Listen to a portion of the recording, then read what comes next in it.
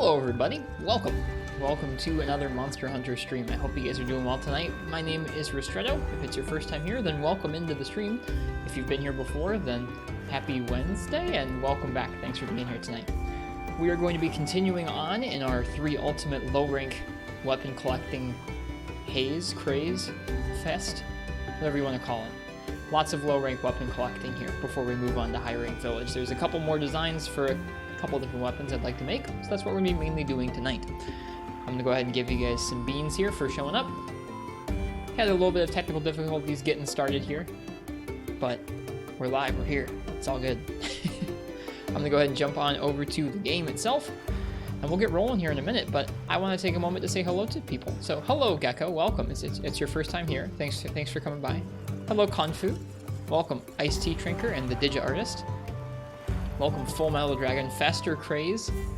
We'll say Craze. This is Beans! Low rank weapon collecting Craze. Has some nice alliteration to it. Hello Tribe of Tom, how's it going? It's going good, we're just starting up tonight. Let's see. Welcome Mr. Basil Boy and Alternate Alpha. Yeah, Alternate Alpha, thank you for the recommends on the tools that we were talking about earlier. I tested with recording, and recording worked with the InfoWriter plugin that I was looking into, and then when I started to stream, it gave me an error about streaming with some kind of like third-party recording in like active. It was odd, and I removed the plugin and it worked. So I don't know. I'll poke around with it tomorrow. Welcome Mr. FPS Failure and Kinku Kink. Welcome back to the stream. Welcome Dragon on Fire and Winnie the Peepo and Biotech. And I think that's everybody. I hope you all are doing well tonight. Hey Tarthur, good morning to you. Cheers. I missed having some coffee myself. This is a really cozy spot here in the hub. I like how you can see the windmills going across the side of the cliffs there. This hub is pretty cool visually. Like, I wish you got to physically walk through a little bit more of it, because it's really got some neat designs. Like, I wish you could go up to the top of that spire off there to the left. It would just be neat, I think. Oh well. Almost 10 years too late for that. Alright, let's see here. What should we start off by making tonight? I know we have some early monsters parts we still need. Let me see if we can make the Wrath Longsword. We made it before, but then we turned it back into a frickin' Duramboros Longsword, so we might have to make another Wrath Longsword. I think we made it and realized it was pretty bad compared to the Ignactor one, but whatever, I want it. Oh yeah, I wanted to do some more light bowgunning tonight.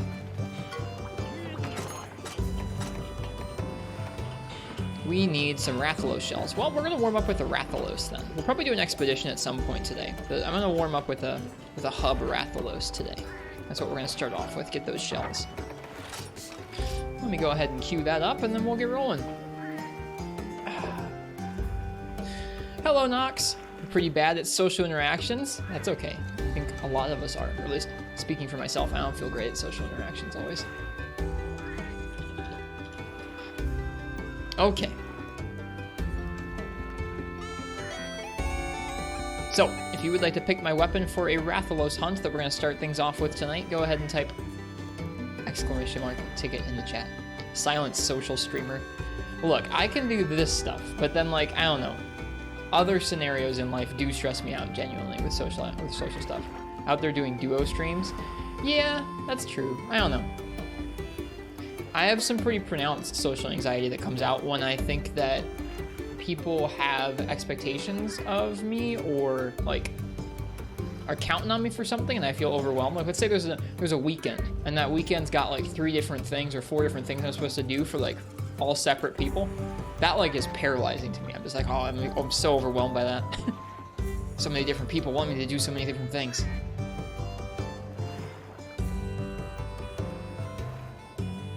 But like this I can do. I don't know. Just say no. Well, what if I already said yes, Gecko? You saw something sus the other day. What did you see that was sus, Maestro Nox?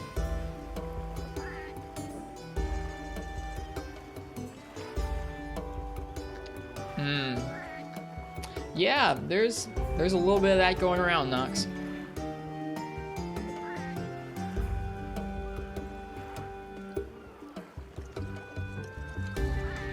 All I have to say about that is that if some of the people who are working hard to bring back that game that a lot of us want to play have asked someone like that to stop and they haven't stopped, That's kind of selfish, and I hope nothing comes of it.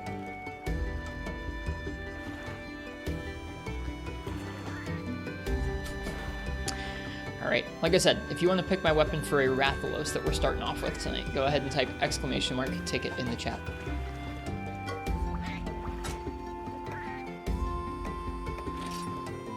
Check my fishery requests here. Nice.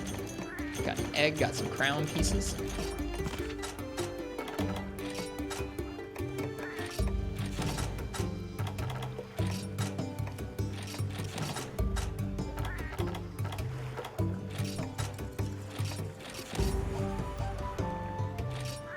It's nice you can actually check the farm and the fish stuff from here.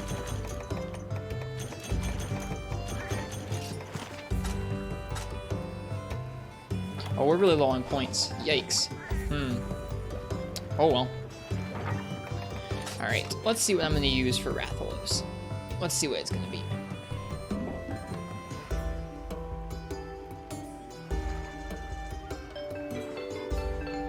Tribe of Tom. What weapon would you like to see me use for a Wrath hunt? What's it going to be?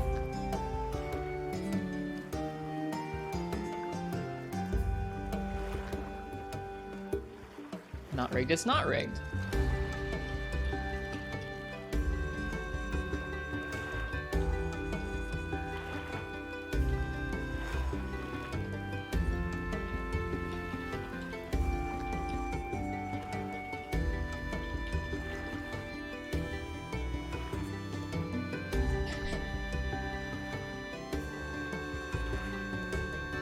Should have used your rig ticket. Yeah, you should have. What was that? Let's see. Greatsword. Greatsword on Rathalos. Let's go. Let's go. Let's grab a different equipment set here since we're in a gunner set here. Let's put away everything. Bring it back out for the Blade Master stuff.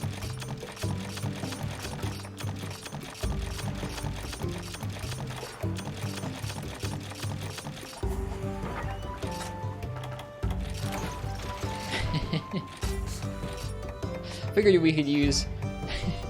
I figured we could use a partner commands to the ! command. I feel like that will only do good things for us, right?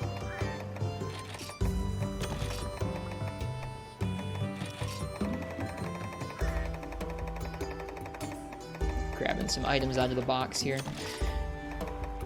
No item sets for us, not in this game. Let's see, for the volcano, we might need some cool drinks, although it's a hub quest, so there's going to be quite a few in the box. I'll just bring one. Let's see, we already have whetstones. Let's bring the barbecue spit. Let's bring herbs.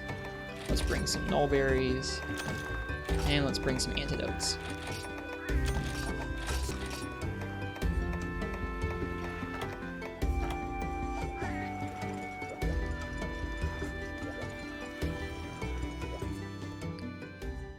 Keep forgetting to do Mogul Woods to grind commodities to trade. You are the silly. I don't know, Arsendex. It takes a minute to get used to doing it.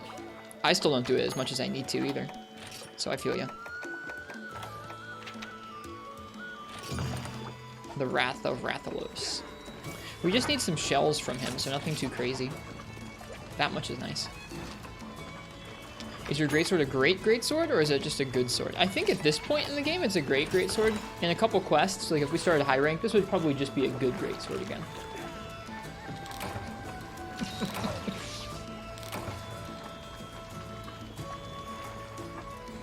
Okay.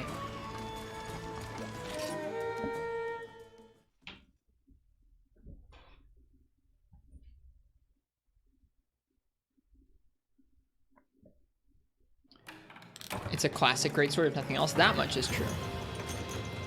This design's been around for a while. It's kind of fun to get to use it. Hello, Schmegl-Eskimo. Welcome. You're the best, too. How you doing, mister?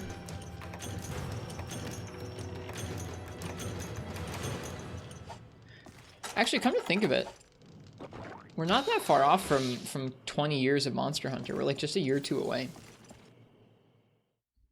That's going to be a wild anniversary to be around for. I wonder what they'll do for that. Be in 2024.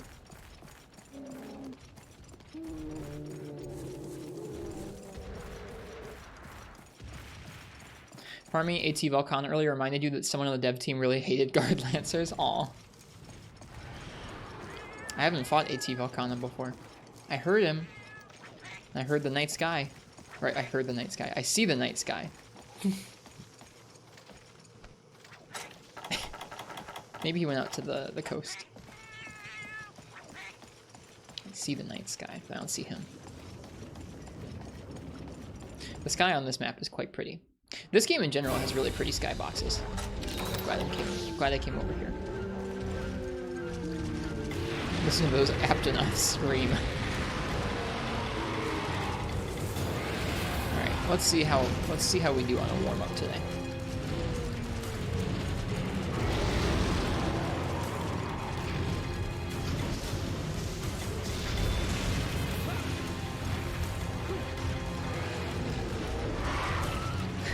Thanks, Fish. What does full Aggie give in this, skills-wise? It gives focus, weakness exploit, and one other? Current res. I have speed sharpening gemmed in. We didn't make it for Greatsword, but it does prove to be quite the nice Greatsword set. I believe at this point in the game, attack up skills would outclass even weakness exploit. So like this does have a damage skill on it, but it's not as damage focused as if we were using something like Jaggi or Baggy.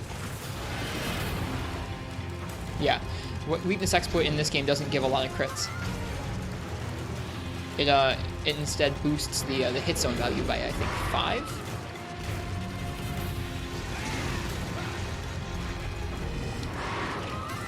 I need to read up on how that works. Like I fundamentally know how it functions, but I couldn't tell you the exact numbers. So don't listen to anything I say about the exact numbers. We are still getting some crits though.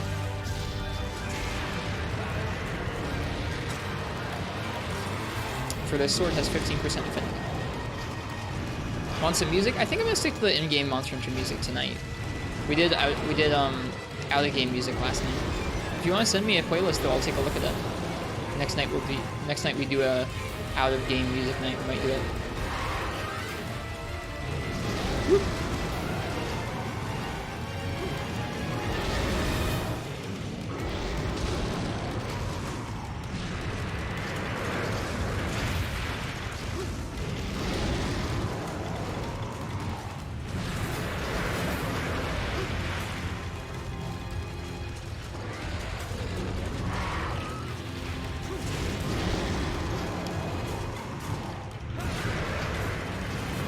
DJ Okawari? I don't know what DJ Okawari is.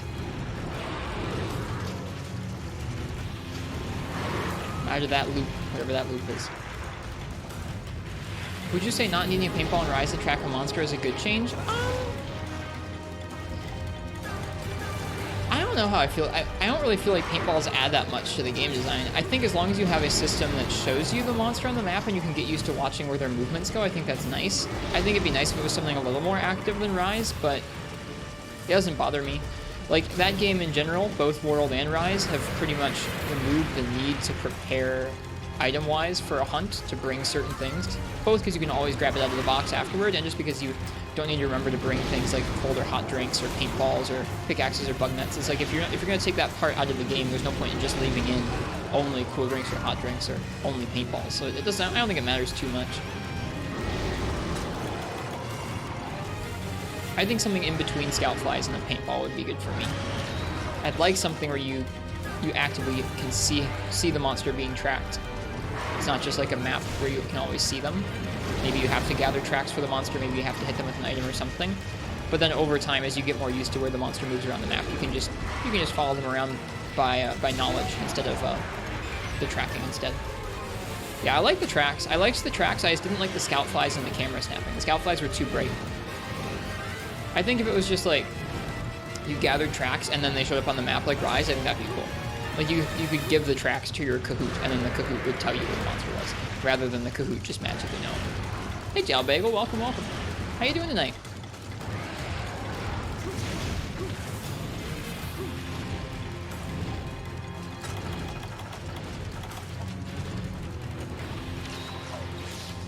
Just finished up D&D, nice.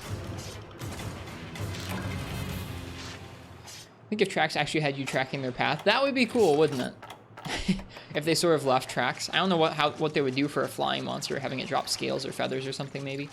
How's 3U treating me? We just started up, so we're doing okay. This is a warm-up on Rathalos. We are right at the end of low rank. We're just collecting up a load of gear, just for the fun of it, before moving on to high rank village.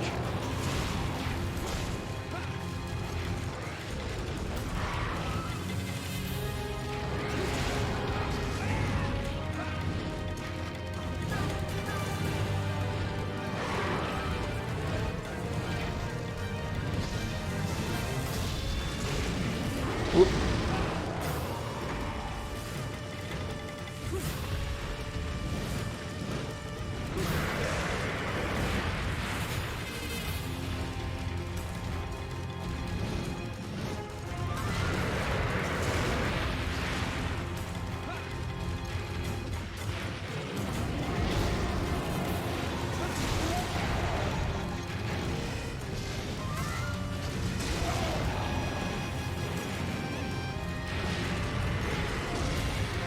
The roars and wind pressure push you back so far in this game.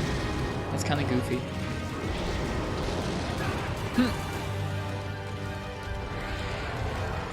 I was kind of posting up like that, hoping he was going to charge me, but I also didn't think the fireball would hit me from that distance.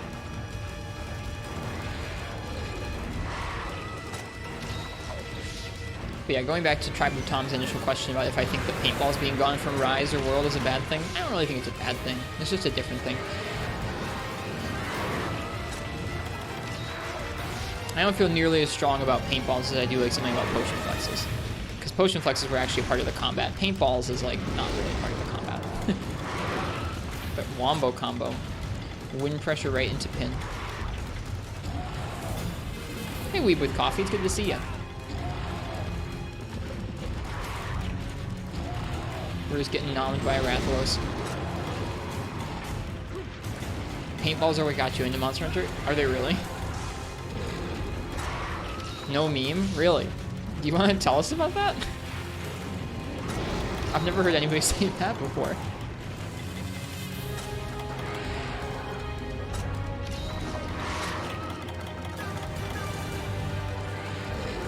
Nox like to paint?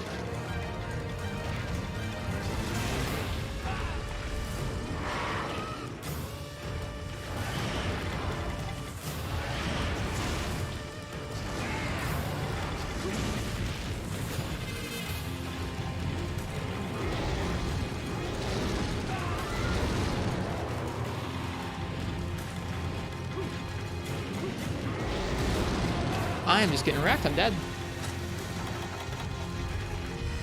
Oh, we're not dead. Never mind. Goodness. No stamina, no health. Rathalos has these fireballs unlocked, and I'm just walking into them. Mashing out of pins in 3U looks hard. I just don't like mashing. I don't like destroying my console. I need to start carrying dung bombs so I can get out of pins.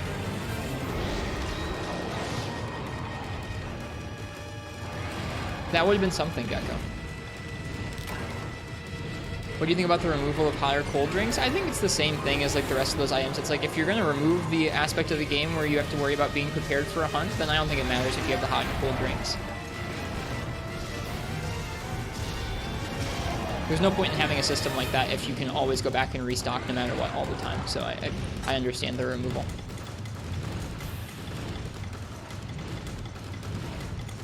Goodbye, Mr. Rathalos.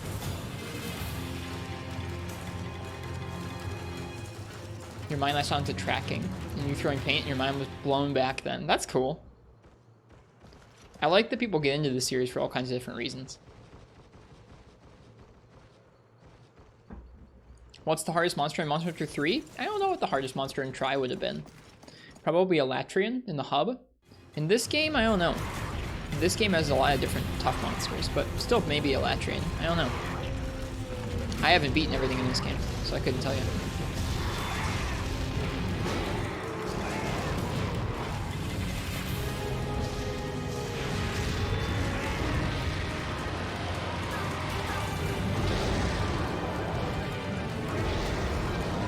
I know high rank village Latrian in this is supposed to be very, very tough. Hey Bio, it's good to see you. You know what? I think I want to play some horn and some light bowgun tonight. Those are some weapons I've not played enough of recently.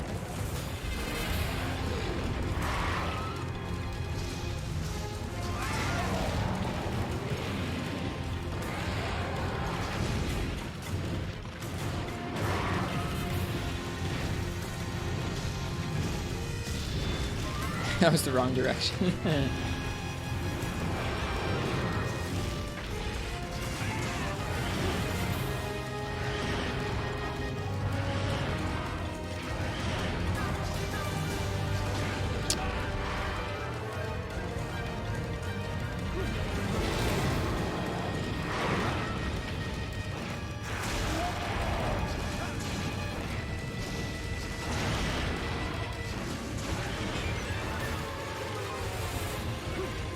Whoops. Didn't mean to do that.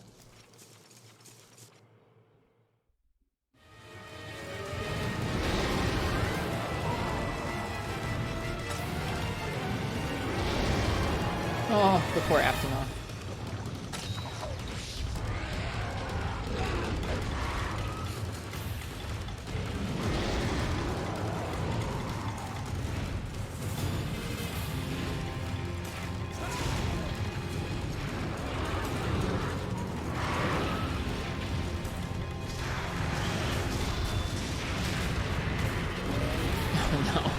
Always makes me sad watching the Rathalos just run into the monster and just get destroyed.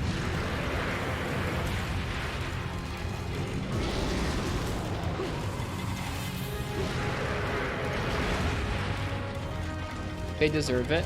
Not Rathalos though. The other small monsters, sure, but not done.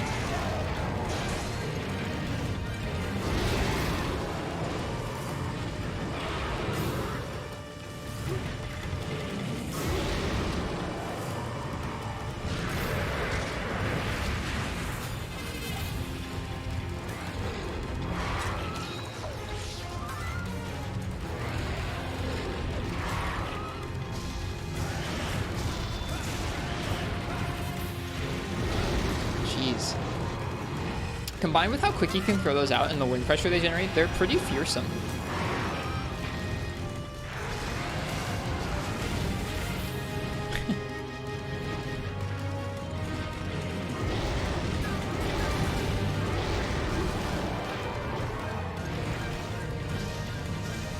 No! Had that all lined up. Sometimes he lands, sometimes he doesn't.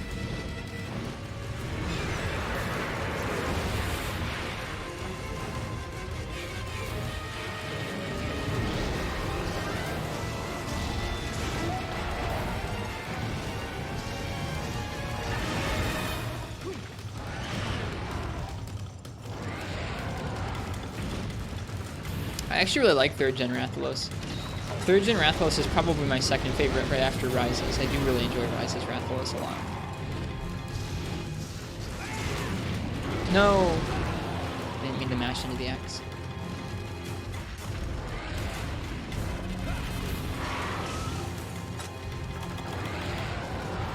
I actually like, oddly enough, I don't really like 4th Gen Rathalos that much, but 4th Gen G-Rank Rathalos actually feels really fair. He has like, kind of similar to this game and Rise, he has like very defined sets of aerial combos that you can expect him to kind of start and end about the same cadence, or some of the very similar cadences. So you can predict what he's going to do in the air a little better. Whereas him in high rank and low rank of that game feels a little different. It's odd.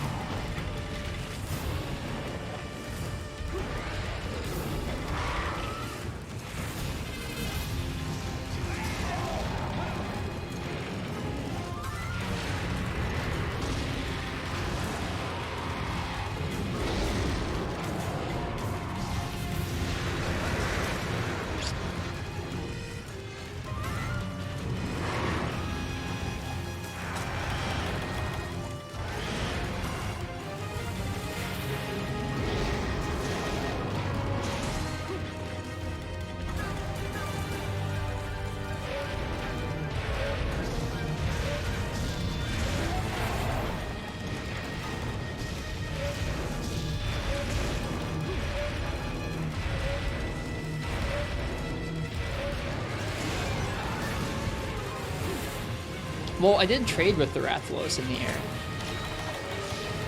But yeah, you're right. I didn't bully the Rathalos with the level 3 in the air.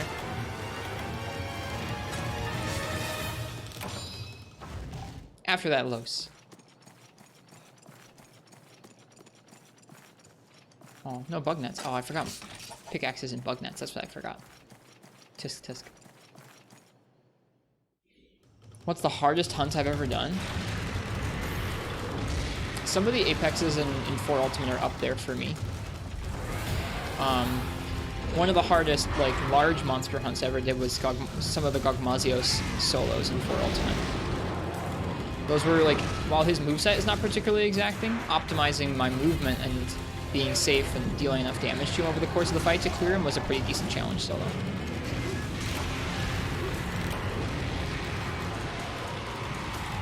Some of the most aggressive monsters I've ever dealt with were probably some of the Apex monsters and tougher monsters in 4 Ultimate.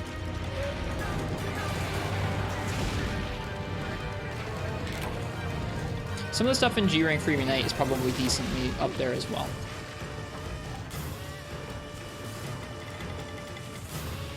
Diamond Dust, which is a G rank Rajang and a G rank Tigrex, is a pretty rough quest in that. So is the double Rajang arena in G rank. I feel like even Ucanlos and the Cantor in G rank of that game are decently challenging, especially Ucanlos. Ucanlos is pretty aggro. He's tough to get out of the way of consistently for like 30 minutes. And their health pools are insane.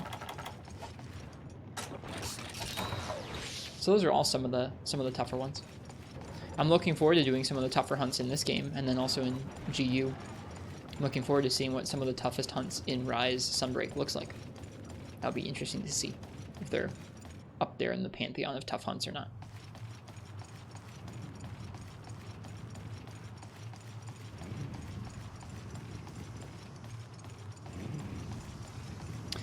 There's also some pretty hellish multi-monster quests I've done in the past.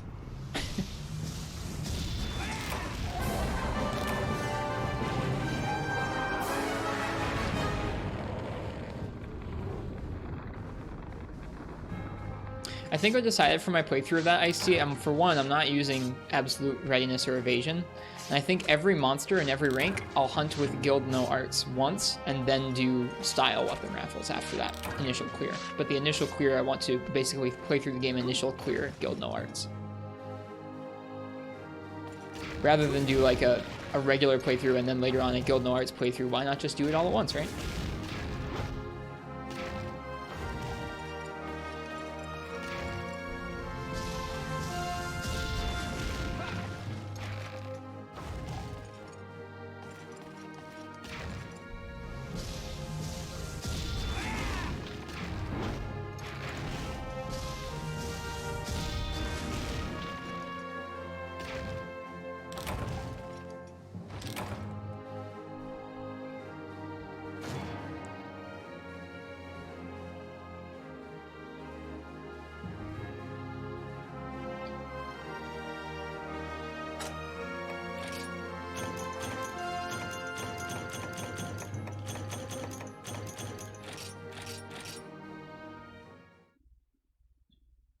Guess who had pizza and cookies for dinner? Nice, that sounds tasty, Harush. I had a chicken sandwich and fries. It was okay. It was pretty okay. Thank you for the music link, Knox. I'll check it out. Okay, so that was Rathalos. I don't know if we got the shells that we needed. I know we got one, but I didn't look to see if we carved one off of him. I guess I can find out by looking at my inventory, can't I?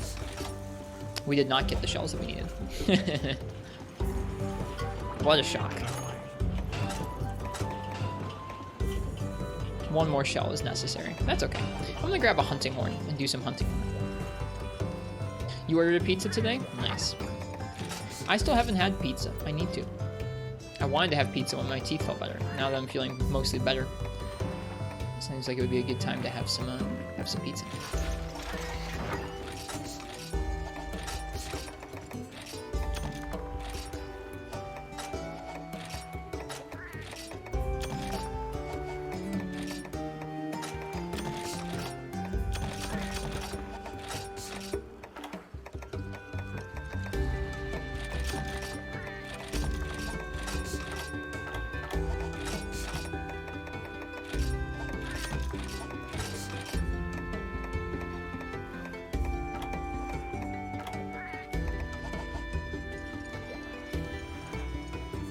That sounds tasty. Hey, Cursed Blessing. Alright, so that was working on the Rathalos Longsword. Let's see. We made the baggy pair. Oh, I forgot to check off some of our longswords yesterday. That's okay. Did I make the Barioth sword and shield? I think I might have and forgot to check it off. I did. Alright, let's check off some things that I've forgotten to check off here on the list. How about that? Hello, Sparta904. Welcome to you. Alright, so yesterday we made the Baggy Peril longsword and the Durambros longsword. I've made the Barioth sword and shield.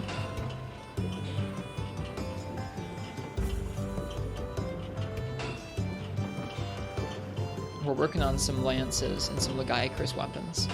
I made the Rathian switch axe the other day, which is exciting. I made the laggy bow the other day. I think I made the Barioth light bowgun too. Hello, Mr. Jakes.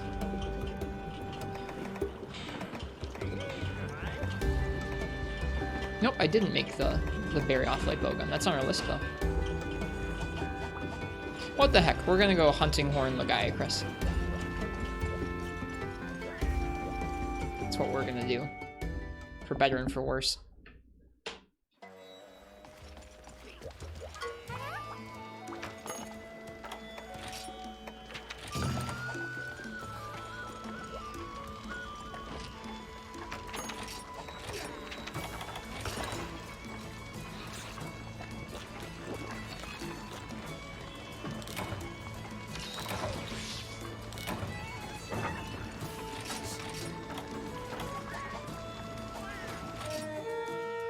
Hunting horn Lagiacrus, we'll deal. We'll be alright, I think. This is our strongest hunting horn after all.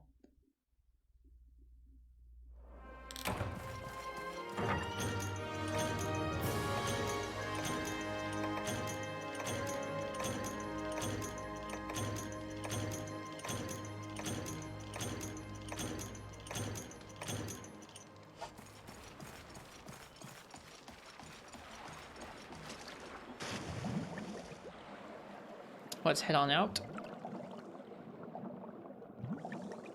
Find us a sea monster.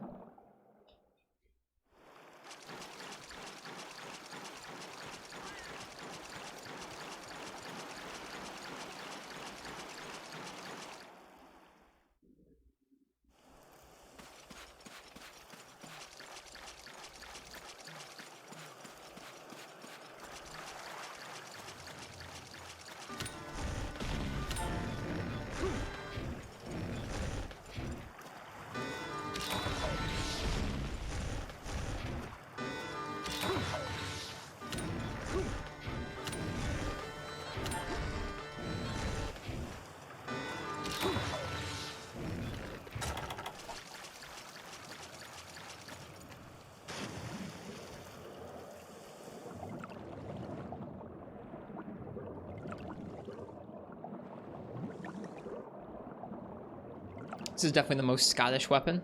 It's bagpipes, of course it is.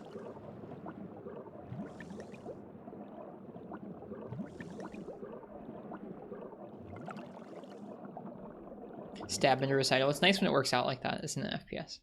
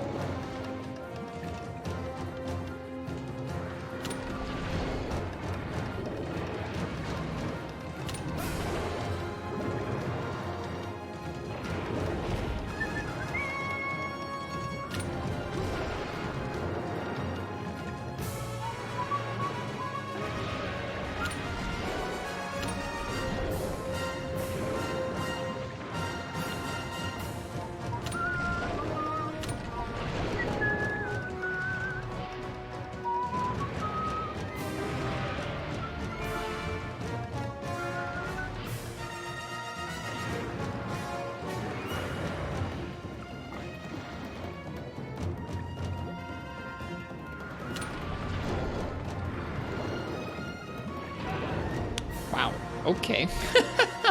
That hitbox was something.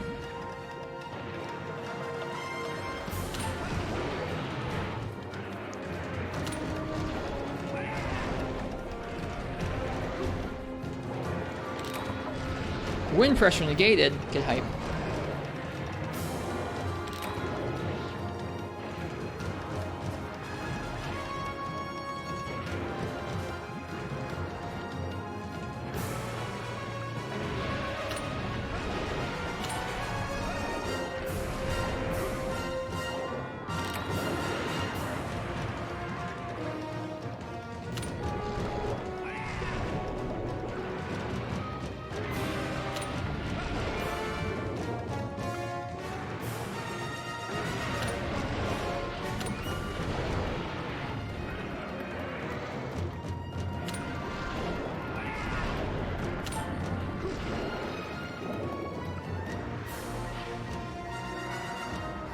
We were just talking about 2nd gen Hunting Horn last night, Ice Tea Drinker.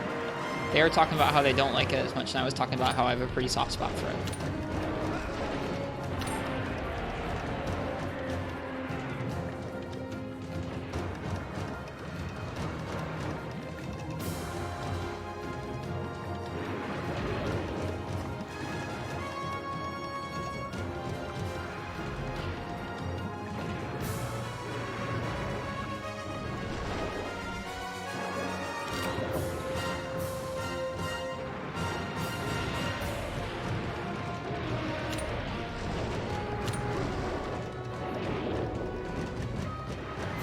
Hey, Koi Chocobo, it's good to see ya.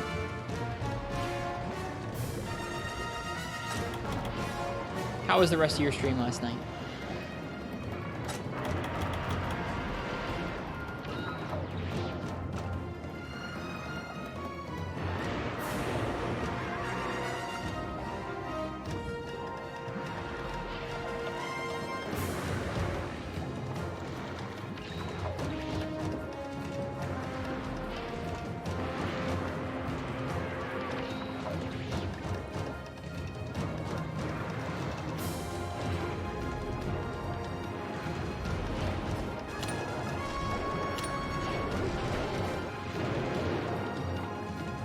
Glowy red eyes.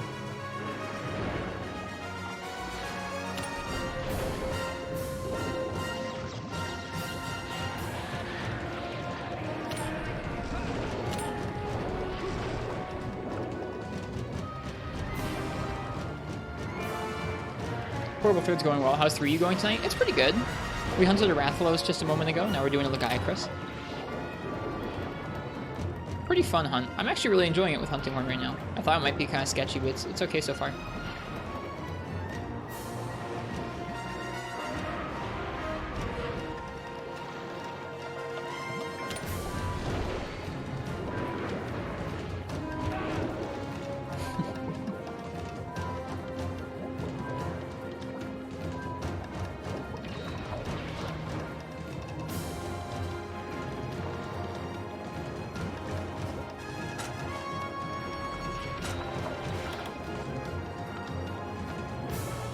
Yeah, sorry, Nox.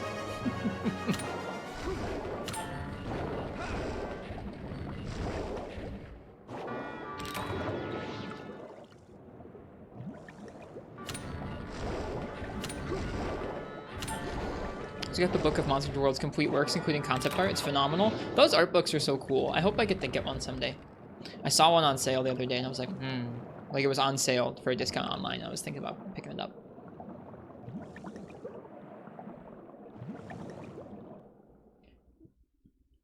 Enjoy it, Wiltings. Ooh, is it on land? I think it is. Sick. Let's go bully it.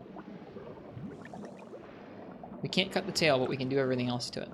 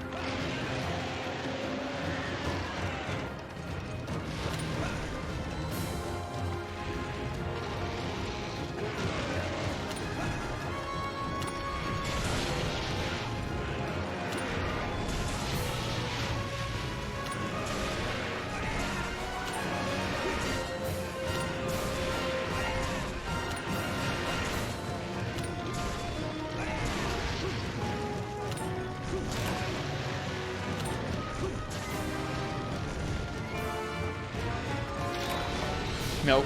I was trying to back up into its head there. I was backed up into its thunder shot. Oops.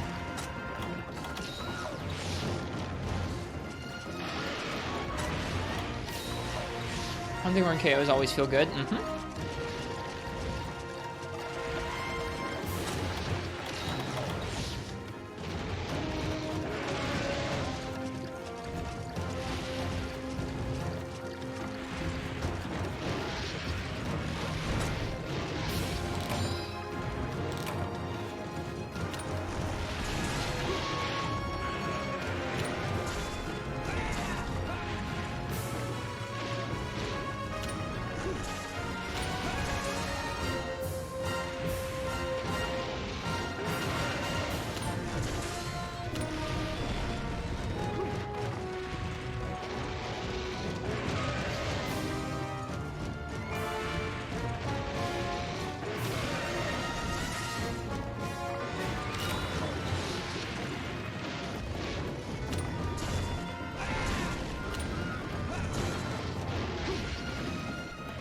Too early on that second roll. Feels bad, man.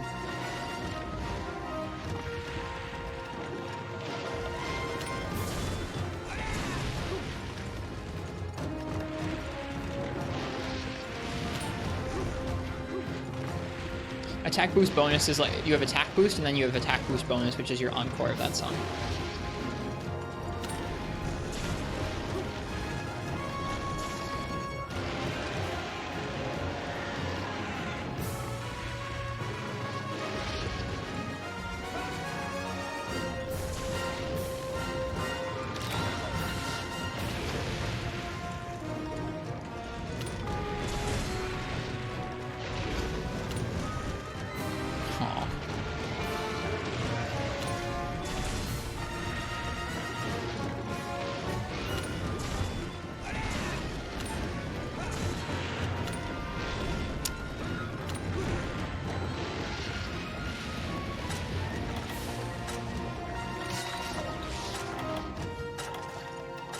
Here he goes. Back into the sea.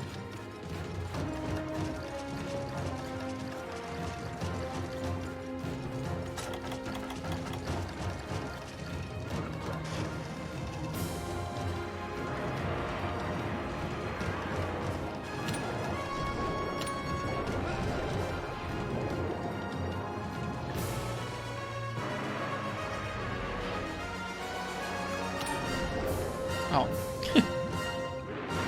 Nice depth perception. Is this Dark Souls? No, this is not Dark Souls, Mr. Skiffy, sorry. You have the wrong Twitch channel. Wow.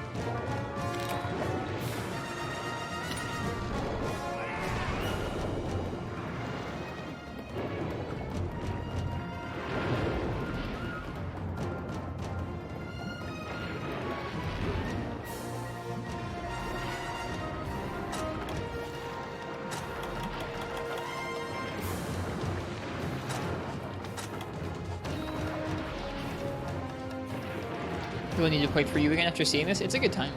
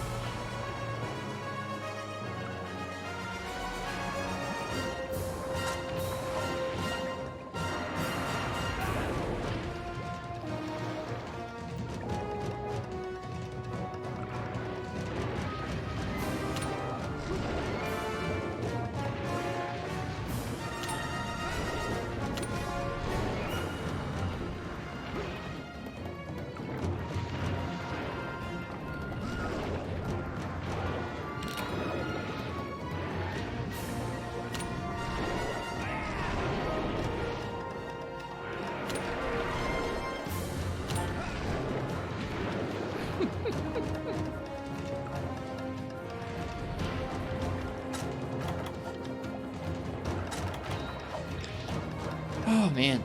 Sometimes this thing's moving underwater, like if this thing's moveset underwater, it just infuriates me. Wind pressure negated.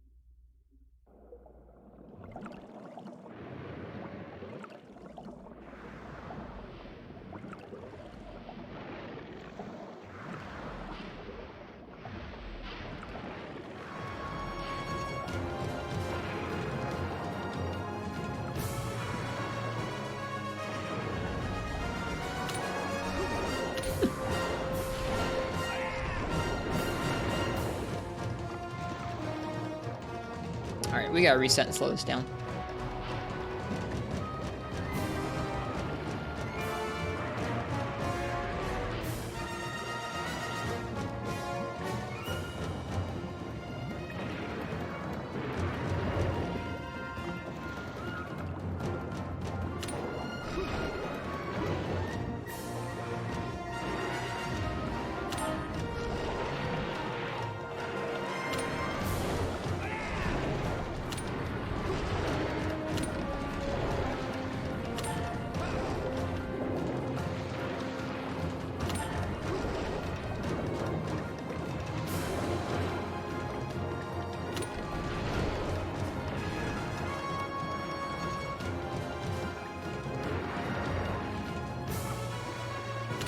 Whoops.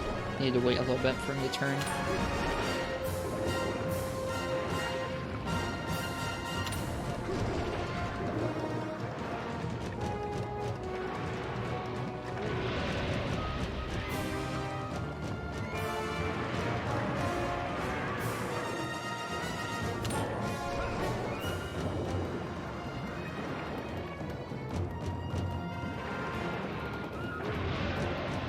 Hello, Skiffy.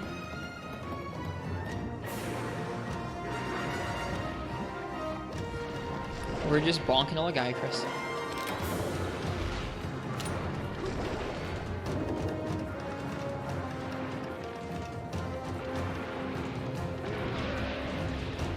Hello, Voidning.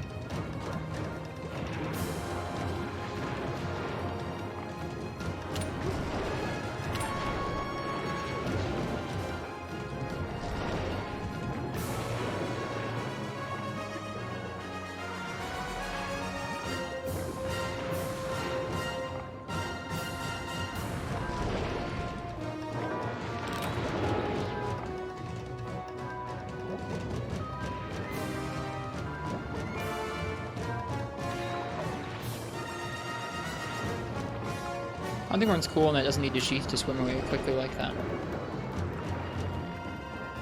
Can you KO a monster underwater? Yep. Yes, you can.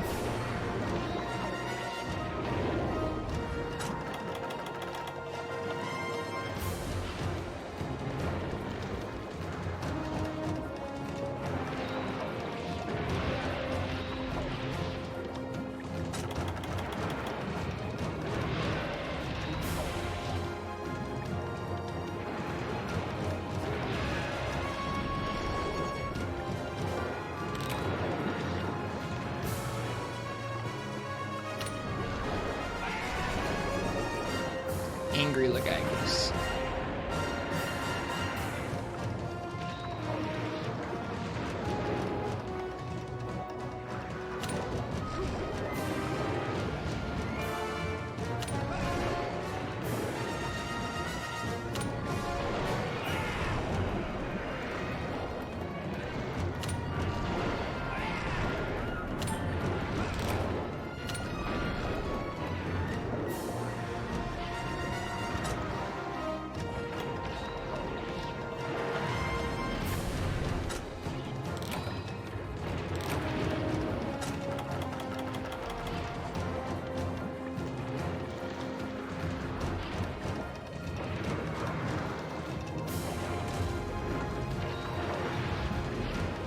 Nice. I was worried that was going to hit me.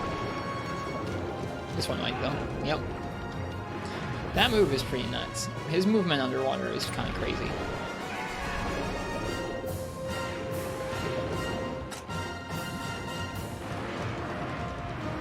The kind of coverage he can have with his moveset is nuts. Doesn't always happen, because he doesn't always line up his moves the right way, but when he does, it's just like, dude, hitbox into hitbox into hitbox with no recourse.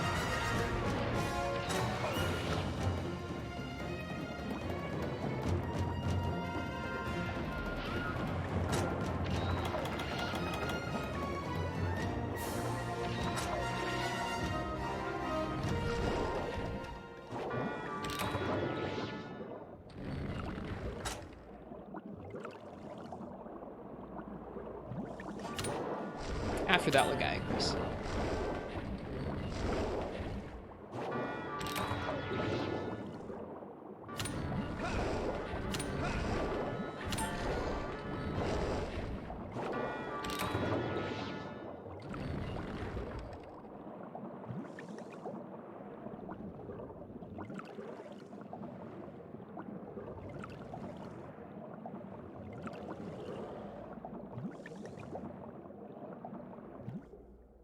I feel like my brain is finally starting to wrap itself around the upward and downward evades underwater. It's taking some time. I think for a while I was just kind of like, well, I'll either never get that or it'll kind of click. It's finally starting to click.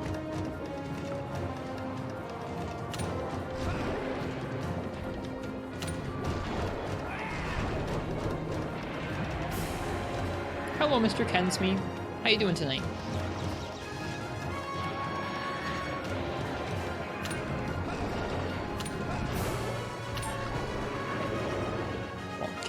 Welcome, Ken.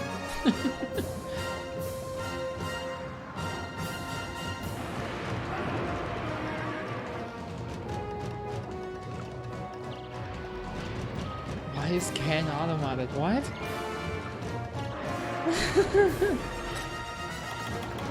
Twitch is so weird, dude. Mr. Kensme is very strange. I don't know. I'm just giving you a formal greeting, I guess. Not quite as strange as Twitch automodding the word Ken, though.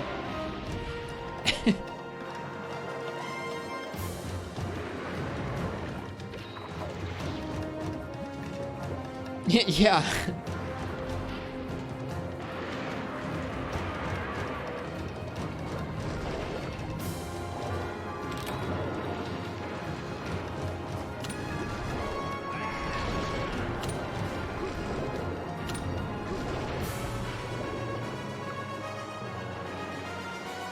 Why did your message send twice? I don't think it did, Sparta. I think it got caught by automod. Twitch was doing something weird.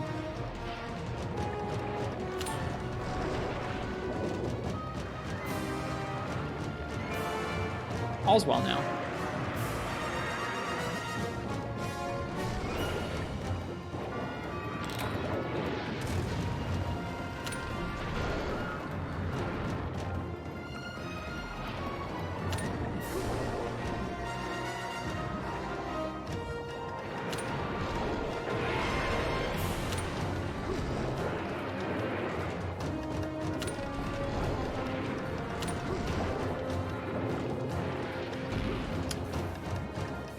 That wave of water blight that comes out with that move is frustrating. And the fact that he can stare you into a charge. Oh my god.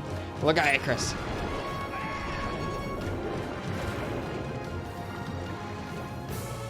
Be such a cheap jerk sometimes. And we're stunned. And I can't see because this freaking pillar is falling down.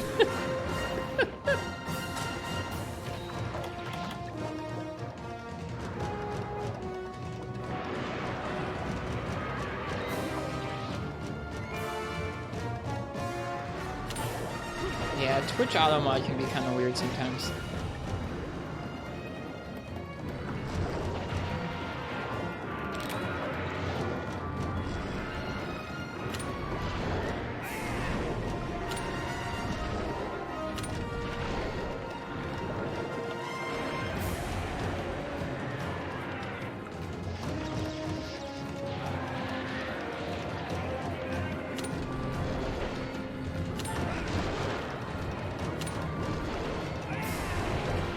There's the KO underwater. Took us a little bit here.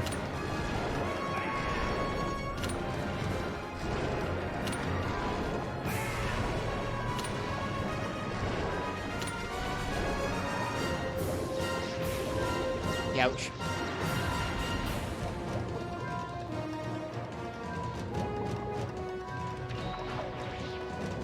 Is he off to the land? What's he doing?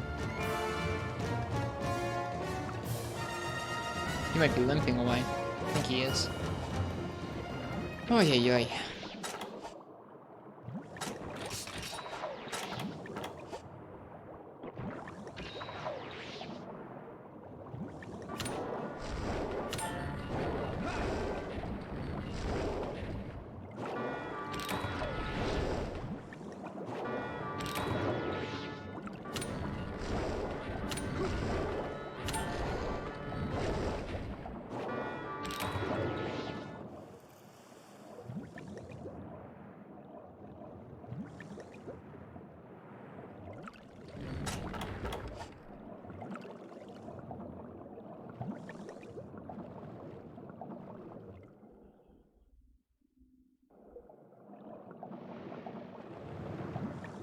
A lot of people would lose their mind if that happened in World, knock back into can't dodge into stun. Yeah, that's what I talk about. I talk about underwater kind of feeling like, I mean, most of the games in the series don't feel like that. There are some things in some of the oldest ones, like first generation and second generation, that have some pretty unavoidable combos, but as you go, it gets less and less like that. Third generation in general, like most of 3 Ultimate and most of Monster Hunter Tri and Portable Flurry don't really have stuff like that. It's just underwater. Underwater to me feels like you're kind of transported back in terms of difficulty design of it. And it's kind of intriguing because part of the fight can feel a little bit more free-form and fluid, like when you're on the ground or when you're on land. But then once you get underwater, you really have to start being more predictive about where you're positioning and when you dodge out of the way of things. And even then, you still get caught out sometimes. You have to be way more careful like you would have had to been in a first or second generation game against a monster. Yep, Skiffy, that would be censored because that's a slur for some people. That's why Twitch would want that.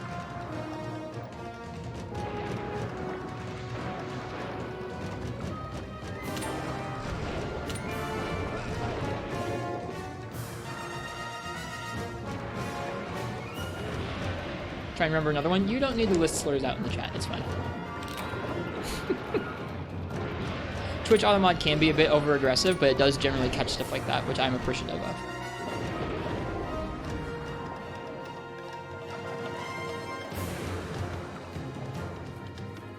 Yeah, it can be over-aggressive sometimes. Like with Ken here. The name Ken is not a slur to my knowledge. So I don't know why Twitch would block that.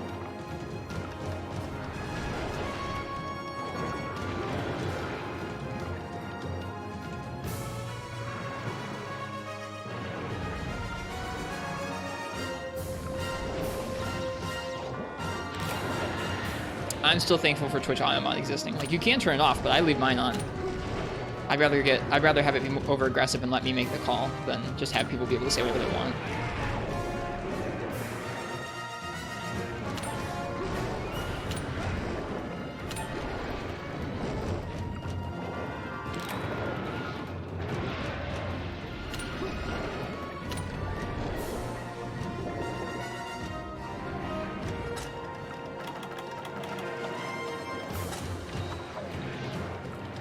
Where is he limping off to?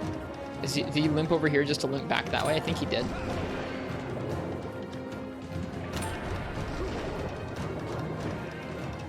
Yep.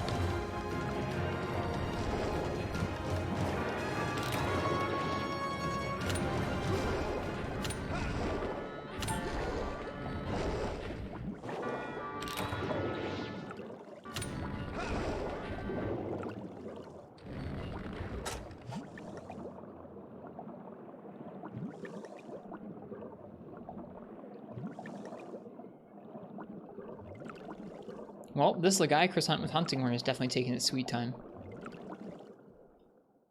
Lagiacrus has a habit of doing that with most weapons, because most weapons just can't keep the uptime on him underwater.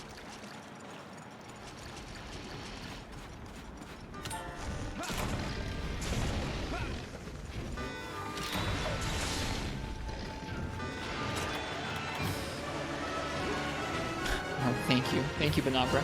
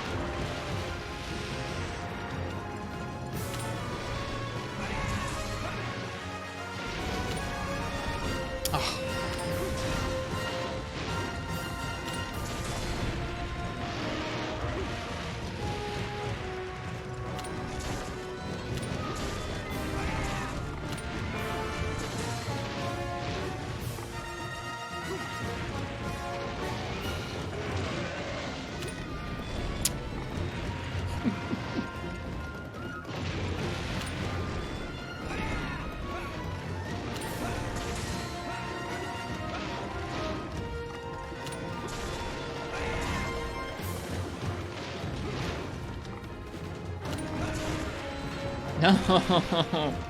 Come back!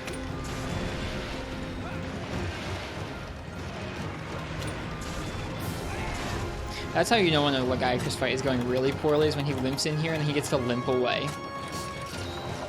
That's when you know you're not doing too hot on Mr. Lagiacrus.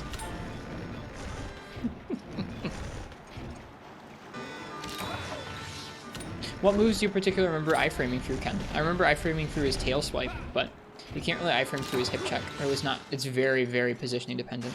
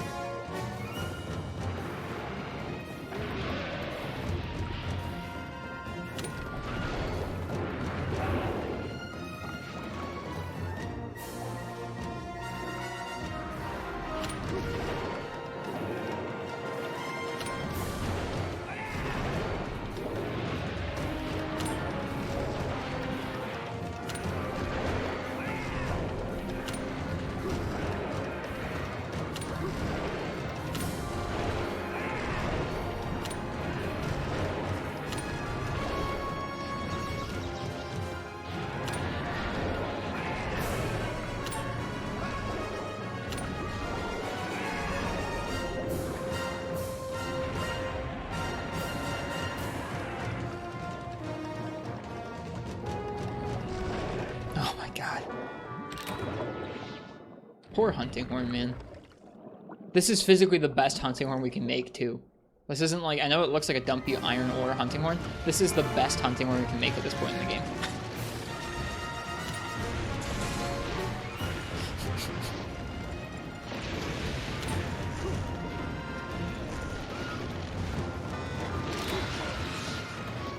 Now, I'm sure I could have done better at this hunt, but I'm trying my best. This is just rough.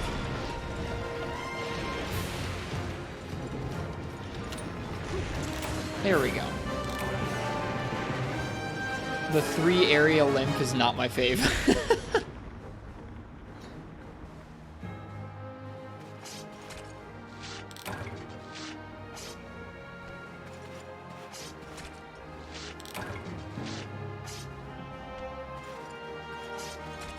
Fights are usually longer on average though in the older games. Yeah, and we're doing a hub Lagiacrus, so it was designed for multiple people.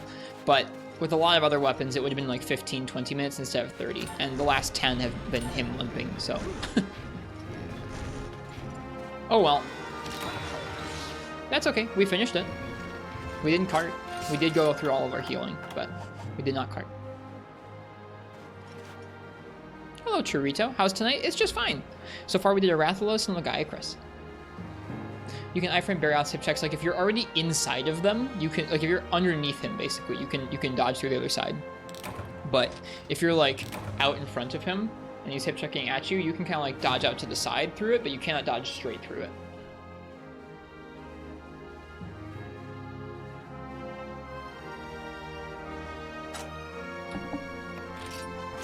Oops, sorry, bumped the mic there. Didn't mean to. We at least got the horn. We need those horns, so I'm glad we got that.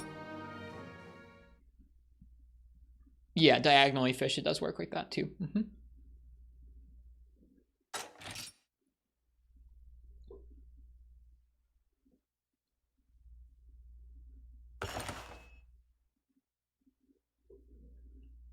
Are you upgrading armor in this, Mr. Streamer? Not in low rank.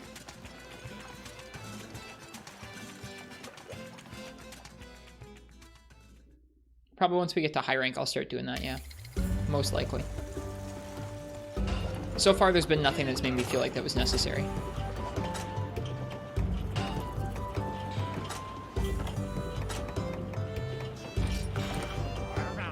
There we go. Acrus Lance. Got the Lagiacrus Lance made again. So now we just need 2 more horns for the Lagiacrus Greatsword and we'll be set. I've been meaning to make the Qurupeco TP for a while. It takes sharpened fangs and it takes some flintstones. There's a Qurupeco out in the Moga Woods, but we won't get the flintstones because you don't really get materials from their quests when you're done with them, which is a bummer.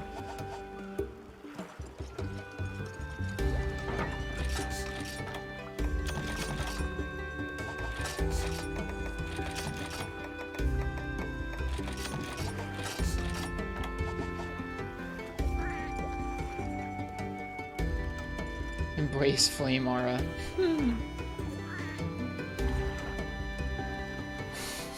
Thank you, Ice-T, for the GIF.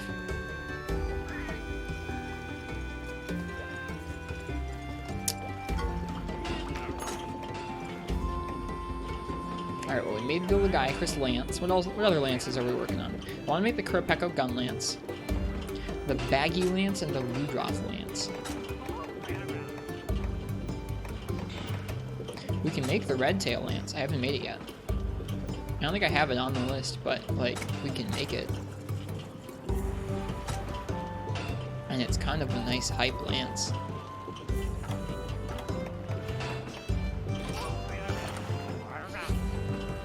It's on the list now.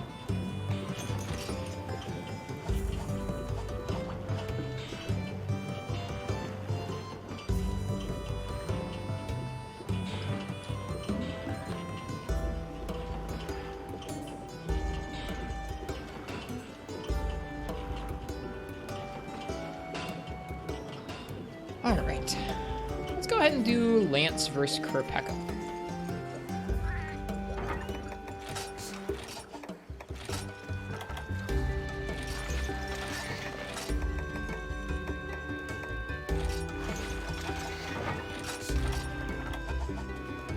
Need some flintstones.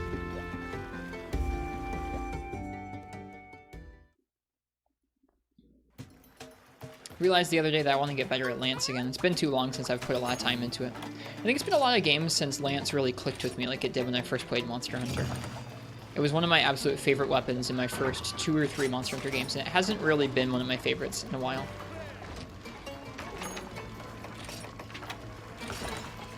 It was like all I could play when I first played Monster Hunter. Well, no, I played Longsword before it, and I think I split my time pretty evenly between Lance and Longsword in most of my first games, but I don't know. In recent games, I haven't been enjoying Lance as much, and I've definitely been enjoying Gunlance a lot more.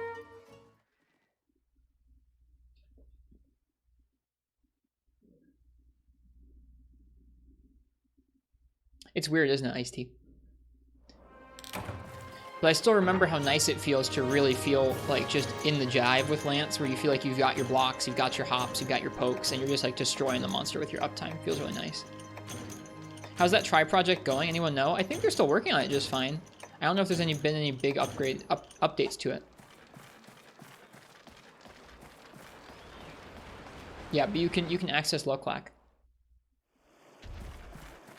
Okay, Qurupeco is not anywhere near here.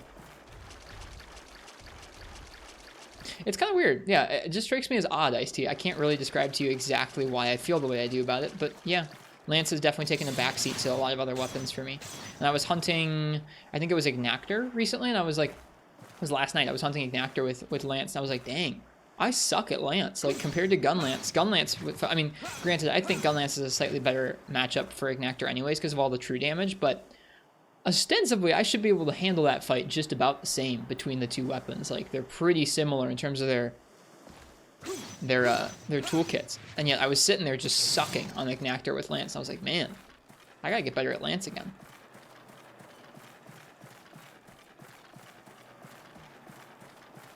Cool Gunlance. What's it shelling? I wish this was Gunlance. It'd be a cool design for one. Nope, this is a Lance. Lance Revolution. Yeah, it shells ice. Like Ice-T said.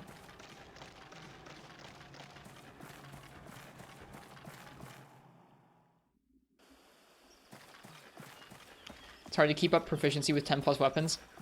I do feel like that sometimes. Like, I feel like I suck. It's like, I do think about, like, if I just focused on one weapon, I'd probably get bored, honestly, at this point. But sitting here playing all of them across a lot of different games feels like a great way to suck a lot across a lot of different games. Alright, where's this Qurupeco?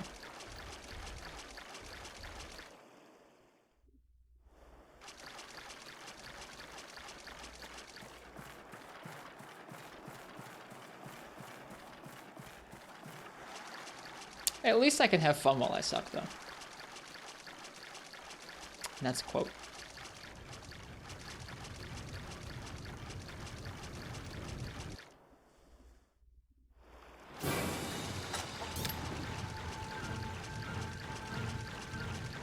Remember playing with the Capcom USA team members randomly on a tri-server? That's cool.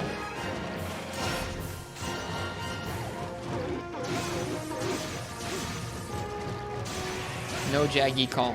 Bad Pecco.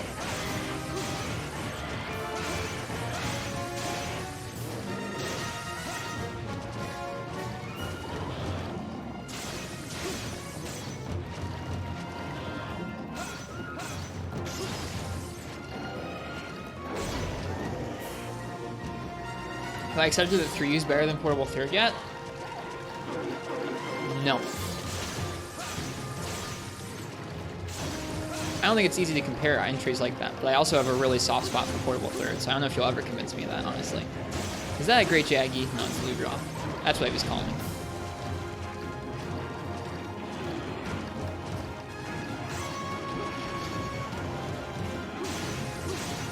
This lance looks cool. Yeah, the Barioth lance is one of the best, one of the coolest.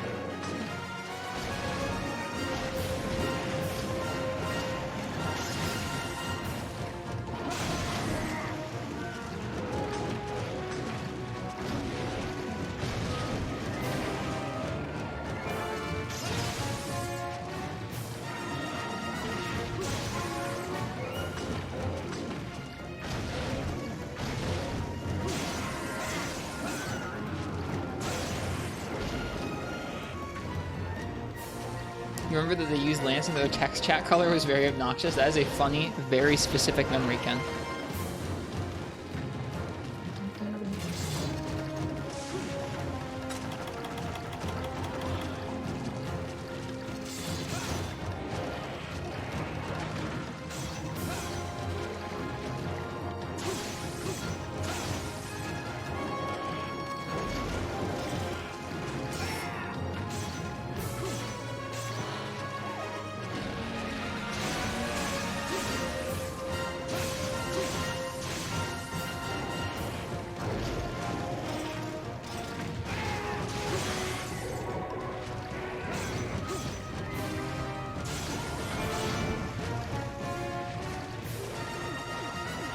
Does using a lance give you more armor defense? Nope. It does just let you block attacks and has counter and counter or like sort of parry attacks in this game. It's not really a parry, it's a counter for sure. You can kind of like, you can hit like stab, and then counter and wait for the monster's next attack and it'll automatically block it and counter attack for you. It's cool. We're gonna kill this Arzuros. There aren't very many Arzuros quests.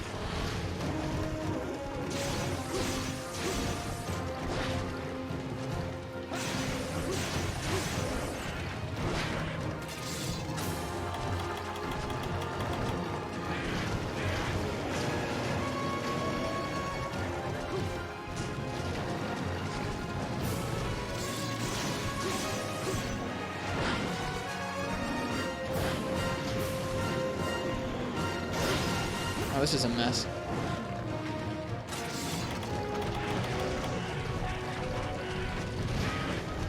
I thought this was Rise and he was about to freaking hip check me.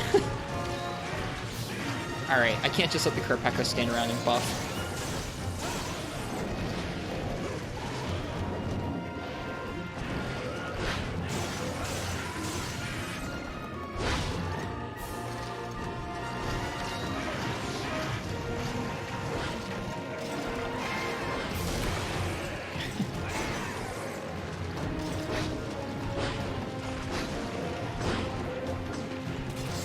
Suddenly Arzuros? Yeah. It was impressive how many buffs Qurupeco just got off there. Alright, now it's time to take out his Arzuros. This is why he brings stink bombs? Even so. It's interesting getting to see what they do when they're in the same area together. Alright, now it's an Arzuros hunt. Which is also on my list for tonight.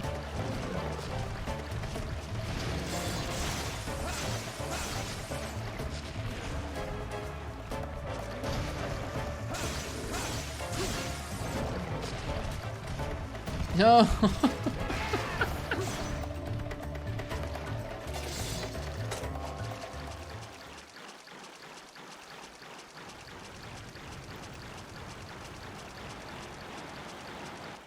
I knew what you meant, Ken.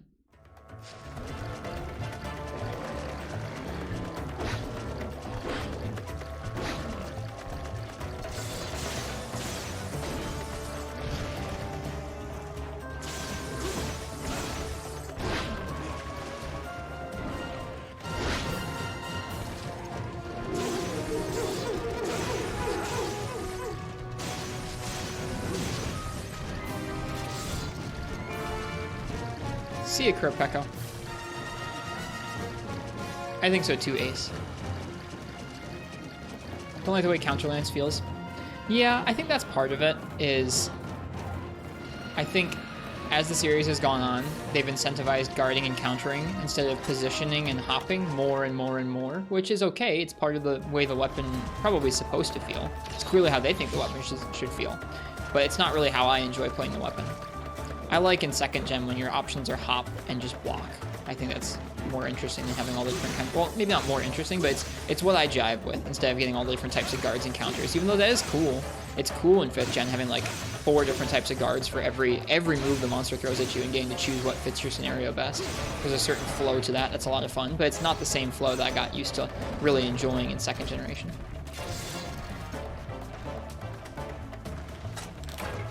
Dude, this thing is just running around. Like them all. I like them all too. I don't like 3rd and up Lance as much as 2nd gen Lance. Like, I think I've never loved a Lance as much as I've loved 2nd gen Lance.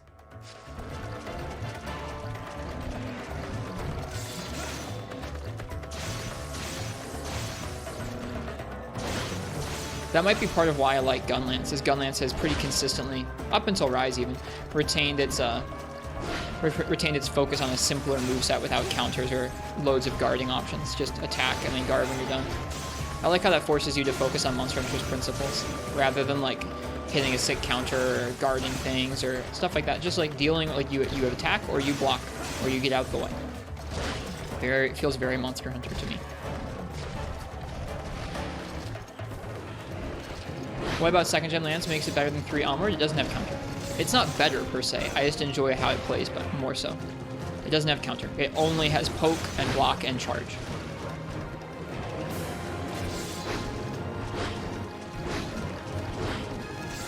Counter really changes how the weapon feels to play.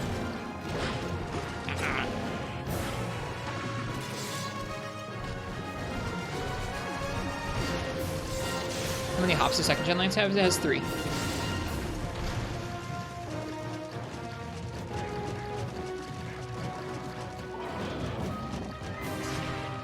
That's okay, Precious Stone. It's all good. Depends on if you're playing Dose. Does Dose just have 1 alpha? If so, I'd forgotten that.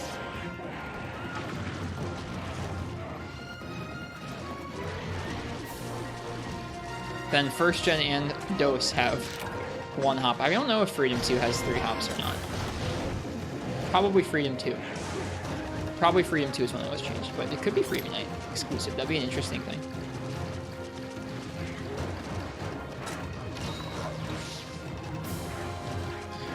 And like Precious Stones, for what it's worth, I don't think that a 2nd Gen Lance moveset like that, where you didn't have counter, you only have 1 type of guard, you just poked, I don't think that would be interesting with 5th generation Monster Hunter, at least not just like that. But especially towards some of the earlier hunts and like earlier games, they're a little bit simpler in terms of monster moveset. And in general, the weapon movesets are a little simpler. I really like how that forces you to approach the game.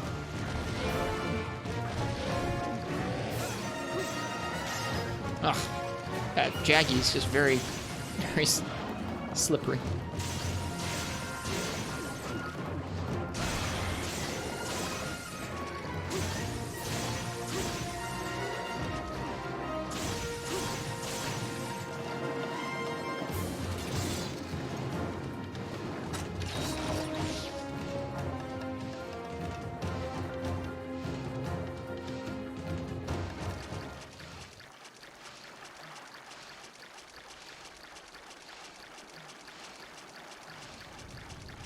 Is this high rank? Nope, still low rank. We're gonna be in low rank for a while longer.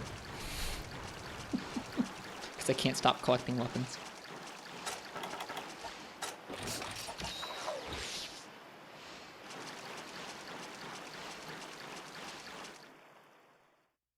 I don't know if I agree with you, Hot Pocket. I think in the old games that's true, but I really like the games that don't have head turns as well.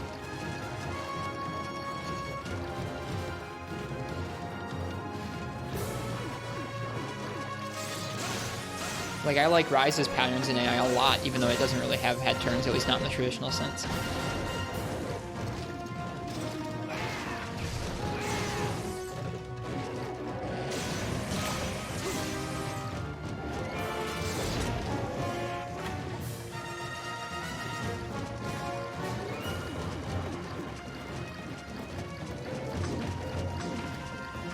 How have y'all been, Voiding? I'm pretty good. I've been enjoying this game a lot.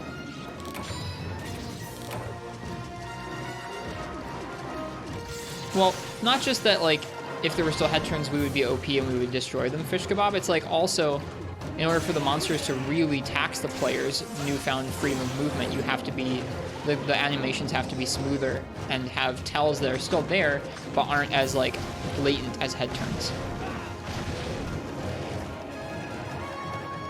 Like, it's okay if a monster still has some head turns in their moveset. I'm pretty sure Tigrex and Rise does, but he also has several other ways to turn around there and more fluid and lead directly into attacks, and that's what's important.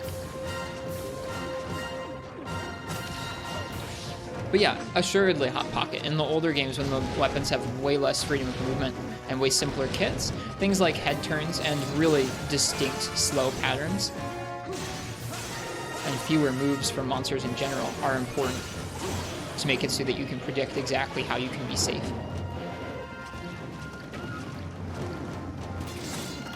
No, Ken, I think it is the one that's probably changed the most.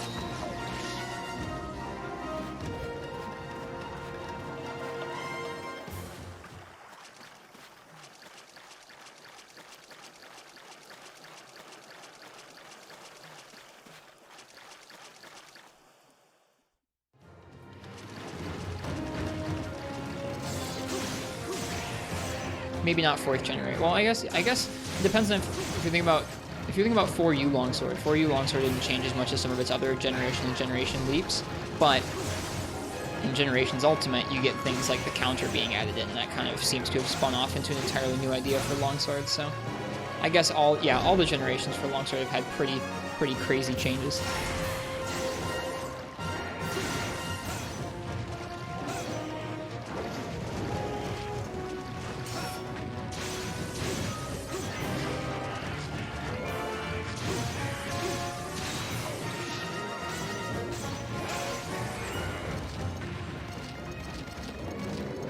God darn it, that was supposed to be a lance charge. Ugh, I hate that input so much.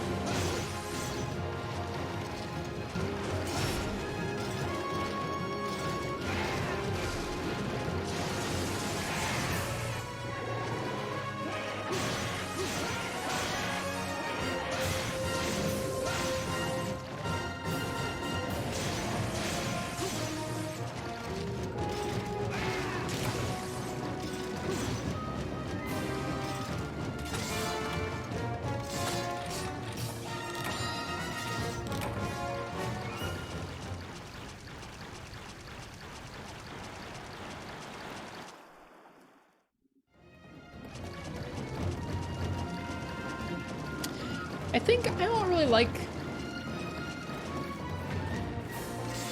stagger counting, if that makes sense. I enjoy kind of getting used to a game and getting used to a fight enough where I have sort of that internal sense Fish Kebab was just mentioning about knowing when a stagger or a break is going to take place. That kind of mastery feels good to me. Actually counting it out and being able to calculate on it isn't something I particularly enjoy in practice. I don't know.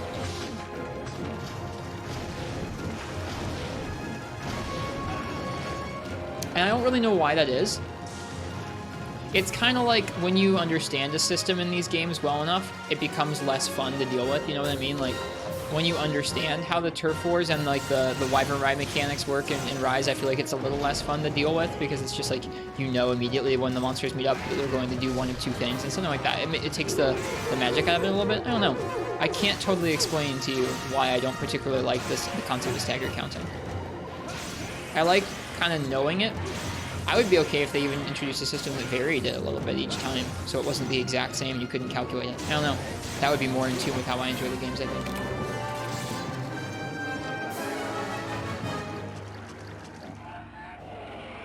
How would you feel about another weapon getting the split damage that lances have? I don't think they have it anymore in the newest games, like at least in 5th gen, that doesn't exist anymore. I would only be okay with that if they did a better job of explaining it. Someone asked recently about the same thing. Someone else recently asked, like, hey, would you like a tipper mechanic to be added to more weapons like Lance and Longsword have, where like you have to hit with a certain part of the blade? And I was like, only if they feel like actually explaining it, because they never have with any of those mechanics.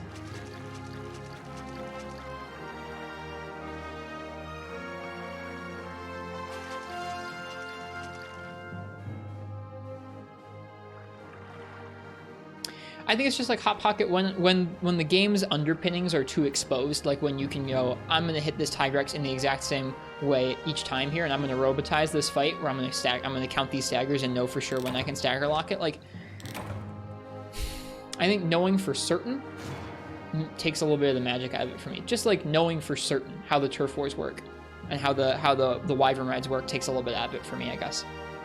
The more I can see the inner workings of the game ticking like that, the less I enjoy it, I think. I don't know. It's kind of weird.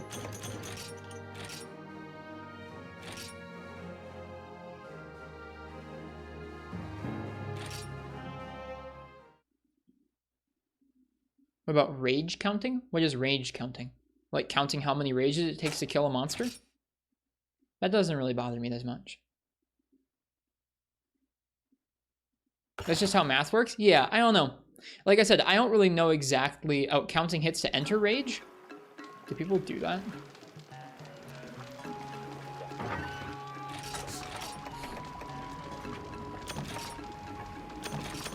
Capitalize off their rage animation? I don't know. Anything like that, that's like... I guess anytime anybody's ever told me to, like, just count the hits to a stagger, I just don't like how it feels. It feels grimy. I don't know. It's hard for me to describe exactly why I don't particularly like that.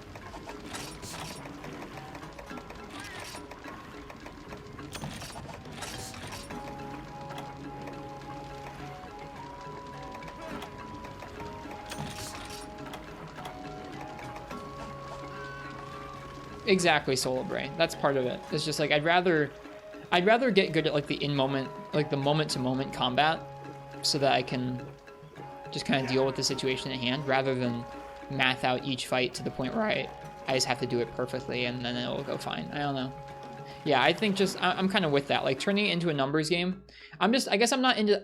I like getting better at fights and I like getting better at using the weapons. I don't know if I like that level of optimization. I like a little bit of... I like some optimizations, if that makes sense. But I think the more I play Monster Hunter, the more I realize that like optimizing like that takes the fun out of it for me. Whether it's like learning exactly how to optimize a hunt so that it takes as little time as possible, or optimizing so that I know I can count on this head stagger. Like, I would like it if it was like, if it's like a bet in my mind where I'm like, I think that it's probably close to a stagger, so I think I can go for this Greatsword charge. That feels cool. Whereas if I knew it, I would just, I don't know, it would feel a lot less interesting to me. I don't know. It's weird. I can't really explain why I feel like that.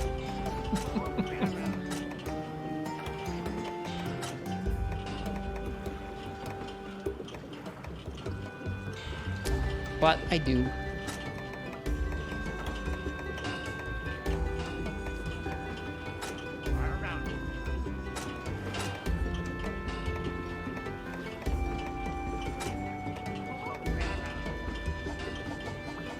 We're gonna go Gunner Rathalos. You'll never be a speedrunner with that mentality. I don't think I ever will be a speedrunner. That's not the end goal for me.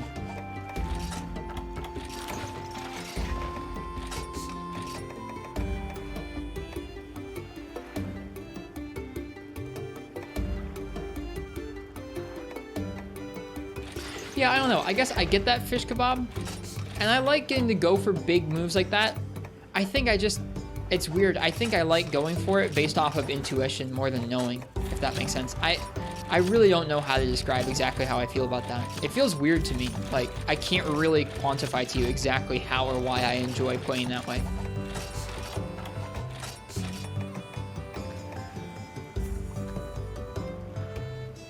That's interesting, White Bishop turn.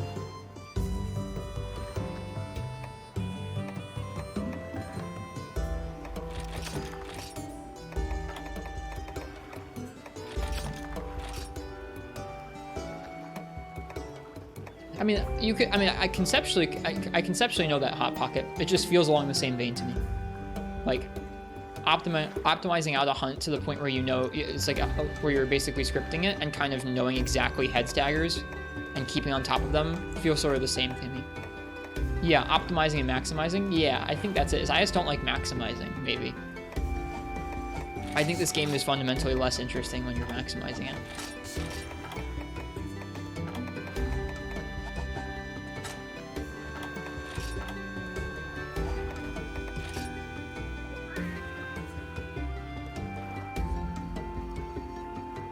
Yeah, Hot Pocket. I don't think most people... I think most people will think about staggers as they're going, like, I've been hitting that leg for a little while, it's probably about to stagger, but I don't think most people count hits. Yeah, understanding staggers is pretty fundamental, sorta, but gaming staggers? Counting staggers? I don't think it's close to scripting either, Hot Pocket. I'm not trying to say they're the same thing. I'm saying that doesn't matter to me. They feel the same. Or they feel similar, so I don't really particularly like either of them. I'm not trying to tell you that they're the same thing. Like I said, I can logically understand they're not. It just doesn't matter to me. Neither of them feel fun. At least both of them feel like abusing the underpinnings of the game too much for me. If that makes sense.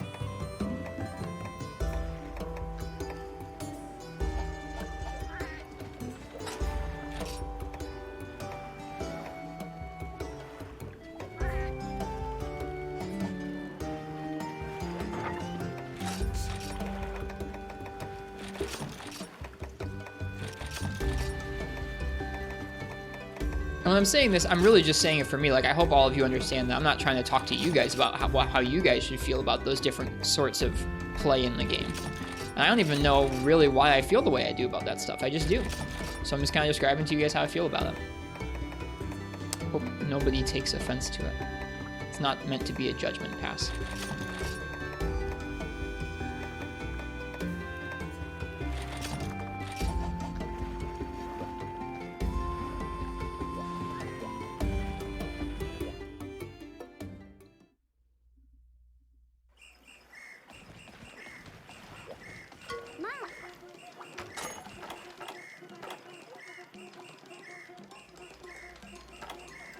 Counterpoint Freemy Knight Tigrex. Freemy Knight Tigrex sucks. Like, the experience of him and the fact that he is the way he is in that game is kind of cool, but that fight sucks. That is not a good fight. It can teach you some good things, but that's not a good fight.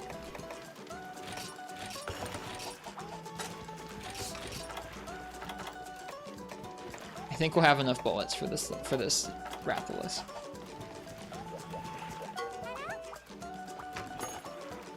Yeah, like I said, I think a variation on stagger so that you couldn't just game it like that would be cool. Like if it was like in a plus or minus,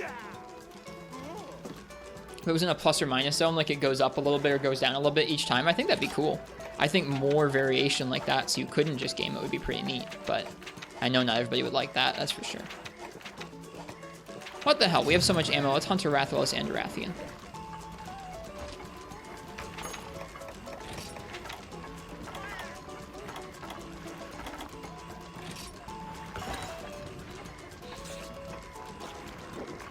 Part breaks are literally that. Do part breaks go up and down?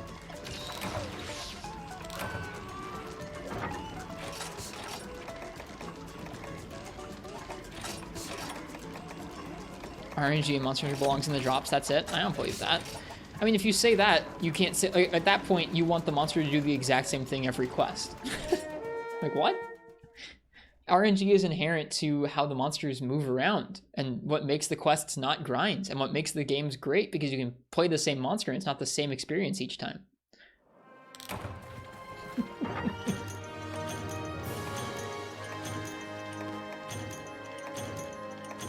Yeah, there are ways to enjoy Freemy Knight Tigrex Dreamscape. I really liked gunning him down with auto reload heavy bowgun, but it's just like, I don't think the actual fight design is a good fight design.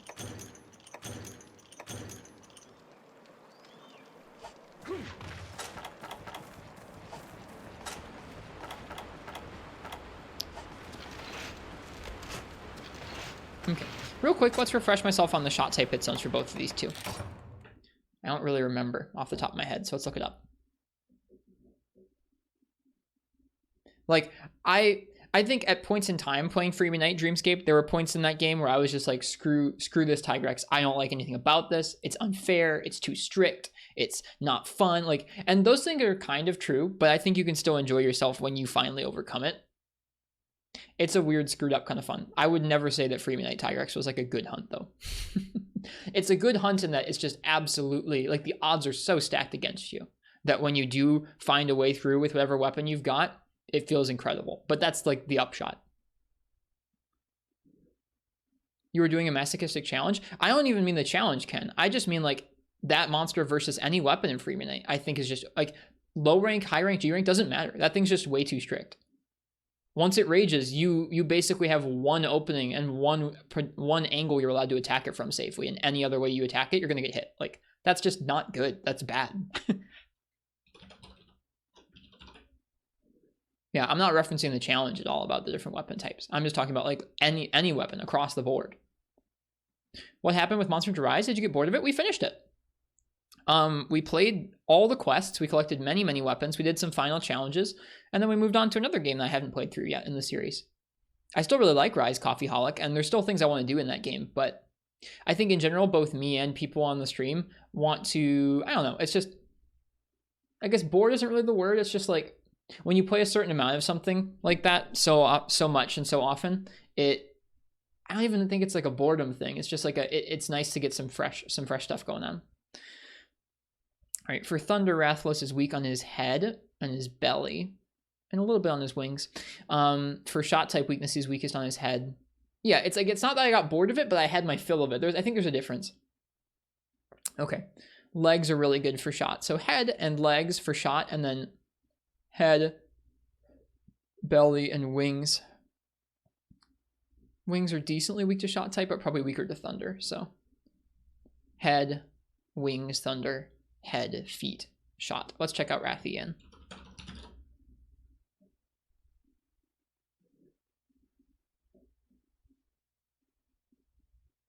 That's not what I feel. That's not how I feel though, Ice-T. I really, really loved Rise a lot. More than most Monster Hunter games I've played in recent memory. Okay, Rathian, on the other hand, is weak on her head, her neck, and her belly. Not so much also her wings. So she's just weaker in general to shot. She's weak to shot, or to thunder on her head and her belly as well. Okay, so pretty similar. Pierce shreds Rathian. Yeah, you have head, neck, belly, and legs. We have some pierce. I don't know if we'll be able to fire without much recoil though.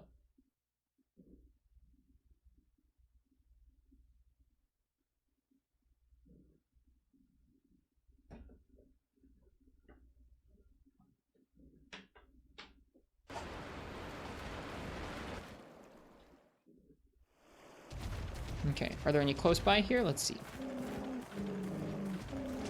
Yes.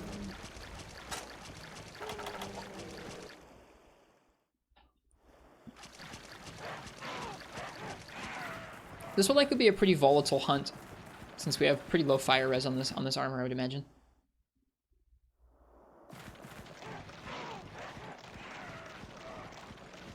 Yeah, to me they're like, I think understanding them is nice, and being able to keep them in mind, like you're thinking about, okay, I know that I have a stagger or a part break coming up on these different things. Like I like thinking about that. I just don't like counting them. I just don't. To me, it's like if I was metagaming and optimizing part of the game, whether it's like optimizing how many mounts I could get however often, or exactly whatever poison proc was the most effective amount of poison procs to get, or exactly how I could optimize to get the most amount of wyvern rides out of a hunt. It's just like, I don't find that fun.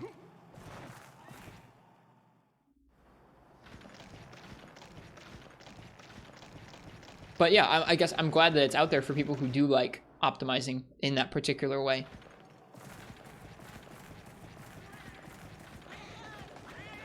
And it's neat that the game can, it's neat that you can do that. It's neat that some people train themselves to do that. That just ain't me. Like, I don't think that'll literally ever be me.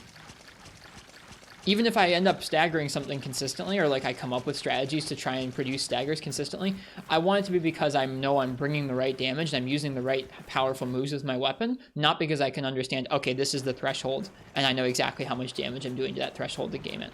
Which is weird, right? Do you think metagaming in Monster Hunter is important or mandatory when fighting tough high-ranked monsters? I did Bombs Over Gogmazio solo with Sword and Shield in 4 Ultimates G-Rank, and I didn't particularly metagame it. I just made a set that seemed powerful and knew what parts of the monster to be hitting at most times. So like, you have to know some things about it, but I think there's like a difference between knowing what parts of the monster to hit and like what moves of yours are more effective, and then knowing the actual numbers from the point that you're like, counting to specific staggers.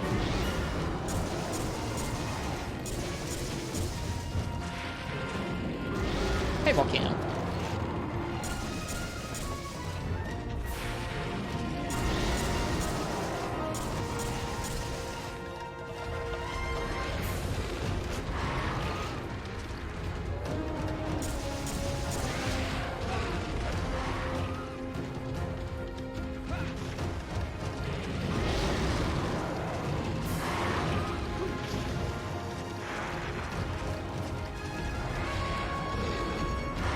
300 shots on wet. Yeah, they don't feel very chunky. They feel very weak right now.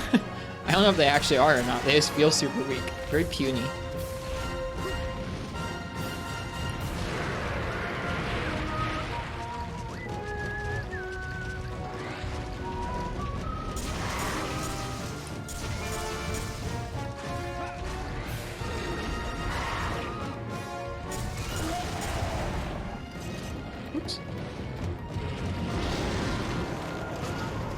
Anything under a 25 elemental hit zone isn't worth shooting at.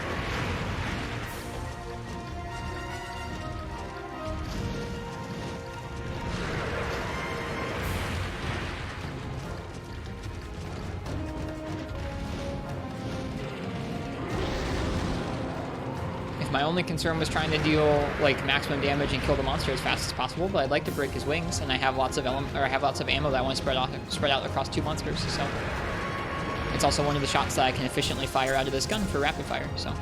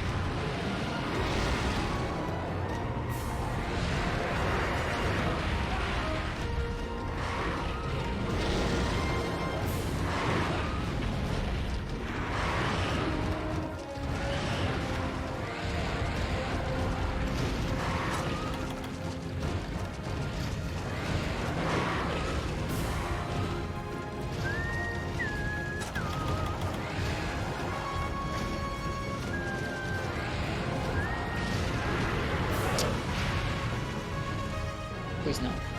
Okay, he's leaving. I thought he was going to do the Talons attack, and I was going to be like, no, please. I didn't paintball either of them. What a dummy. He's headed off to Area 3-ish, though.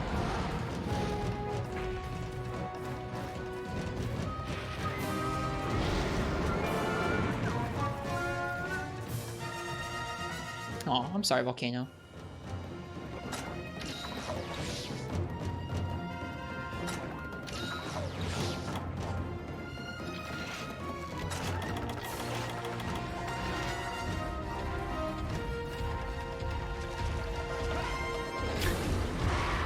Sir.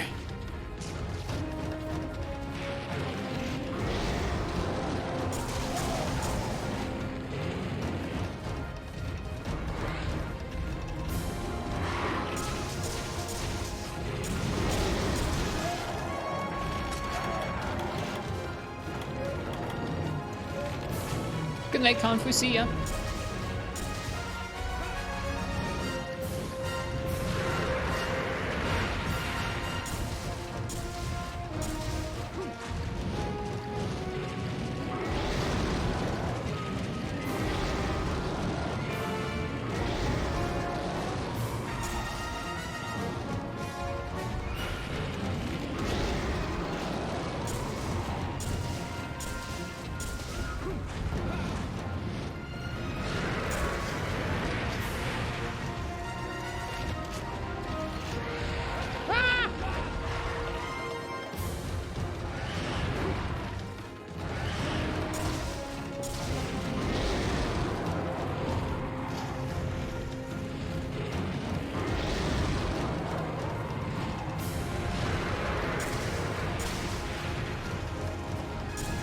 Oops.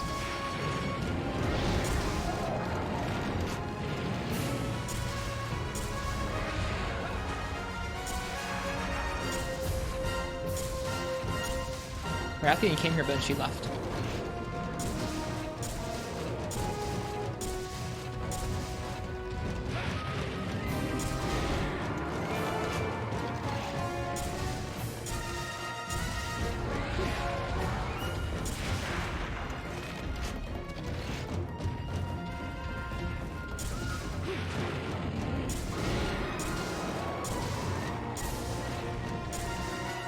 Oops.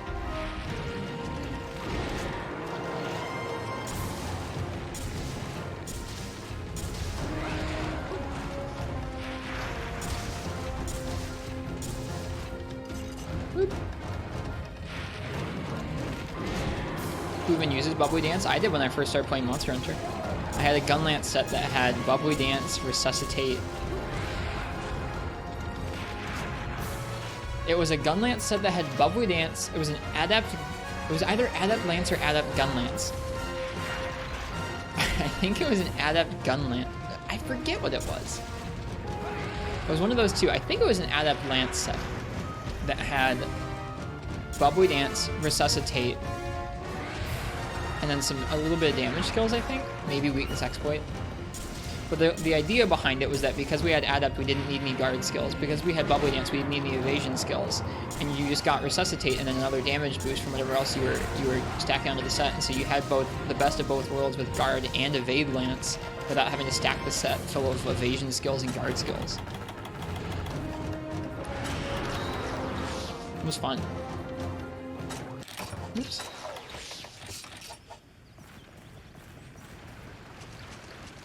That sounds sick. It was a good time, from what I remember. Just describe why you like Bubbly Dance. Yeah, it's nice because you can stack on both. Like, especially when you pair it with Resuscitate, it means you don't have to worry about damage as much, about damage skills as much. You don't have to worry about evasion skills as much. And then if you combine it together with Adept on a weapon that blocks, it's just really nice.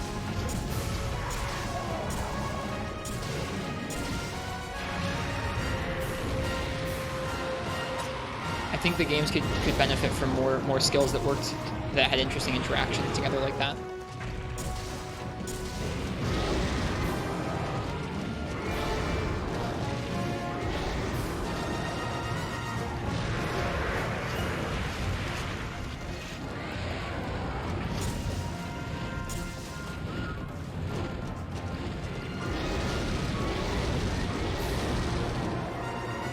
Like weakness exploit and critical boost. That's not quite what I meant.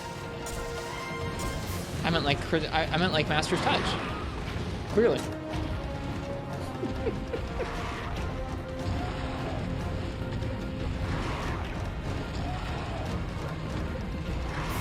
Oh god, they're both here too.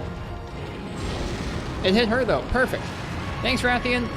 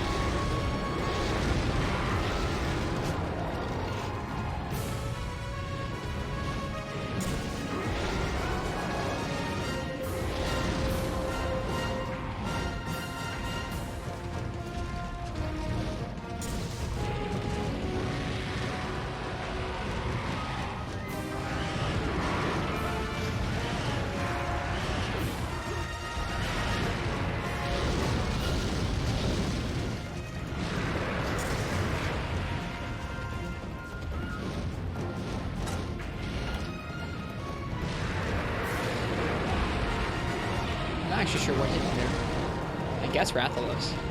I didn't think he was close enough to.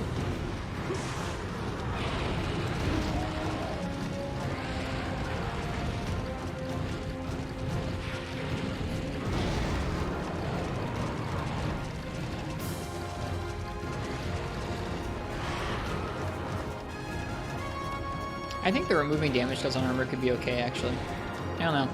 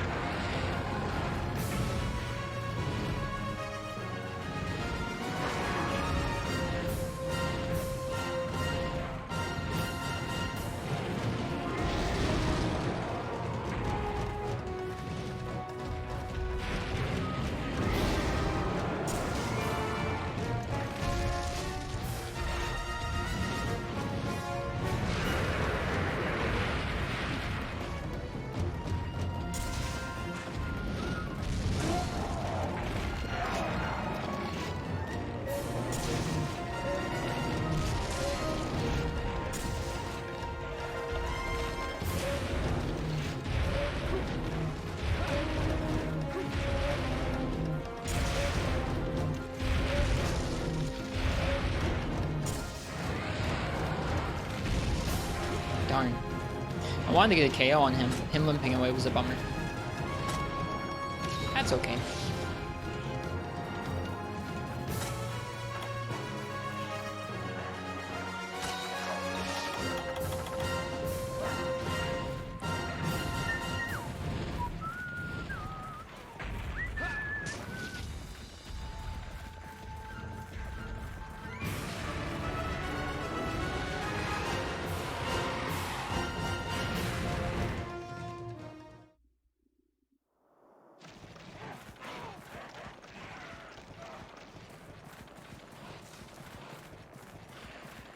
I think that the concept of critical hits and stacking your damage into something that is not guaranteed to boost your damage on every hit is interesting. I know it averages out over time, but I think making it, anything that makes it so that you can achieve 100% affinity, and anything that kind of benefits off of that, without having part of it be based on the fact that it's random, makes it kind of uninteresting. So I think I'd prefer if it was a little bit tougher to get 100% affinity on weapons, and I would prefer that there weren't so many skills that focused on crits, just so that people didn't, I don't know, focus around them quite as often. I guess I just want something to stress their randomness more. They don't feel very random. It feels like in a lot of games now it's been so guaranteed that crits will get closer and closer to 100 across a lot of games that it's like the de facto way to get damage towards the end of the game. And I think that having it be more of a, I think having it be a little more interesting and a little bit more varied depending on what type of damage you were trying to apply, whether it was raw or whatever, versus element or status would be more interesting to me. I don't know.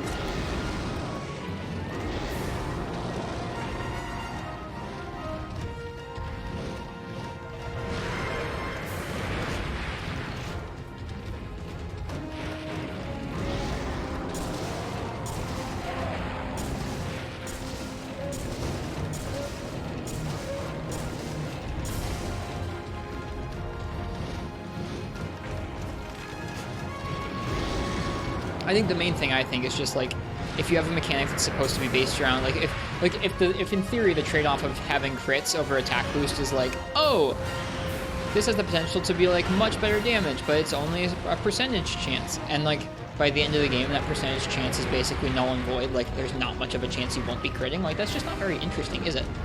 That's my main issue with how crits currently stand. I don't necessarily mind them basing things off of them, like I don't mind them basing sharpness negation off of crits. I don't mind them having skills that boost crits even further. But when crits aren't a gamble, when crits aren't like a chance, or it's just like the percentage chance that you're not going to be critting is so low, or it's easy to obtain a scenario where crits are basically guaranteed, that's where those things become an issue and where they become pretty uninteresting. It's just like a fancy roundabout way of boosting damage and sharpness at that point. It's not even like intriguing that it's supposed to be random critical hits. Like.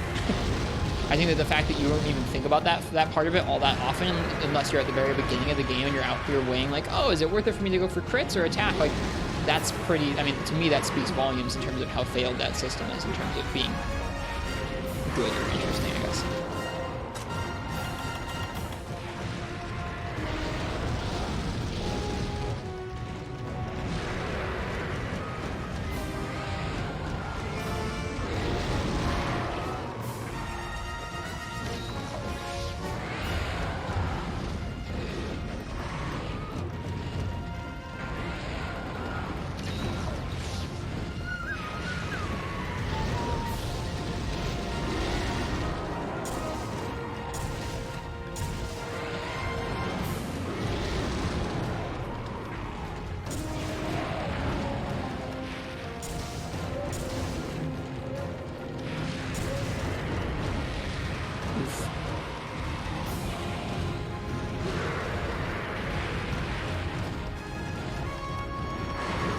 Yeah, I think Weakness Exploit is an interesting skill. I just think I think it contributing to that problem of crits being basically guaranteed 100% affinity is where it becomes an issue. I think the version of crit where the version of Wex where you just get better damage for attacking the weak points is just fine.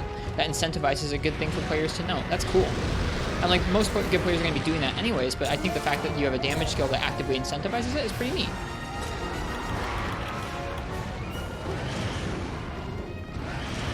Get out of here, stinky Rathian.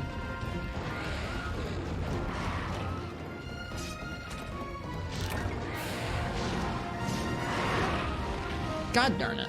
I just threw both of my dung bombs too.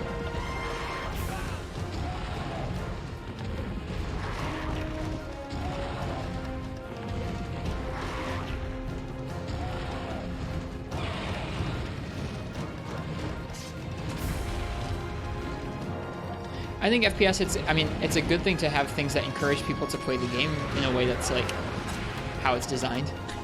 I don't think it's a bad thing. Like if you consider there being a skill that's like, hey, this rewards you for playing the game well, that's a good thing, versus not having a skill that rewards you for playing the game well.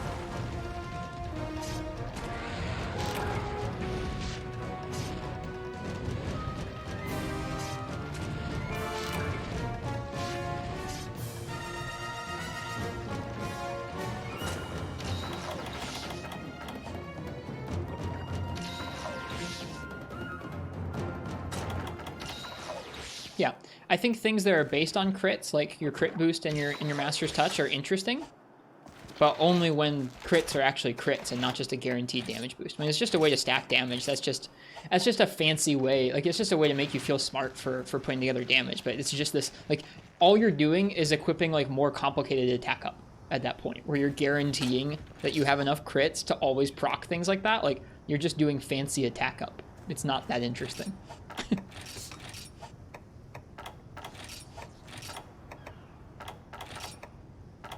Oh, I forget huskberries? No, I'm good, I got them. I did forget combo books, which is pretty silly of me.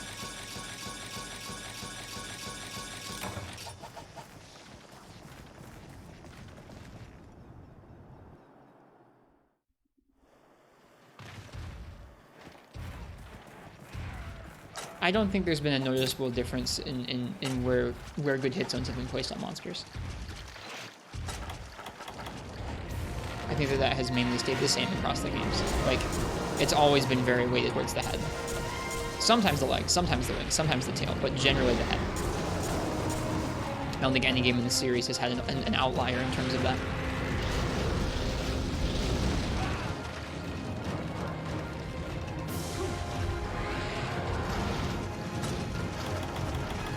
I'd have to look at World's Hit Zones. I don't look at World's Hit Zones very often. I don't think it's really all that way. I don't think it's that way in Rise.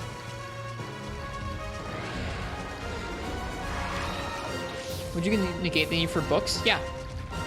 So the reason I don't like skills that negate things, Ice-T, is because they'll take away from having to learn something about the monster, like learning to deal with something on a monster. Combo books are not learning to deal with something on a monster. So if I like was able to get that on an armor piece, it wouldn't be my first choice for a skill, but like if I was able to get that on an armor piece, I wouldn't think twice about it.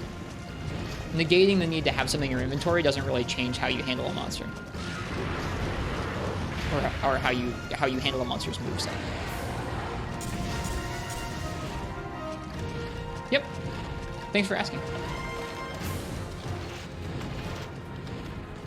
I mean, you could do that. I just think that you'd find that the vast majority of monsters in all the Monster Hunter games have had weaknesses. People, like, I saw a pretty intelligent post on Twitter recently, which is not a sentence you should expect to hear often here, which was that you can, like, people like to complain about how Iceborne shifted hit zones to, like, account for weakness exploit and tenderization and stuff. They're really not that different than the old world monsters. They're really not. I know people like to say that they were, but, like, they're really not that different.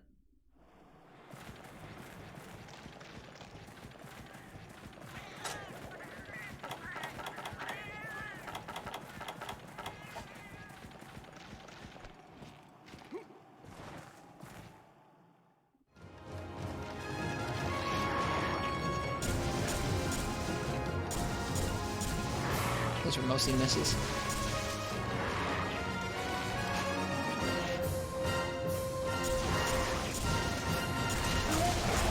That was a double break in the same volley. That's kind of cool.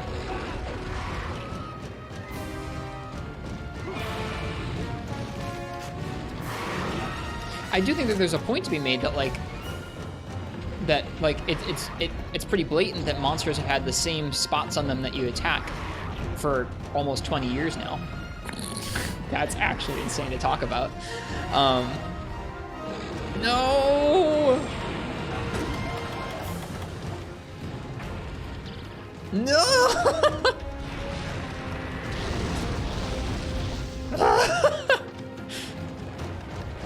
What a string of bad decisions.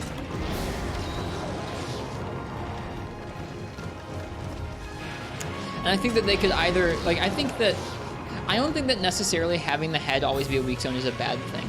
I think that across different monster skeletons and across monsters that move and react in different ways, you still have to deal with hitting that head very differently. Even the same monster can have you dealing with hitting the head in different ways. Let's say you have regular let's say you're hunting 2 Rathians in G rank, right? You're hunting pink Rathian in G rank and you're hunting regular Rathian in G rank. You're gonna have to approach that same, like, they don't have the same head hit zone, but let's say they did. Let's say they both had the same head hit zone.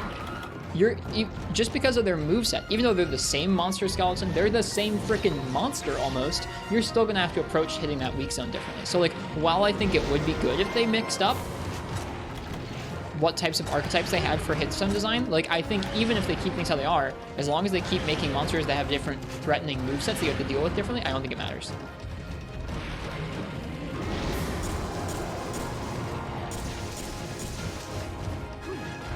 And that example wasn't perfect because I think pink Rathian does have a less good of a hit zone on her head as regular Rathian.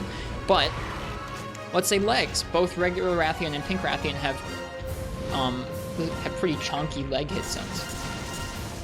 And you still go after pink Rathian's legs in a similar manner, but it's not the same manner. There are different moves you have to be watching out for, whether it's the breakdance spin or the fire bite. You have to approach it differently. So even though you're still approaching the same part of the monster, you have to do it differently. And I think that's important. That's more important than it being like, oh man, pink Rathian, I'm still attacking the legs, how boring. It's like, no, it's probably fine. As long as the monster varies up the things you need to consider when you're attacking those weak zones, I don't think it's an issue.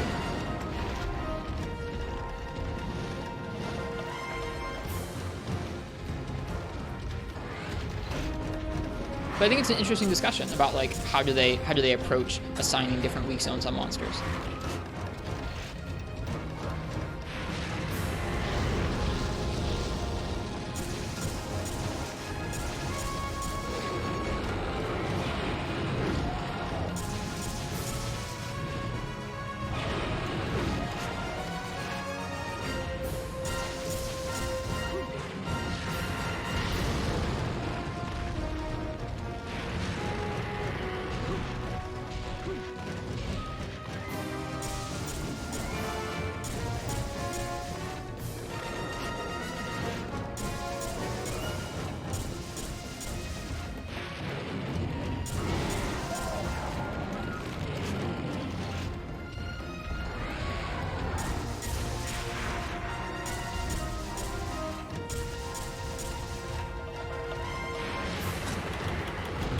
Let's see how Pierce 2 fires on this gun.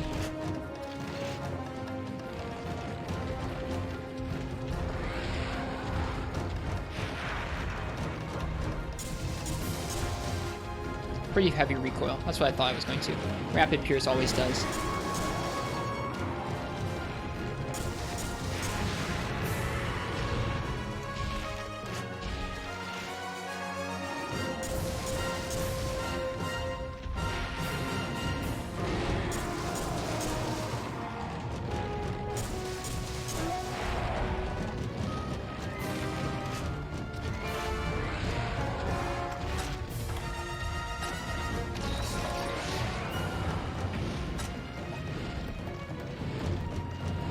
After that, Rathian.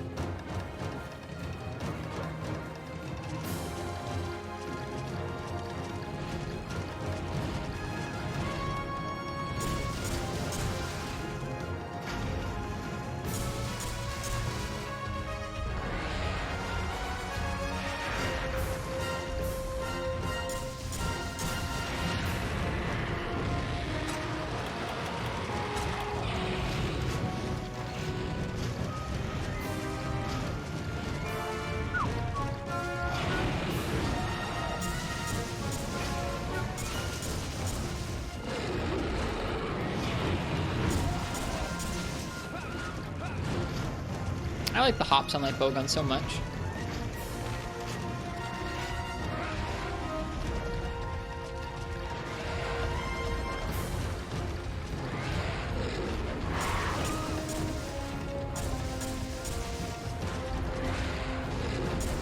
Whoop.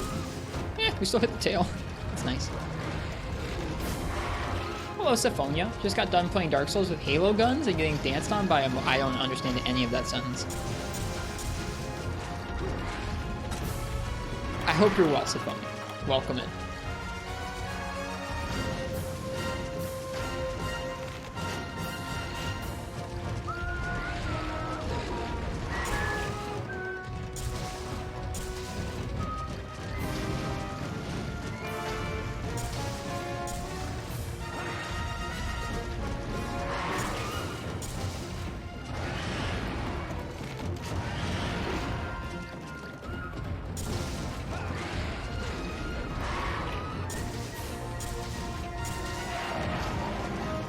No, we're stuck in the wing.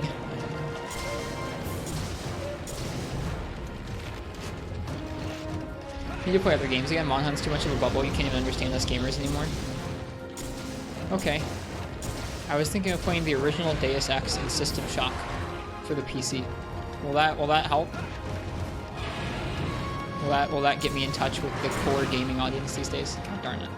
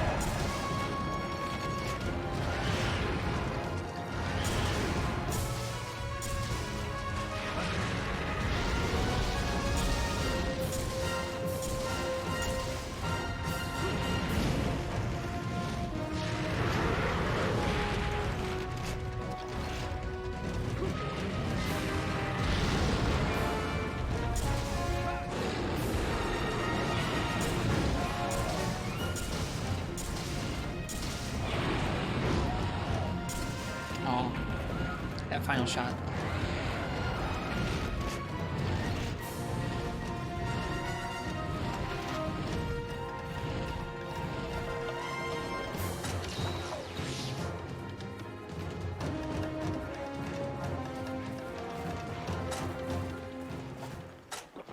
Good night, Ken. Nice to talk with y'all. Or nice to talk with ya, rather. Rest well, man. What did this all stem from? I forget. I don't particularly mind it. It's an interesting conversation. I'm only adding to it when I have a thought that I feel like is concise enough to be interesting. But I'm enjoying reading you guys' thoughts about the hit zones and stuff. I don't have a well-defined thought on... Like I said, I think I've already said my piece about, like, I don't really think it's an issue when some of the hit zones are the same across different monster types, as long as the monsters make you approach the fight differently. I think it stemmed off of stagger counting, maybe? I don't know.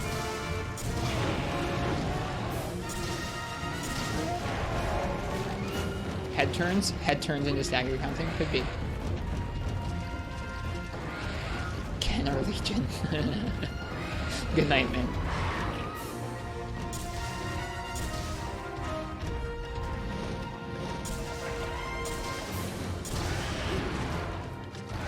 I just bit my tongue as I read that.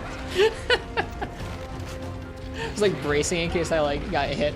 Not that me bracing my tongue or like my mouth or gritting my teeth would do anything for if I got hit, but I bit my tongue as I was iframing that.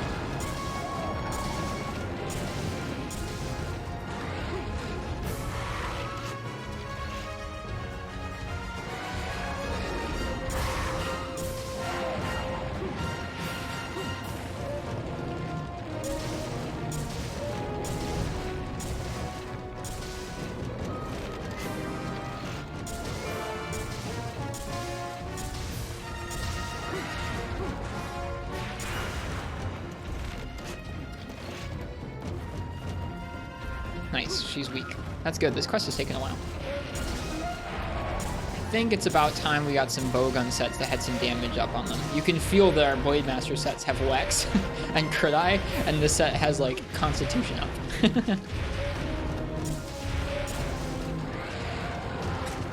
You can definitely feel it.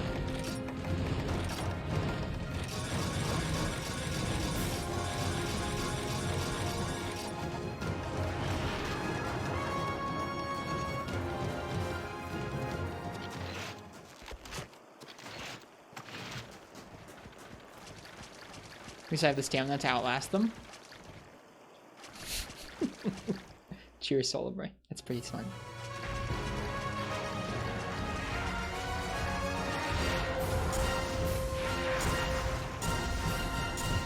Way outside critical distance. The shot type feedback in this game is awful. Like, just like these feel like I'm like shooting Nerf darts at the monster, and there's basically no difference in feedback whether I'm in or out of critical distance. The only thing that seems like weighty is crits, kind of, even though they don't have very, like, a deep sound to them. All the sounds are very, like, tinny and high-pitched. Doesn't feel great. I believe Portable Third had it a little better than this, and then 4 Ultimate absolutely does.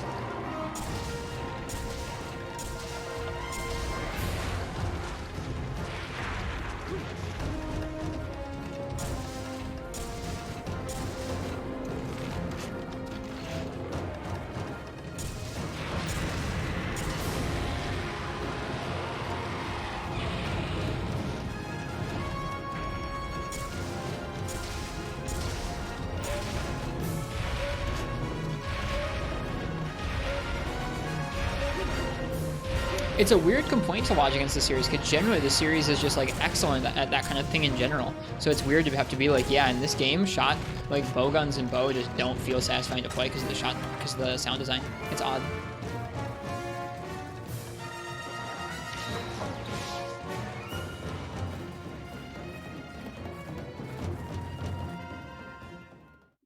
That's your conspiracy theory, Skiffy?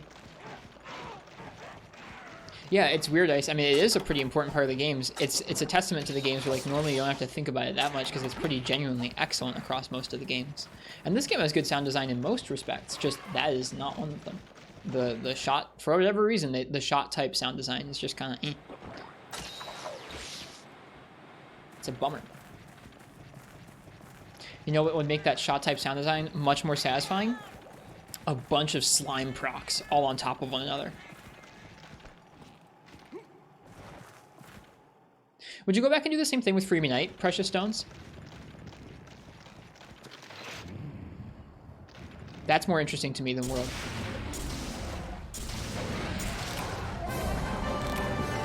Here, I'll even link you a document for it. Sorry to make you do this. If you don't want to, that's fine, but...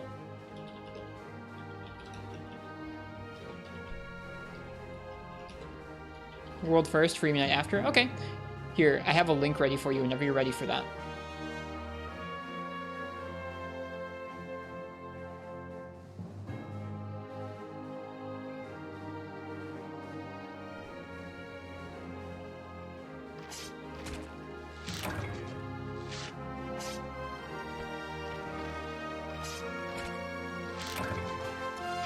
I think Freebie Knight, 4 Ultimate or Generations Ultimate and World or World Iceborne are some decent touchstones to see how those hit zones have shifted over the games.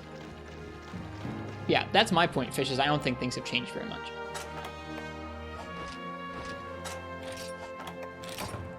That's why I'd like them to look at Freebie Knight. It's like, it's been that way since like 2008. It's been that way a while.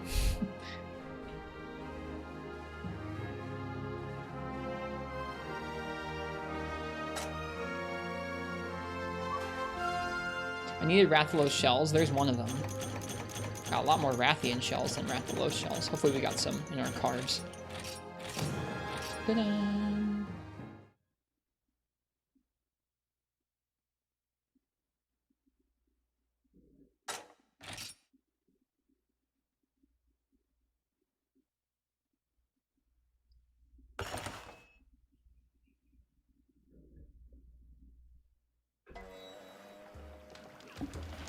Okay, I'm gonna go use the bathroom before our next hunt, but next up,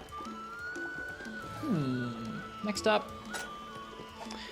we're going to do an expedition out to the Moga Woods. I'll let you guys pick my weapon for that expedition. We'll do a little bit of a weapon raffle here in the middle of the stream.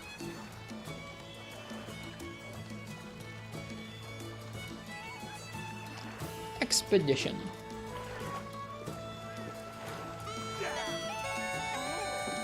So, if you'd like to pick my weapon for the next part of the stream, which is going to be an expedition out to the Moga Woods to get us some points, go ahead and type !ticket.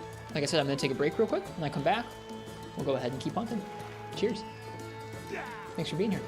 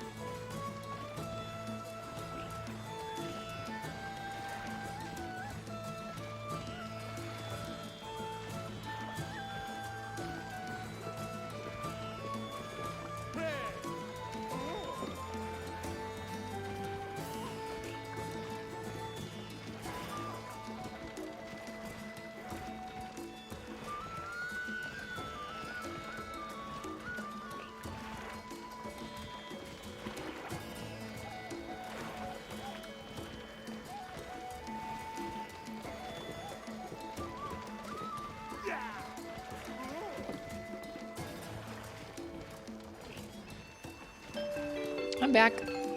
I brought a cat with me. Yep, I brought a sleepy cat. He came to say hi. This is Lungo. When he's not breaking into trash cans and knocking things off shelves, he's sleepy and cute.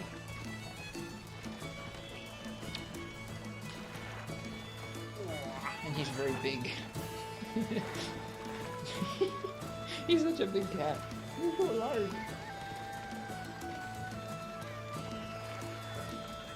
Aw, he's happy.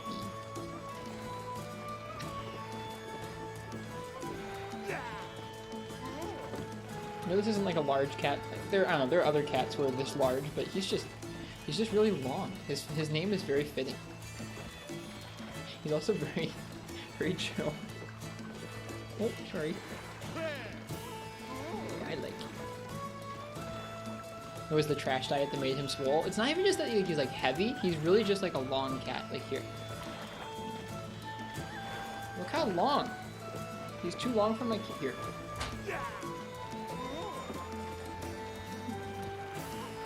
He's very long. And sweet. Alright. Last call for that weapon raffle. I'll be right back.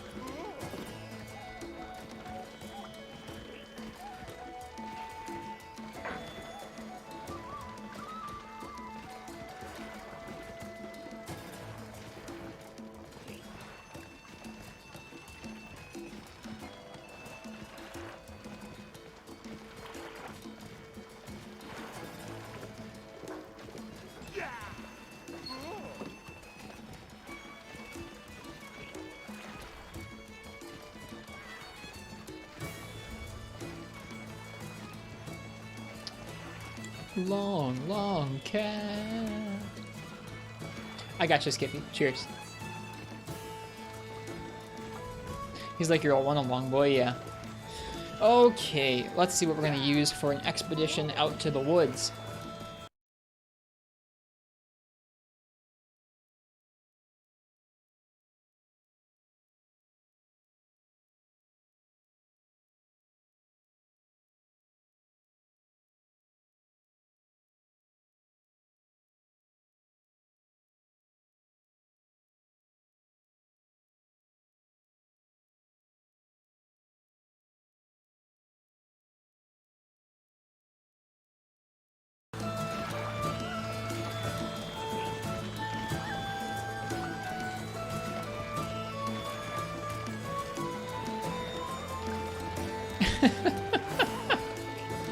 Well, I bumped something. Hang on. Back up. Here's the game.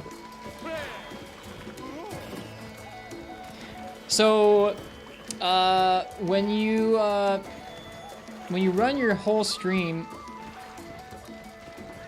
off a laptop,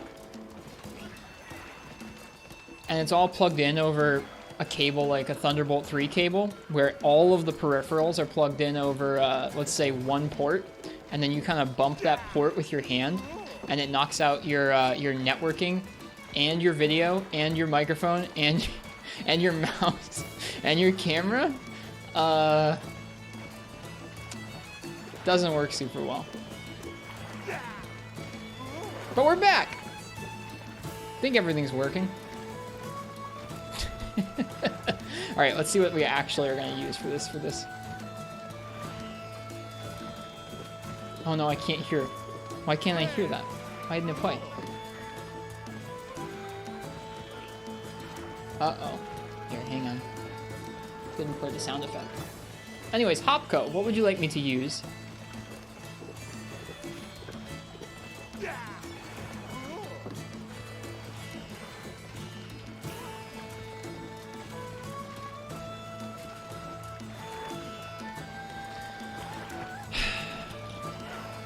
Switch axe? Sounds good.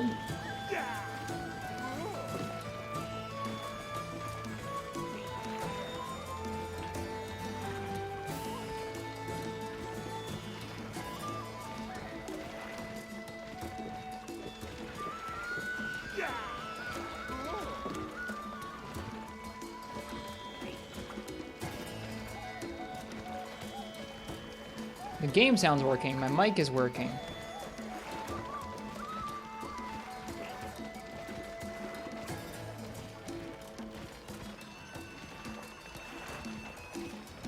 It screwed up the desktop audio. Gosh darn it.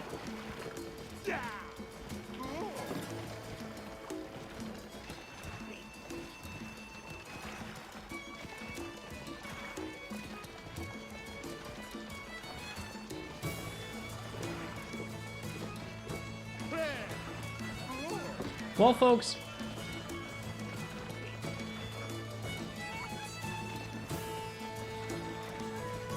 guess we're not having Streamlabs, or we're not having any sound effects for the rest of the stream. That's too bad. Gosh darn it. That's frustrating. In any case, at least the rest of the stream's working. I apologize for the technical difficulties. Like I like to say, streaming is just a never-ending stream of technical difficulties. Anyways, Hopco, thank you for the Switch Axe pick.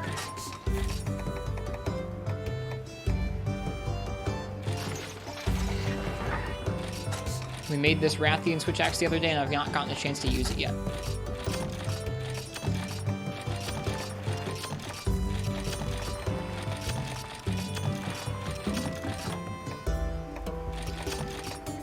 You demand $50 as an apology.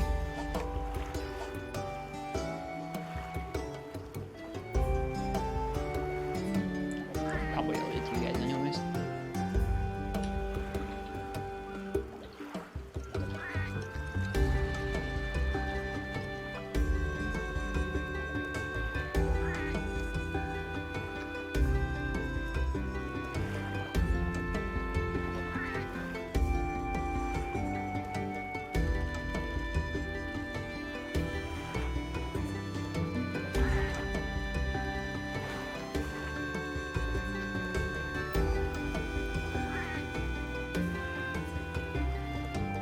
Do I have a link to the free midnight hit zones? I do, yeah. I probably owe it to you guys anyways.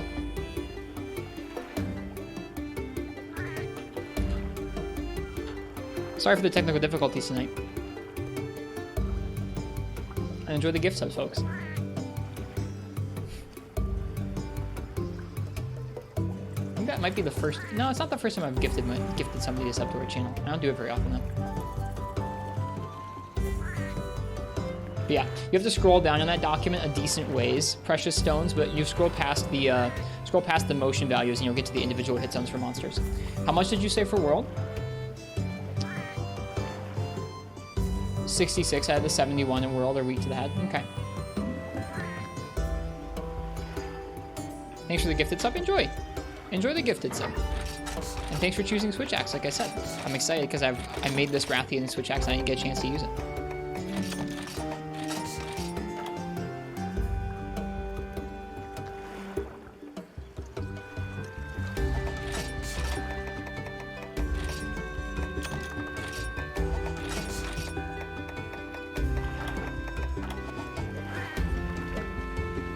Okay.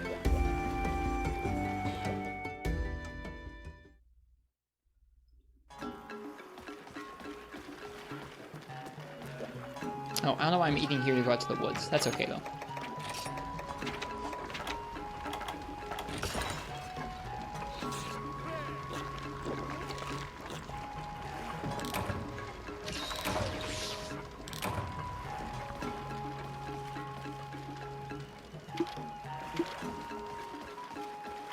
What is that emote regulates?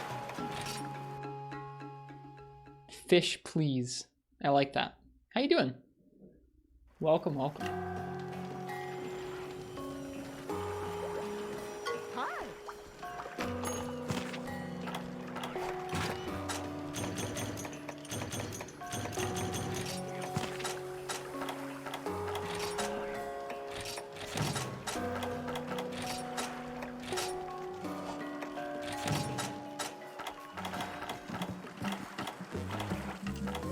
No, I don't have enough points. Aw. What you accomplished today? We're just making weapon type array. So we've made a couple different weapons. Hunted some monsters. Let's see, we just hunted a Rathalos and a Rathian to try and get some shells. Let me see if I got the shells I needed. I was going to make the Rathalos Longsword. I still need a couple more shells. I think I spent them on Redtail, so I still need 3 more shells from him, but that's okay. Right now we're about to go out into the woods and do an expedition. High rank coming never? No, we're doing high rank eventually, but I don't know. Right now we're just collecting weapons. One of these nights I'll get bored of this and we'll go ahead and we'll switch. But for now, there's a lot of weapons I want to make. There's so many cool monsters and designs that just like, you might not really get to see them in games after this one. So it's fun to get to collect up a bunch of those.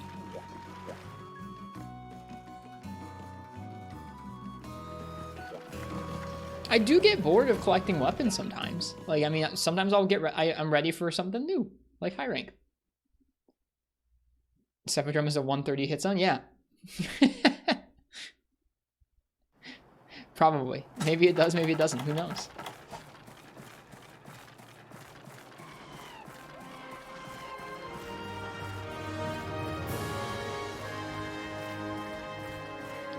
Alright, let us cook our steaks. Let's cook our steaks off the side of the cliff.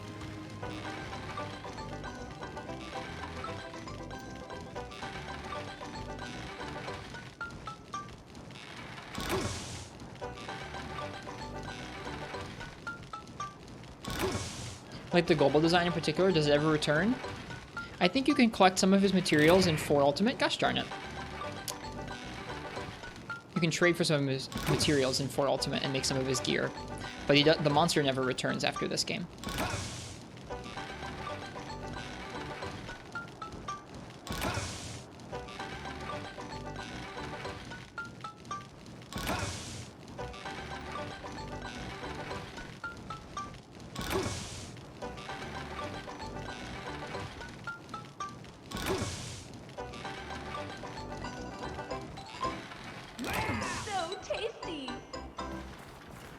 Okay. Let's go hunt some monsters.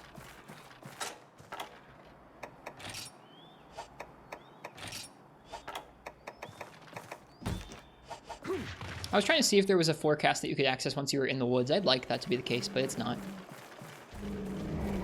There's a monster nearby here, though.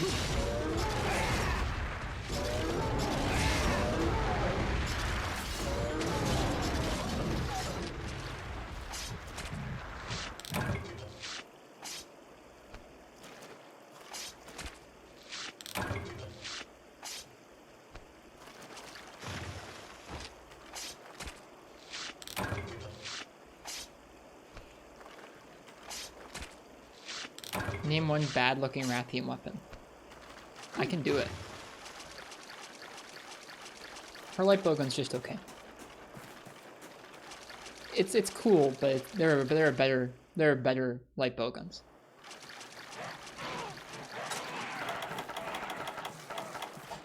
Incorrect.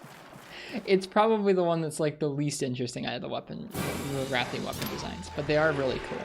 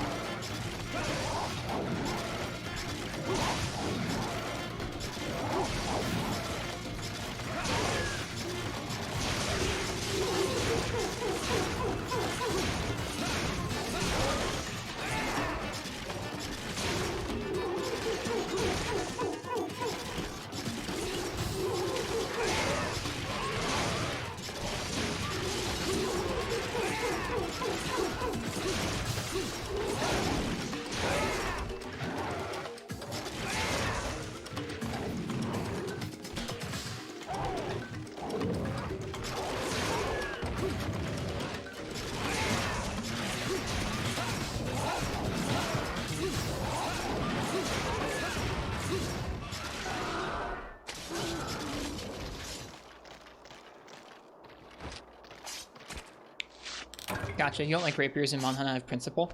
I like the Rathian sword and shield a lot. It's one of my favorites.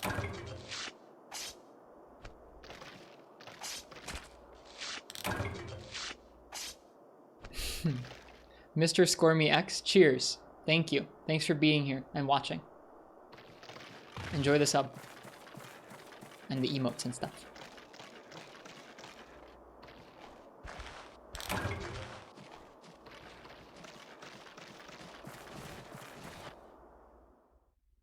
And the emotes and stuff. I wonder, did that break my recording? No, it looks like the recording still is doing okay.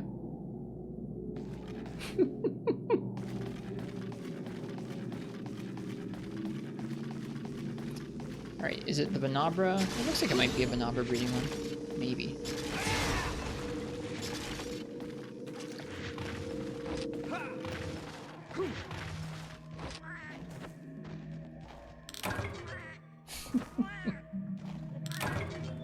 Why do I make a Qurupeco sound?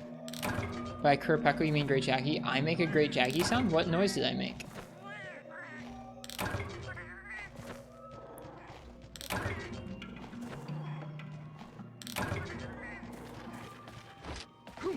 I make a lot of weird noises. I don't necessarily have a reason for them.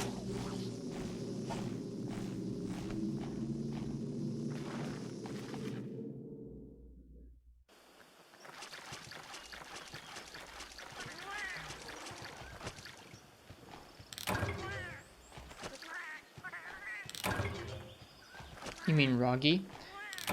Crew calling for Jaggi? What is this?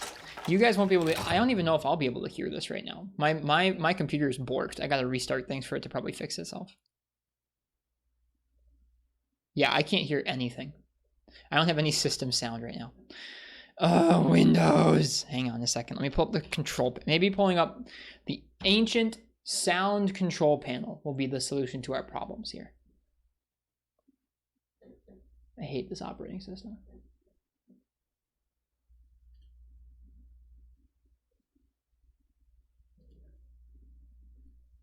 Okay, now I have sound.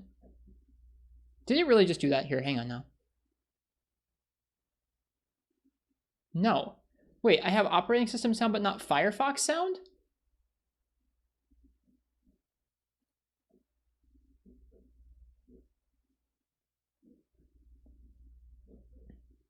Can y'all hear what I just heard? Restart Firefox? Maybe. Silence? Okay, because I just heard a little Windows doodle, but it's not showing up in OBS. Ugh. And one of my monitors keeps flickering. This isn't great.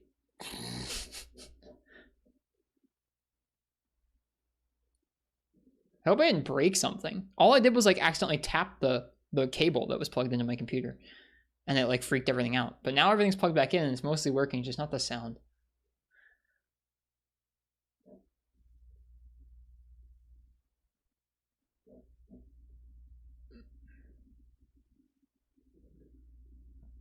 So in that game, wait, 51? There's only 51 monsters in Freebie Night? That's not right. Did you count duplicates?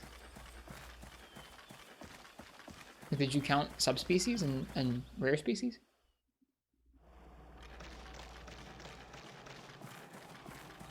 Maybe that's all that's in there.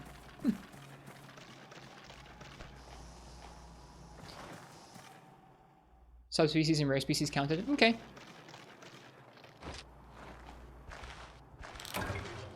I would say there's not enough of a difference across those several games to actually say there's any discernible trend between like the games over-centralizing on heads as the time goes by.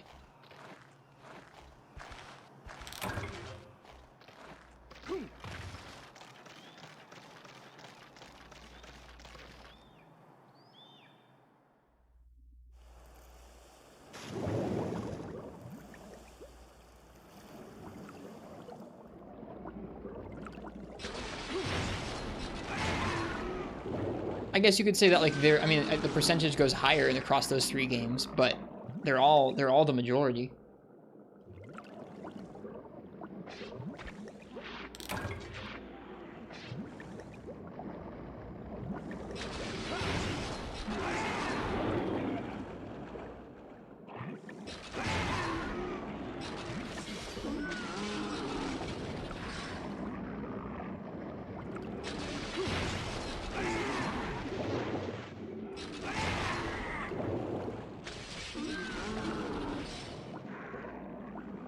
World is completely centralized.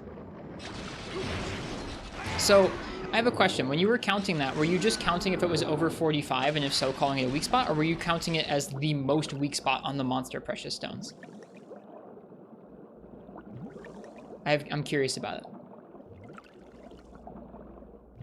Welcome, Mark Abyss. Thanks for the raid. Man, now man, things are so messed up on the stream right now. Sorry for the technical difficulties tonight, folks. Welcome, Mark. Welcome, Raiders. Hey, Felix Cat. Welcome, welcome. How y'all doing tonight?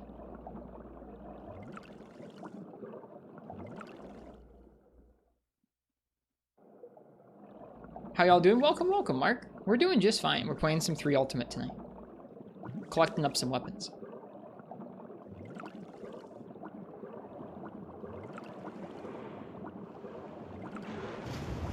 Oh, that Ludroth just jetted right on out of there. Aha, speaking of Ludroths. Can we get a shout out? Yes! Before I engage in this combat. Yeah, let me go ahead and shout out Mark. Mark, what were you streaming tonight?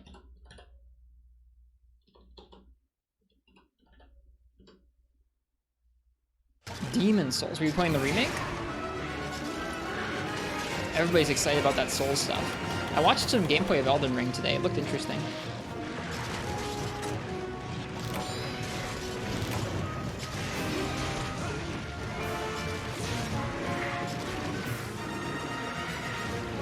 Doing an SL1 playthrough, I have no idea what that means. I've not played any Souls games before, but what's an SL1 playthrough?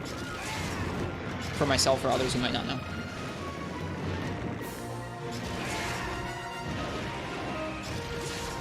Soul level 1.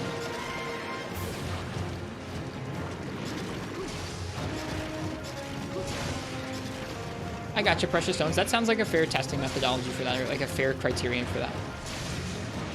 I was just curious if you were basing it on like, is it just a weak zone or is it the weakest zone? I gotcha.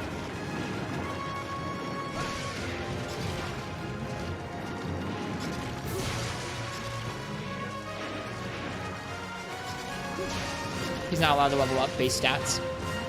That sounds tough. I don't really have any particular concept of how tough it is, but it sounds difficult to me.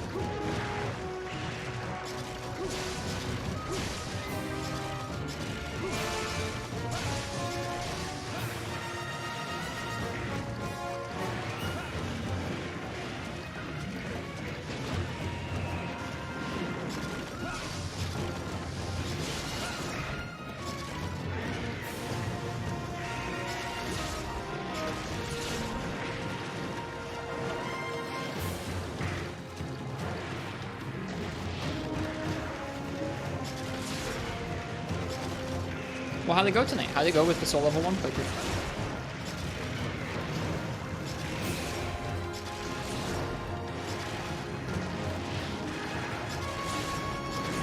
Oh, that's gonna hurt.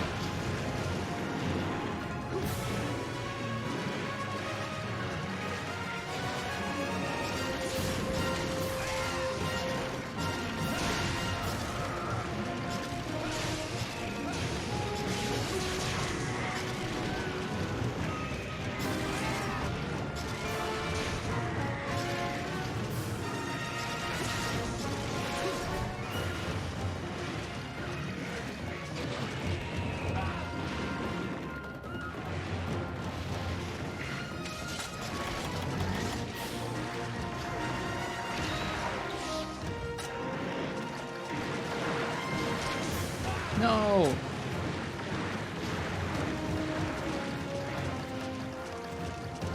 Haven't died yet after roughly 2 hours, so pretty well. Nice.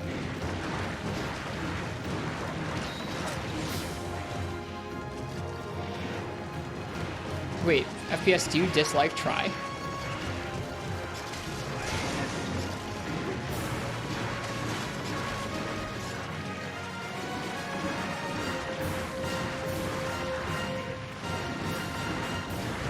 FPS is a stark try unenjoyer. What a weird thing to be.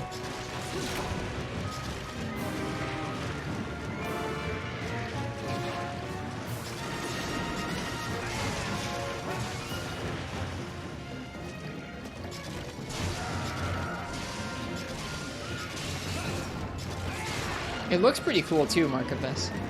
If I do end up getting a PS5 for a Monster Hunter sometime in the next couple of years, I'll think about it.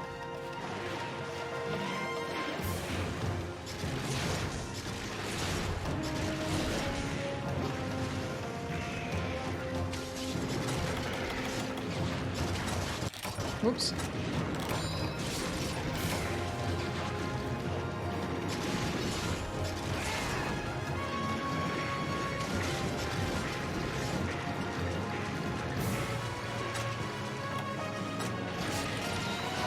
Horrible Throw is one of my favorites, and it doesn't necessarily have G rank, or it doesn't have G rank. Underwater Ludroth. What specifically are you farming for right now? Right now we're just out in the Mogul Woods. This game has a system where you go out into the woods and you just free hunt to gather points that you use at the trader, you use at the farm, you use at the the fishing boat the fishing boat system. And so right now we're out here just getting points. But earlier today we've been collecting up some parts for monsters for weapon crafting. We're at the end of low rank, but I'm just spending a lot of time collecting lots of base weapons up to carry us forward into high rank with.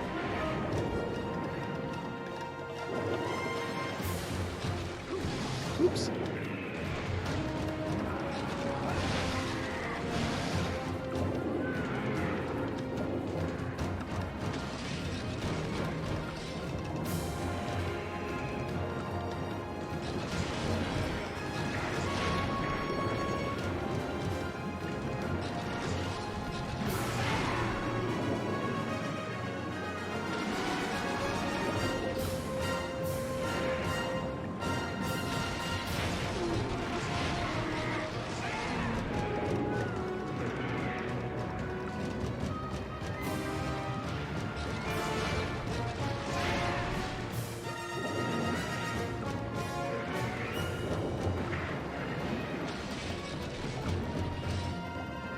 Trying to think of what Ludroth weapon you'd be using.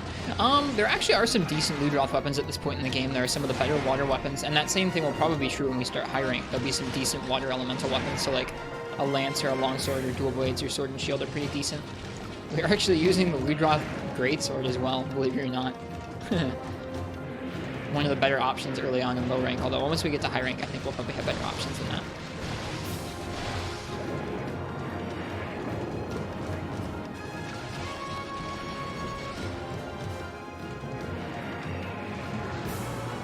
That's all good, Mark. I think it helps if you're going to be like hanging out in the game for a long time because you have points to farm for things and stuff like that. But I don't think it's essential, especially if you're playing through hub with friends. It doesn't really matter too much if you don't do any of the village grind. I came to really enjoy like free hunt systems like this in 4 Ultimate. The expeditions in that game are nice because they give you guild quests, and it's just kind of varied to go out and hunt just whatever monsters show up. In low rank, they show up slowly enough that it's not really fun to go out and hunt loads and loads of monsters in the woods, but I'll usually go out and hunt 1 or 2.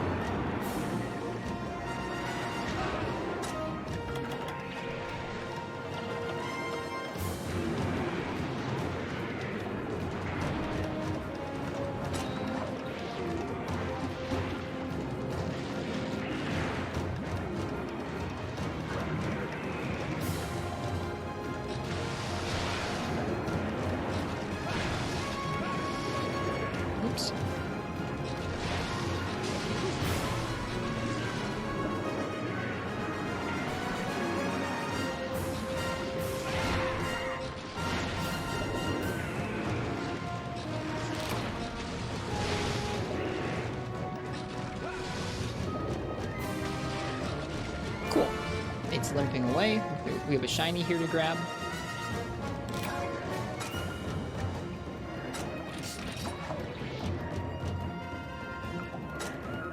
A lot of Switch Axes have some really cool designs. Yeah, they do.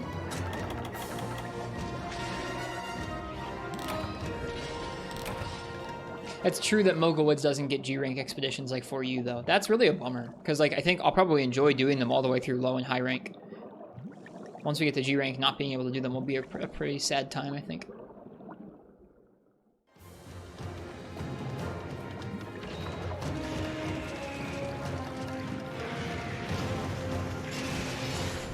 Have you seen the Brachy Gunlance? It's a mini hammer strapped to a heavy bowgun. I've seen the Brachy Gunlance in other games. I haven't seen it in this game, though, no.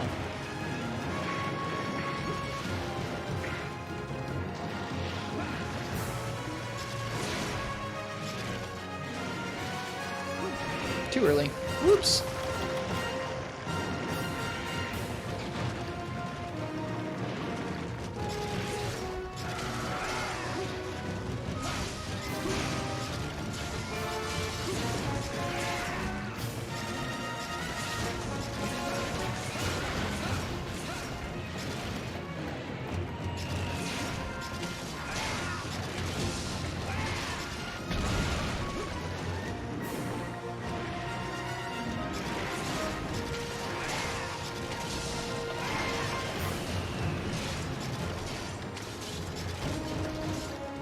Hello, Kage. Weird, you jumped into the water, but then you didn't leave. Wait, what is he doing?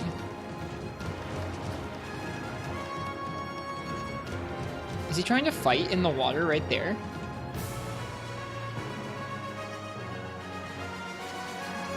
I think he's trying to fight in the water right here. Alright, bud, let's go.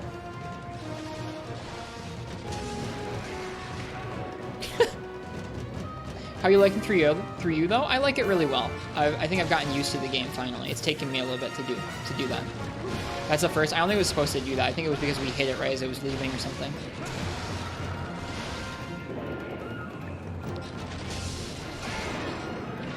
Yeah, I've never seen that before. It can't even. Wow, that's so odd. Kill him in the hole? We did. Yeah, I don't know. I've been getting used to the game over the course of the last month plus or so, and I think I feel quite comfortable in it now. It takes me a while to get used to get into a game to the point where I feel comfy with it fully. And we're getting there with this game. Alright, that's that expedition.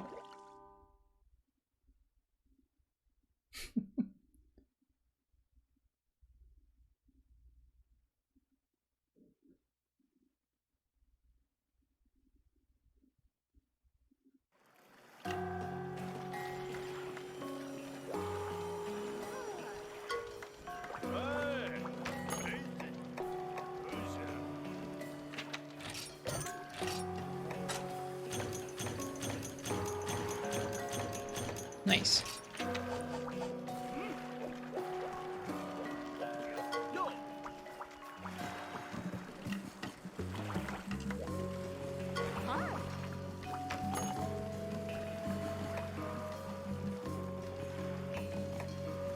That's okay, Mark. It's kind of hard to be proficient at more than one Monster Hunter game at once, I think. I respect the folks who do it. Like the folks who can handle that and like actually playing multiple Monster Hunter games at once and all doing well with them. I think it's pretty impressive. Okay, let's see here.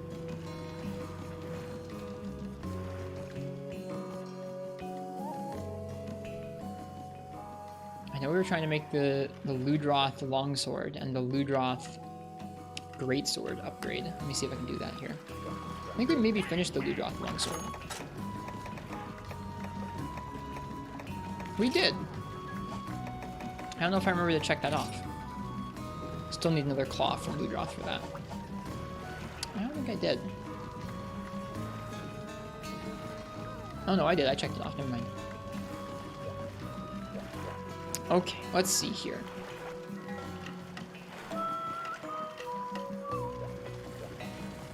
Did we get what we needed for the Ludroth gun, or for the Qurupeco Gunlance? Nope, we still need another Flintstone. Okay.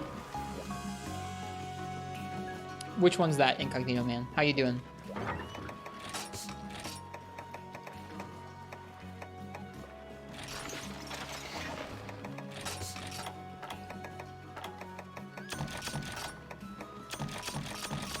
Feline puzzle. Poka Poka Ira Village. Nobody does play that game, you're right.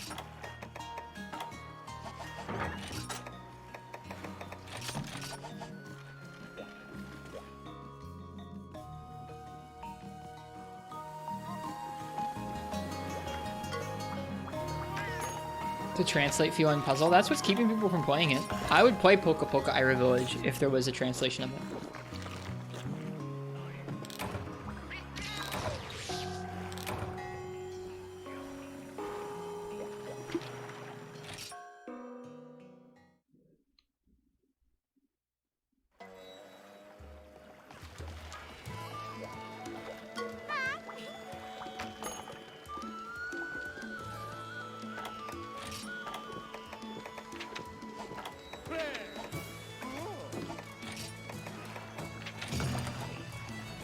I don't think there is such a thing as like the best Monster Hunter game. I think people go, I don't know. There's gonna be one that everybody finds themselves drawn to for themselves personally, but trying to say there's an objective best one is kind of silly.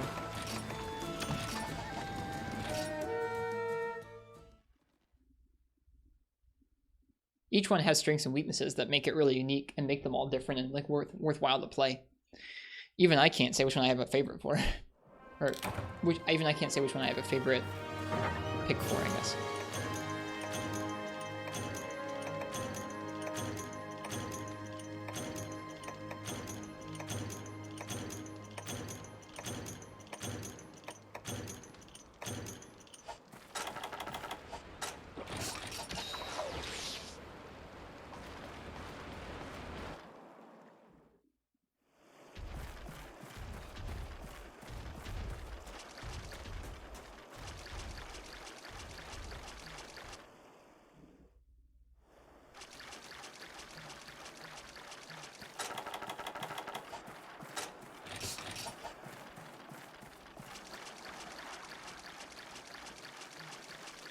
Got the most monsters, Incognito Man.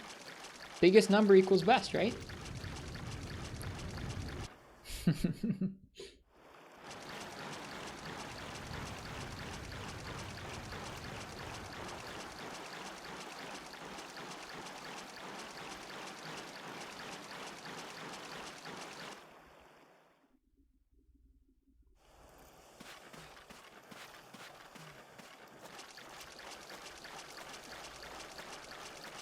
At least Lagiacrus fish kebab.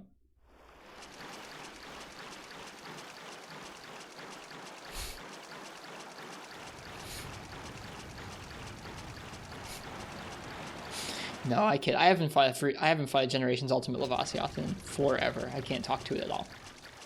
I have fought one in Freeman Knight's G rank though. I don't like it there very much.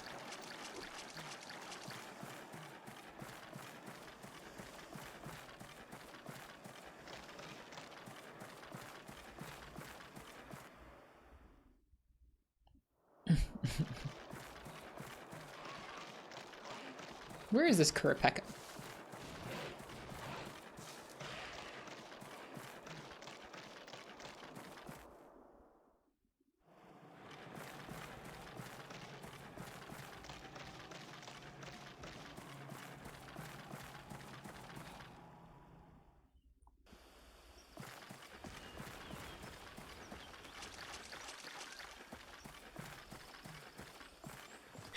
We just wandered around the whole map.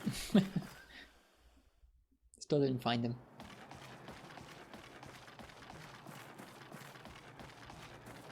That's one thing that'll be kind of nice about high rank, is I think we'll start unlocking new maps. Here he is. I know there aren't that many more maps in this game, but I think we'll have at least two locations we haven't been to that we'll see in high rank. 3 if you count this map's night version, which most people probably wouldn't. Cheers, Markabess. I'm glad you were having a good time with the Souls game. I'll see you around. Thanks again for the raid.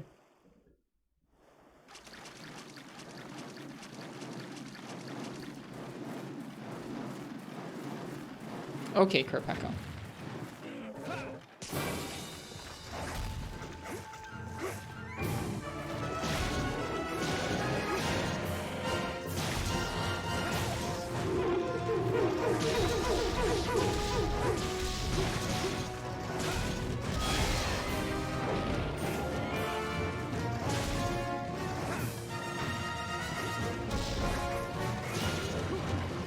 That would make sense, precious stones.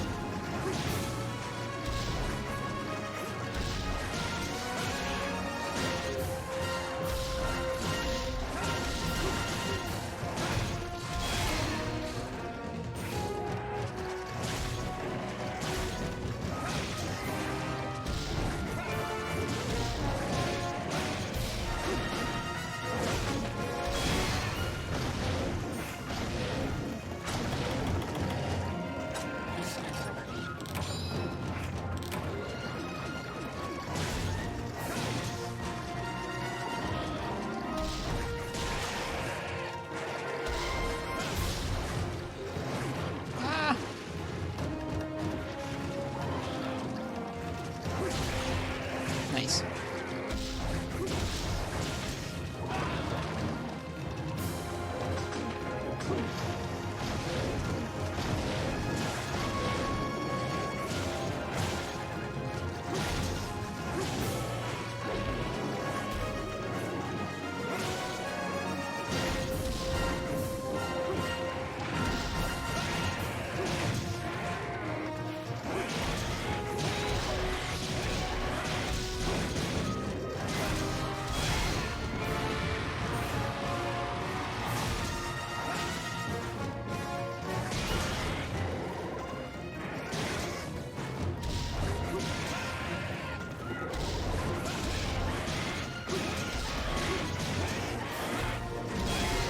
Missed that. That's too bad.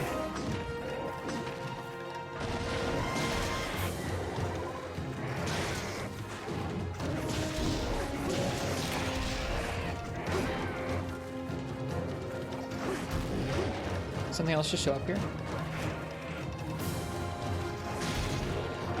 Doesn't. Oh. Yep, a Rathian is here.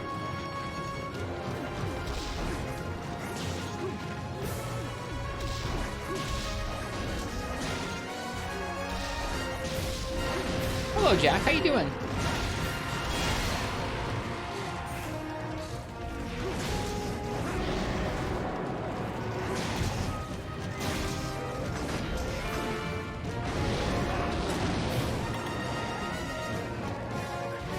We haven't made a whole lot of weapons tonight, but we've been fighting a lot of the monsters that we need to hunt. Need to hunt in order to craft the weapons. I guess we made the red tail lance. We made the Lagiacrus lance tonight.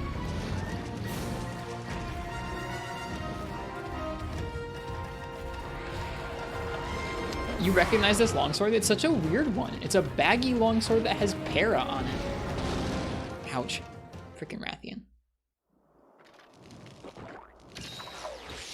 I hadn't seen it before this game, but it's cool. I like it.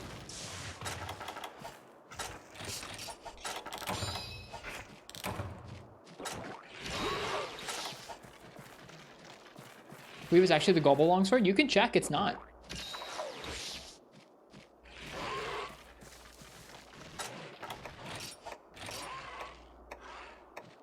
A longsword coated in paralitic toxins that penetrate monster defenses. It was the first longsword you could craft and try? Well, hang on. I want to actually check Kuronika. Because I made it, because I thought it was weird that it was a baggy longsword. It's colored like a baggy. Let me take a look at it. Anan to Bone Blade Plus. Okay. So it takes Parasax, right? But at least one baggy hide in inventory to unlock. At least one great baggy hide in inventory to unlock. So like it does take paralysis axe, but it takes Barioth spikes and more great baggy hide than anything from Gobble.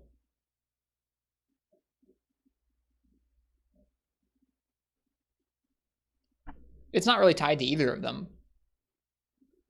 It is weird. Yeah, it's just a weird weapon.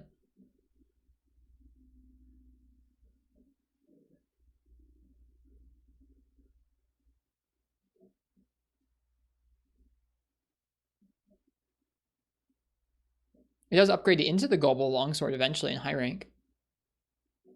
Yeah. Weird.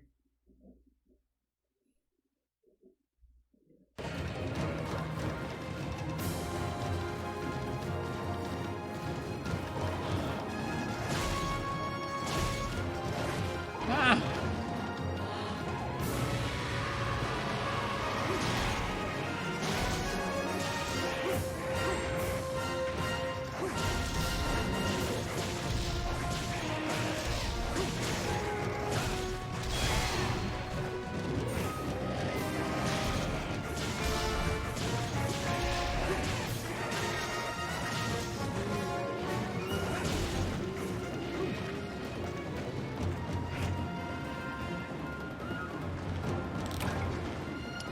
Remember that it was a weapon that had the wrong element compared to what parts were used to craft it? It's not even that this has the wrong element. Like, it has para parts, but it's also tied to Baggy, who is not a para monster. Like, if this thing had some early rank Gobble parts instead of early rank Baggy parts tied to it, it would make a lot more sense, but it doesn't.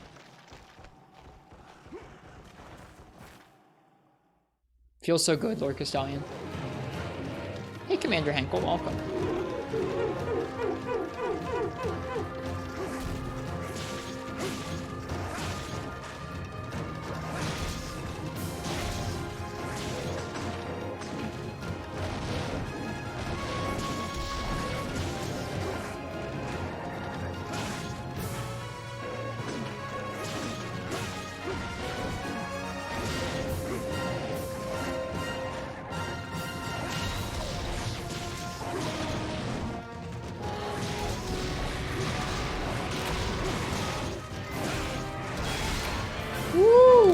That was a cool finish.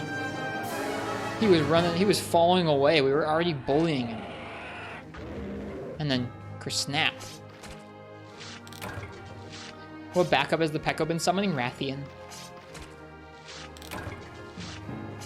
Longsword is satisfying. That little ding when you hit the spirit level, when you hit the spirit finisher, is like, that's a good sound. That's a good sound.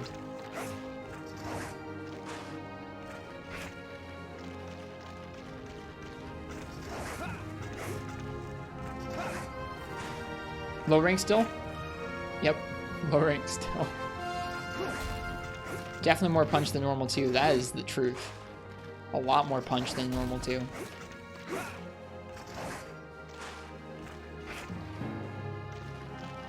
People have been asking me that all stream, Jack. People have been coming in, is this still low rank? Yep, it's still low rank.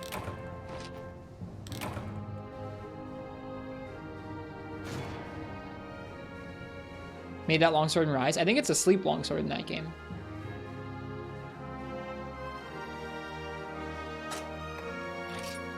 Nice, 2 flintstones. It's still para? Oh, weird. Not complaining, you'll take all the 3 you. Good, and you'll like it.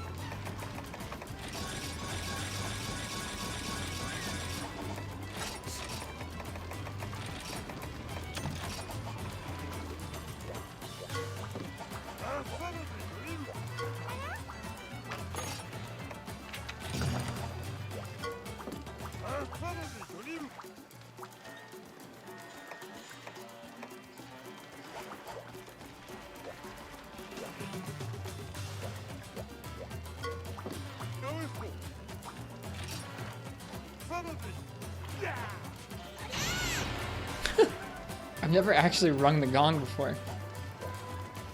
It's to like set your hunters for higher preferences. What a great... Can we do it again? This is such a great... I like that girl. I want her to be my hunter for hire. I want her to go out and use that, like, whatever that hammer is she's got to go bash in some monsters. Her energy is A+. Would go out and succeed some hunters for hire quests for us, for sure.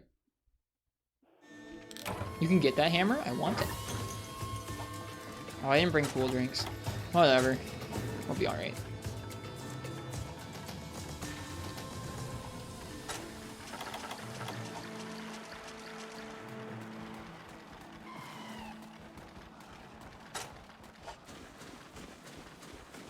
We're here for sharpened fangs, which I'm pretty sure come from... Actually, you know what?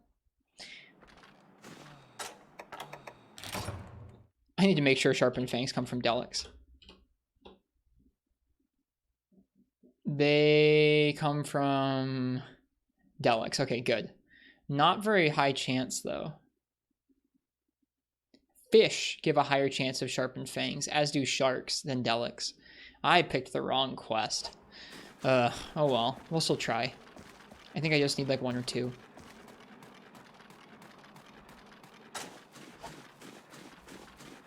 So I came out here without cool drinks to the wrong quest for the lowest drop possible for this item. No, I guess Arzuros has a lower drop. Arzuros has a 5% drop for freaking sharpened claws or fangs or whatever it is.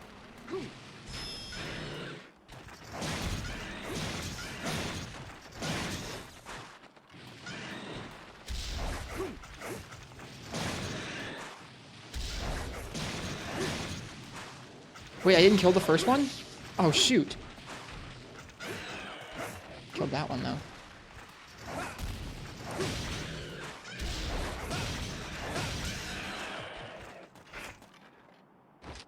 There we go. Just wrist things. You know, optimizing the game is just no fun. I sure do like coming out here just like the worst possible of conditions. God darn it.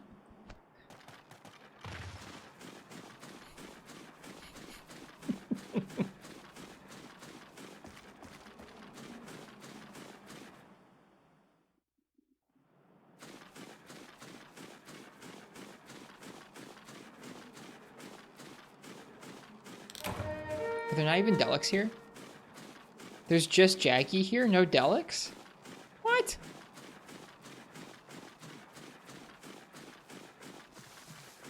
What kind of sandy plains are these?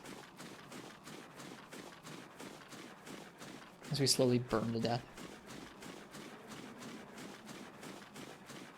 Delics roam between the desert areas? Gotcha.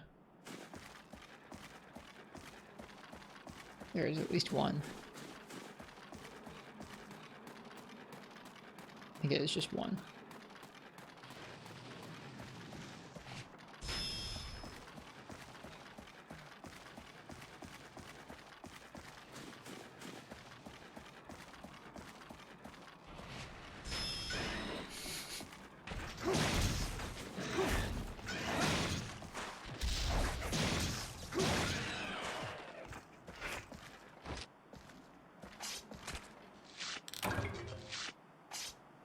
There's one.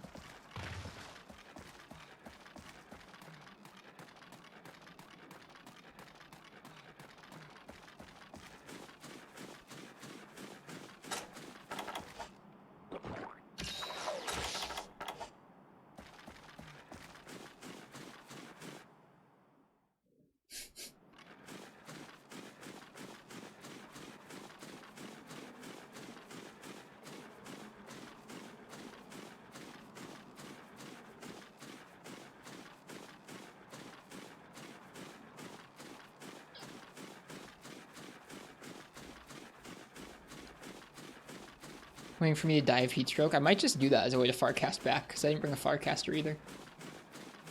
Maybe you're wrong. It's okay.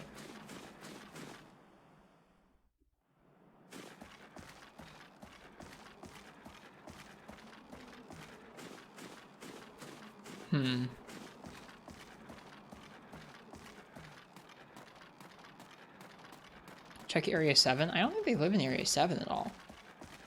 I'll check 11, though. Sometimes I think they might go down there.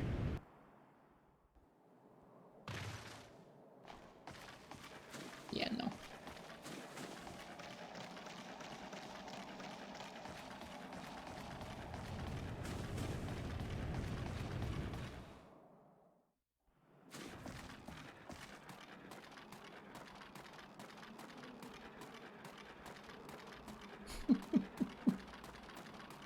Maybe not the best way of doing this.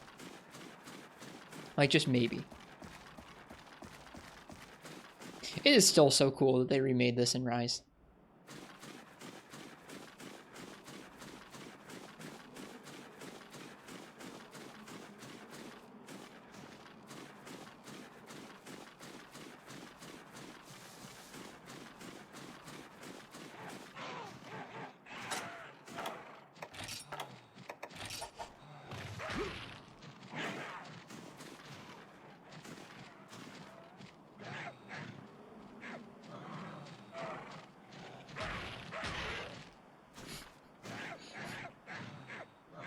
I'm really lazy. I could have walked back to camp by the time these things would kill me.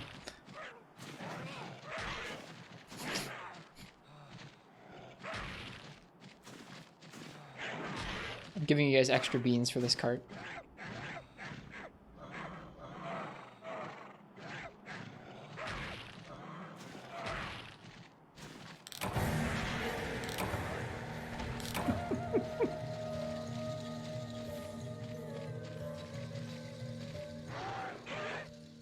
Hopefully we just need one of those fangs. I'm gonna leave.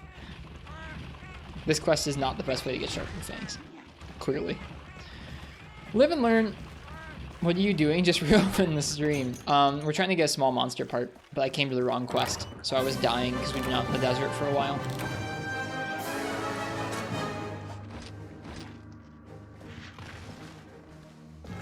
Just learning our lesson. That's what we're doing, Traviton. Why is he sitting there getting eaten by Jaggi?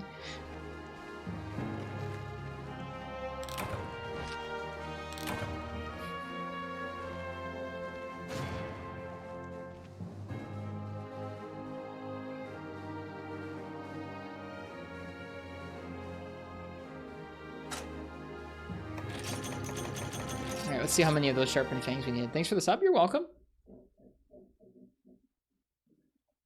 Someone said I owed you guys money for the technical difficulties tonight, and while I don't particularly agree, I thought it'd be fun to gift some subs to you guys for that. Because there were some technical difficulties tonight, and I appreciate y'all being here even regardless. And before 8 fangs needed, we already had some of them needed. We already had some of the ones I needed for it. Otherwise I would have stuck around or something.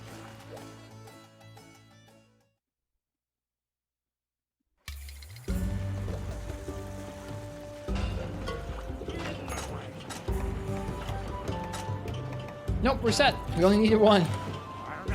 Hell yeah. I love this Gunlance.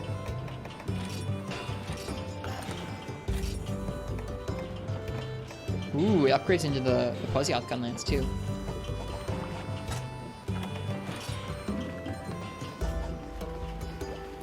Alright. We're gonna go hunt something with this. Where are we gonna go hunt with this? What do we need to make the Barioth gun or light bow gun? I guess. Let me take a look.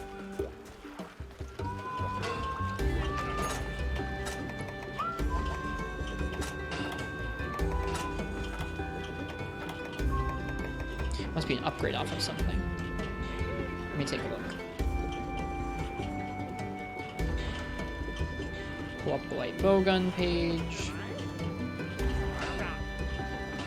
I'm gonna need to add some more bowguns anyways to our list. We don't have very many bowguns on the list. But the Barioth light bowgun is... Oh, you can create it. Wait, you can? The blizzard cannon. It says you should be able to... Oh, right, it's right here. I need some spikes. Cool. We're gonna go hunt Barioth with this Gunlance. I'm a big fan of this Gunlance.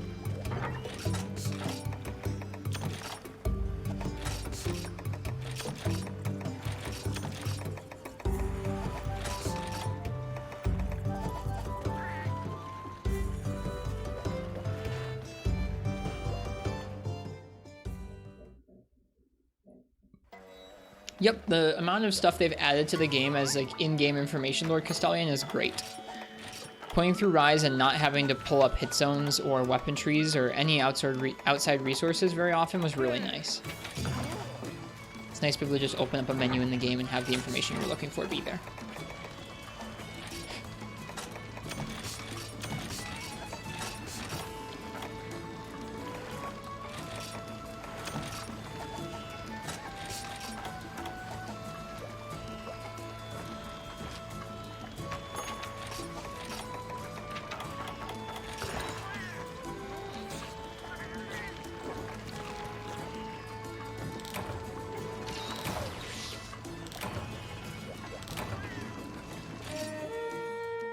Off we go. I don't play much normal Gunlance, so this will be an interesting interesting matchup for me. I played a little bit of it the other night on the podcast with Fallison. Where's the Roggy sound? My sound is broken right now. I bumped my computer halfway through the stream tonight and we're having some technical difficulties. I'm sorry, here, let me give you your beans back. Because that's expensive.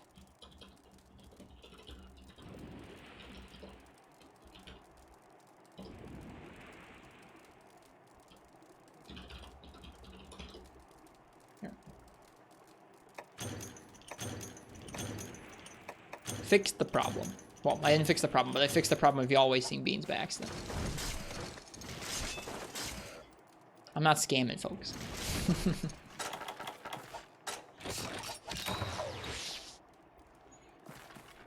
This is, well, not this particular Gunlance. I picked Crimson Pecco's Gunlance, but we used the Qurupeco Gunlance in Portable Third when we were trying to do a Naked Barioth challenge. We cleared it once or twice, but it wasn't in convincing fashion, so I kept trying. Someday I'll go back and I'll finish that.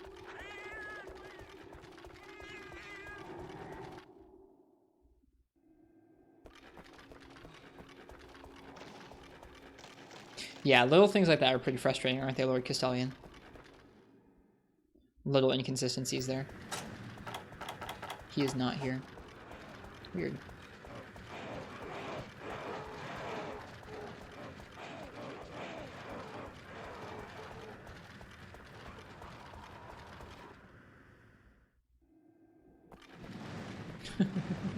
Alright, see ya, Ice Tea.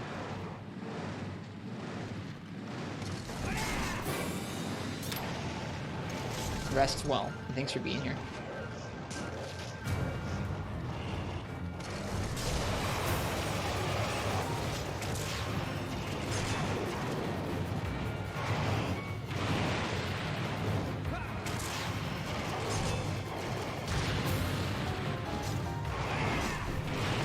Darn.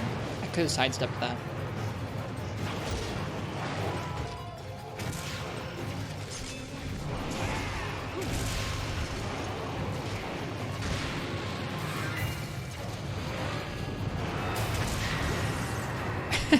I think I hit the baggies.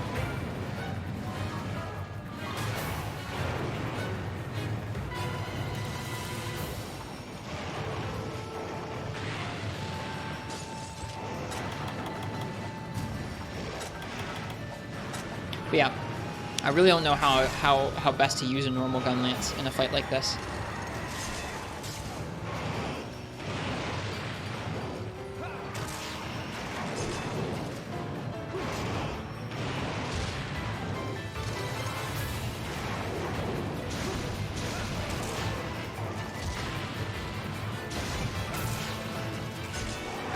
I guess just going for quick reloads a little bit more often than I normally would, and being ready to fish for slams. Ouch.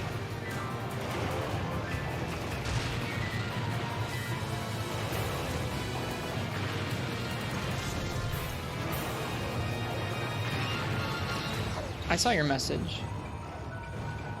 I think World does have custom quests that you can make. I don't know how easy it is to make them.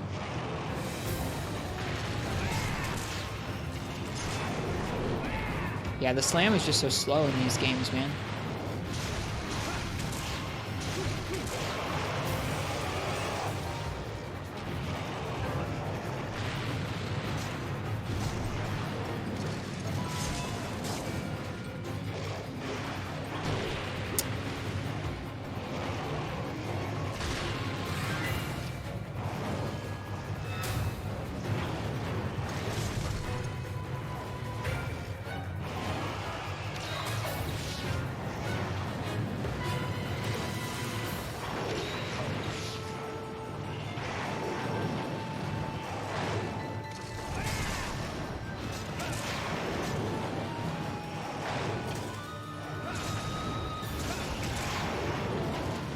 He is just no joke with his wings still intact.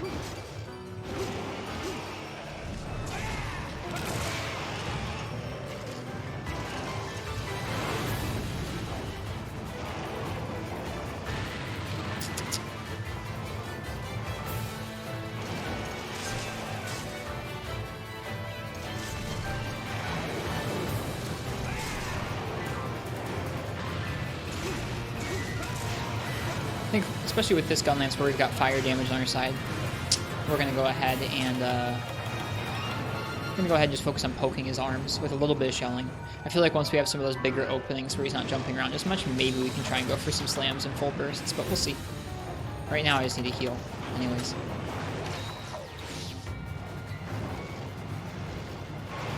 I don't know. I guess I just find, especially in the older games, I just find long and wide Gunlance a lot easier to fit into most openings than normal. The slam is so slow, as is the quick reload.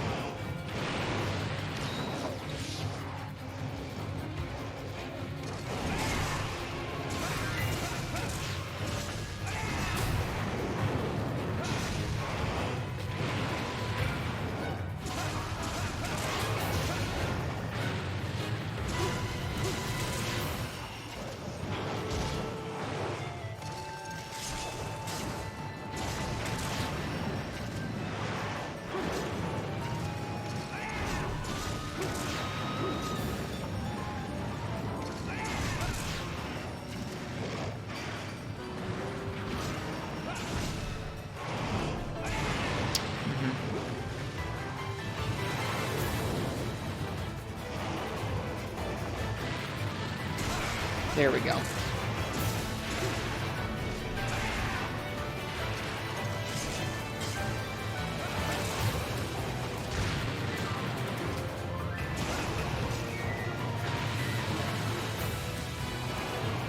Jeez, hip check into hip check into hip check.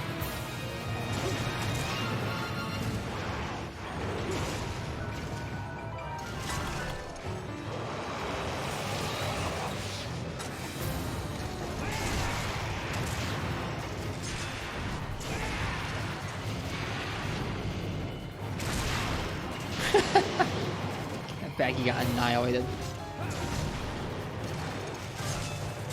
Hello, Lassinede. How you doing tonight? Yeah, that's 3 of the parts broken.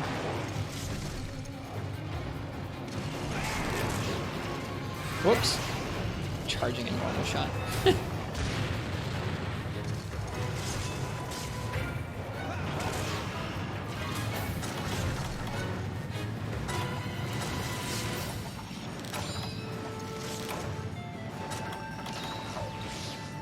Been lurking since you have a 4-hour online lecture. Yikes. Well, best of luck. Thanks for hanging out. We've had a pretty nice stream. Just slowly collecting up some weapons, as you do. 'Tis English? Oh no. I didn't like English class either.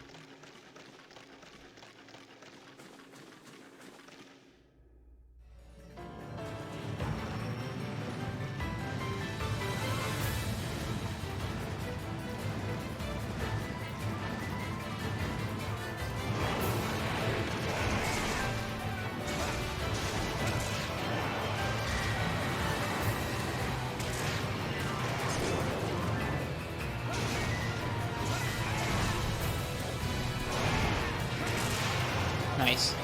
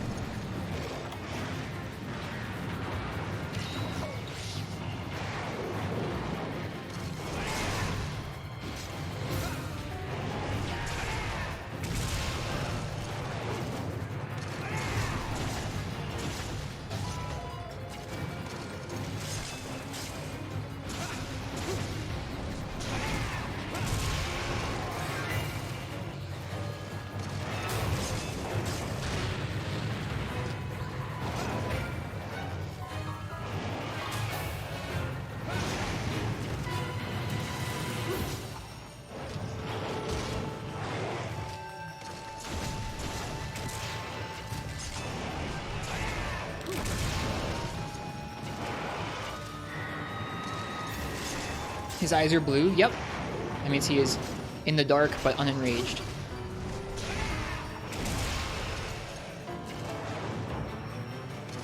When he gets raged, they're red.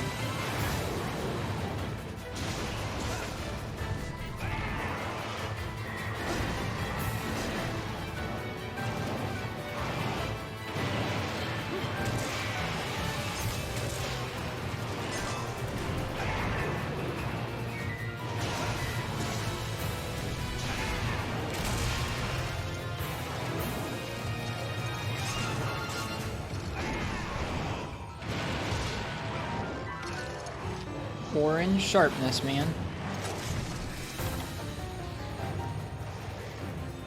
Yep, that's kind of how I felt by the time I got to high school English with Castellani. It's like I already know how to speak and write English decently.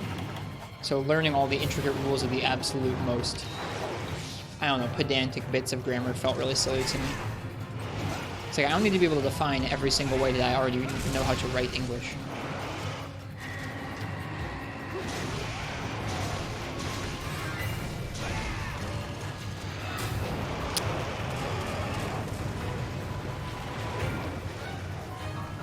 Although I'm sure some insight would come from it.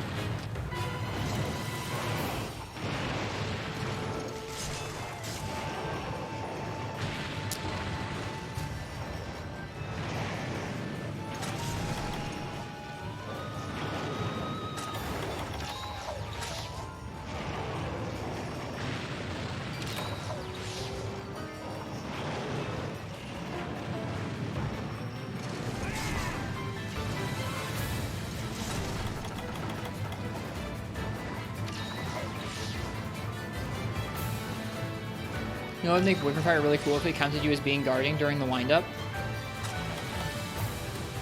I can't give you... I don't know if you're being facetious or not, Precious Stones. Because it's like that in Monster Hunter Rise. There's a ton of fun Tom Scott videos where he points out weird grammar stuff that you already know but you didn't know you knew. Tom Scott's a good YouTuber.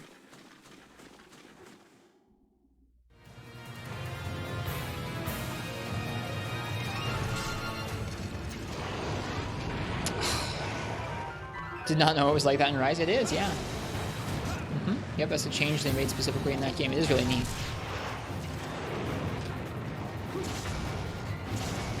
So I guess Capcom would agree with you.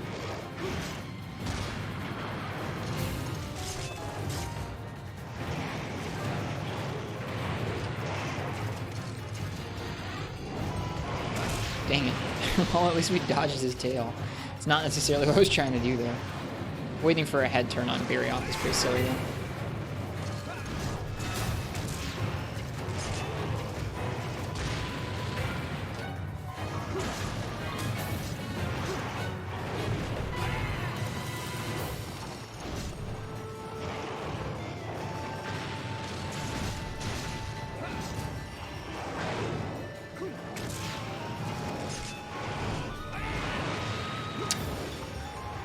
Can you do an upswing smash in 3U?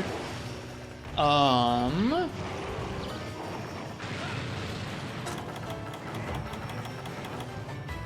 think we just rolled that?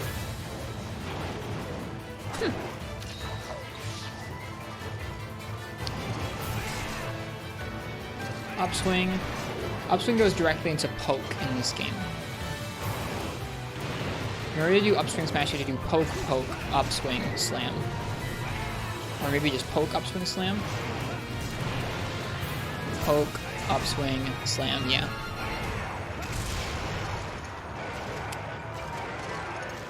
I think the quickest way is going to be poke, poke, slam.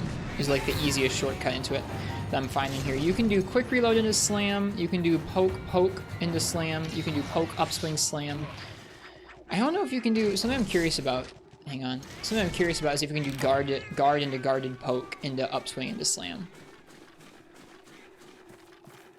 Me too, or Castellan. Yeah, yep. Yep. Shell, quick reload smash is one of them. That's one of the quicker ones. That's probably the quickest, but the quick reload is losing out on damage uptime, and the normal shell on its own that you spit out is not good. Like, I'd rather do a poke. I'd rather do two pokes than do a single shell into a quick reload. It's easier to cancel out of the two pokes as well, or chain them into something different. Whereas the quick reload into slam is pretty definitive. Oh, we almost had no time for this for the full burst there.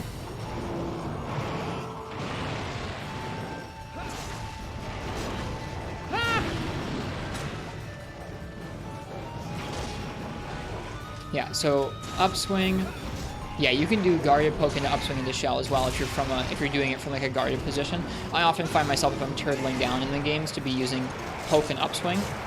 Poke and shell and upswing are all quite quick out of guard. They're quick to come out of guard. You can do poke upswing. You can just do poke. You can do poke shell. You can do poke charge shell. These are all really nice quick combos you can do from a guard that will return you to guard fairly frequently. So for a normal Gunlance, you can do poke, upswing into slam if you're under duress, like you're guarding from a monster, you're kind of turtling up against them. I like old Gunlance a lot. I like it probably a lot better than old Lance these days. I don't know what happened, man. I used to love old Lance.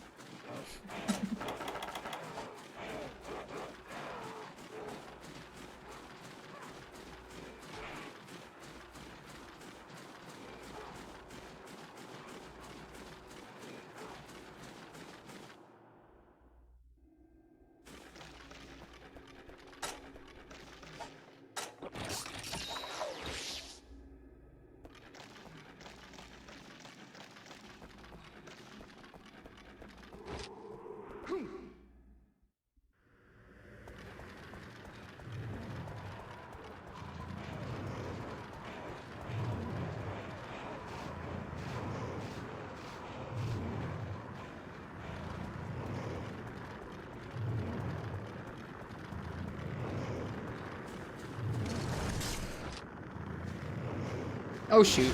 Well, that's not what I meant to do. Whatever. That's fine.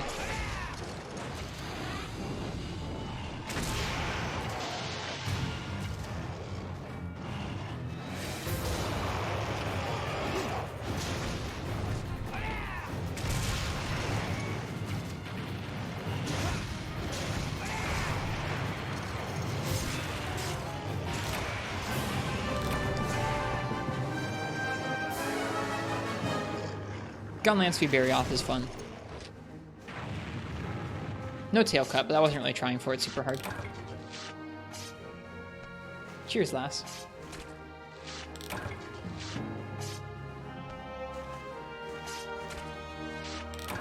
Yeah, that's my favorite thing about old Gunlance, I think, is you've got so many different options for how to chain together your single pokes, your guarded pokes, your shells, your quick reloads, the upswing.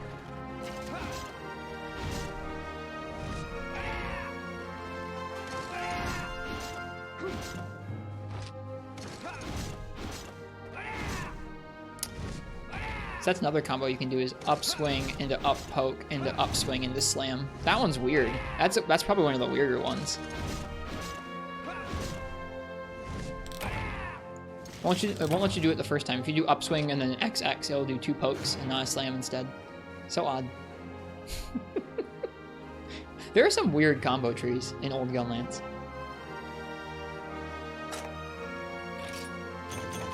We got one of the spikes we needed.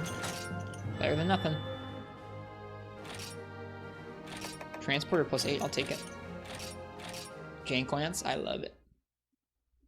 Maybe we'll go ahead and use our new Rathalos Lance and try him with regular Lance. I feel like regular Lance is gonna have a way worse time with him, but let's check it out. Does anyone know if you can still purchase Freeman Knight on the PlayStation Vita? Freeman Knight is definitely still available on the PlayStation Store as a PSP Classic. I know there was some deliberation from Sony in the last year about like how you're able to buy things and port them over. I don't know if you can load on the store itself. Vaho CYK. I think you might have to buy it like on the Sony Store website and then download it as like a previous purchase on the Vita. But I'm pretty sure you can. From the Japanese store, they also sell Portable Third, although it's not an English patched version, unfortunately.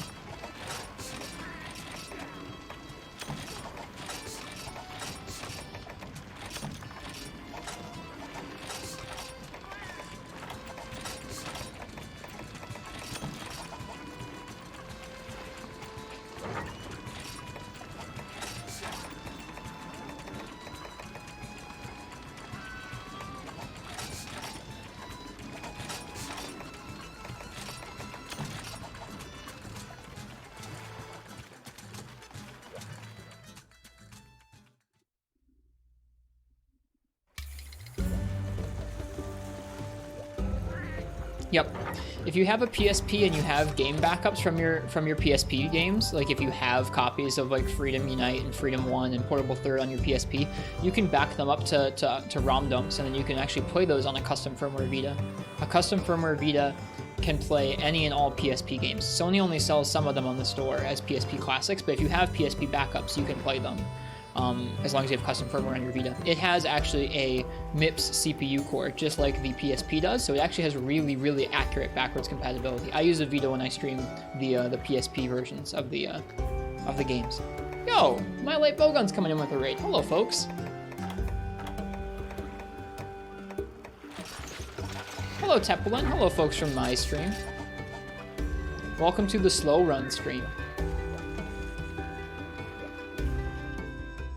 Hey Bio, welcome Raiders. Let me shout them out. Pew Pew, hello Katniss, how y'all doing?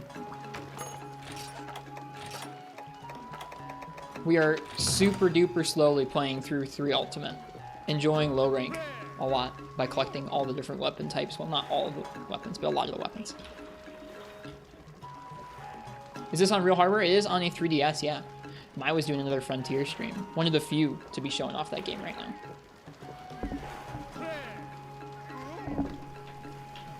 Yep, I have a Wii U as well, and we do play on Wii U some of the time, but there's not much footage of the 3DS version out there, and it actually runs better than the Wii U version.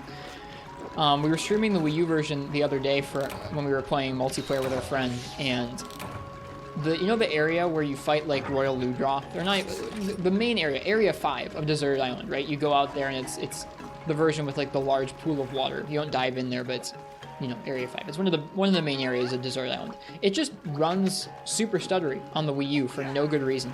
And on the 3DS, this thing targets 60 frames per second. It comes decently close some of the time. So it's bizarre that the 3DS version runs better. Also doesn't have the input lag from the Wii U.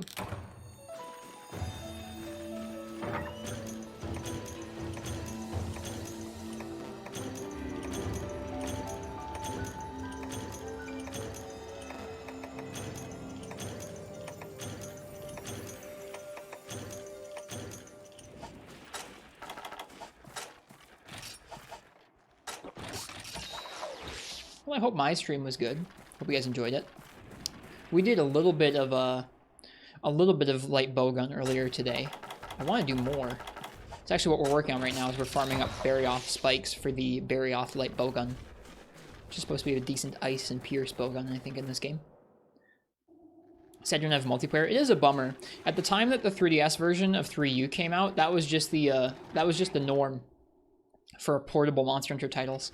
On the PSP, which were the 3 handheld titles before this, you had to connect them up to either your PC via Hamachi or a PS3 via Ad Hoc Party, and then it was able to network through the PS3 to do multiplayer, but there aren't any dedicated portable multiplayer servers until 4U.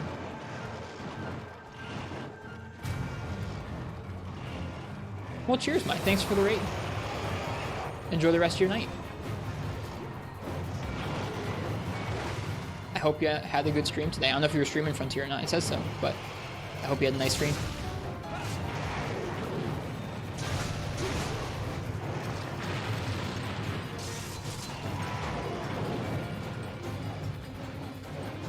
That's a cool game. Hoping it's fully restored sooner rather than later.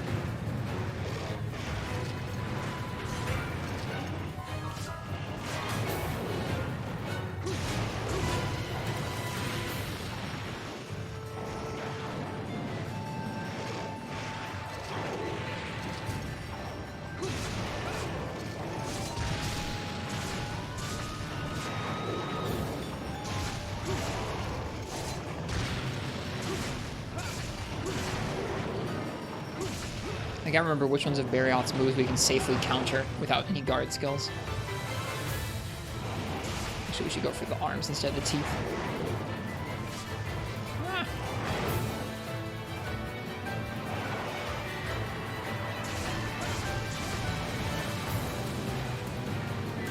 Just made this lance earlier tonight.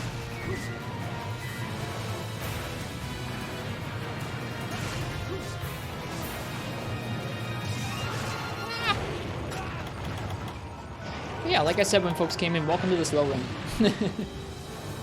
We're going through this game really slowly and thoroughly. We're trying to use all of the weapon types. There are 12 weapon types in this game, which is weird to me. We're used to saying like 14 once you get to 4th gen, or I'm used to saying 11 for Freebie Night, but this game has 12. We're using all the different types of weapons. I'm trying to collect up quite a few for each one. A lot of the time I'll let chat pick what weapon we're going to use for the next quest, which keeps things kind of random. And we're clearing all the quests in order. We've already finished Low Rank Village and Hub, so we're just kind of spending some time farming stuff up before moving on to High Rank Village, which will be soon.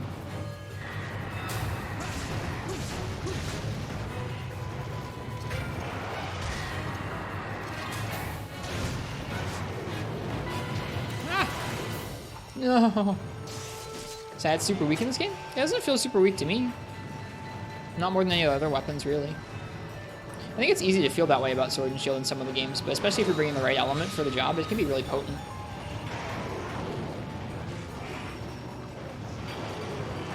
So far, the weapon I've had the most trouble with is Hunting Horn, and maybe some Switch Axe. Switch Axe doesn't have any power file Switch Axes. It's early on, and all the other Switch Axe file types are pretty rough.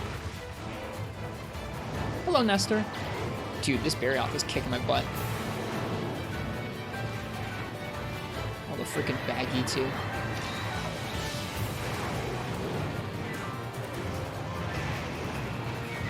Forgot you could do that off of that wall.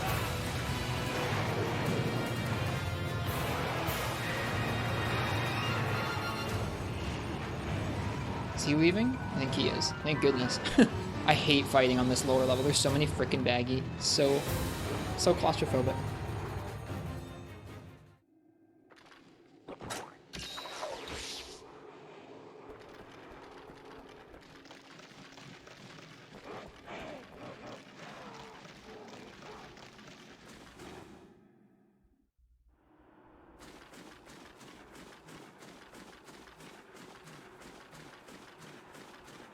Oh, underwater sword and shield. That is pretty weird. It feels like one of the weapons that got changed the most underwater. I've done a couple hunts with it. It's not the worst, but it's kind of weird. Especially when you consider that dual blades just feels like dual blades underwater. It's like, why did they feel the need to make sword and shield so weird? I'll never know.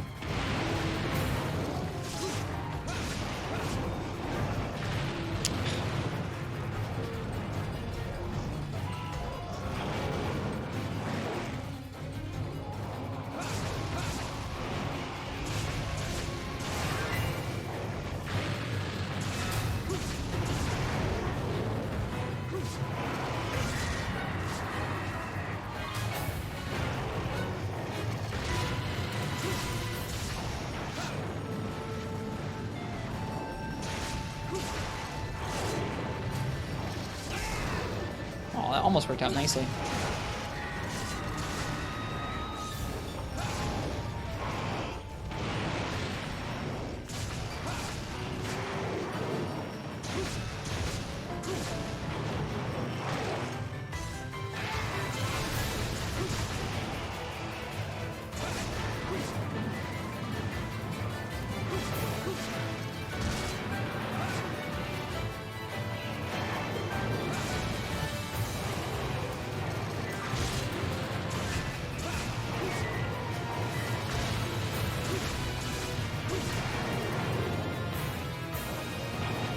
Oh no. Sad that caught me. I was trying to jump through it. There we go.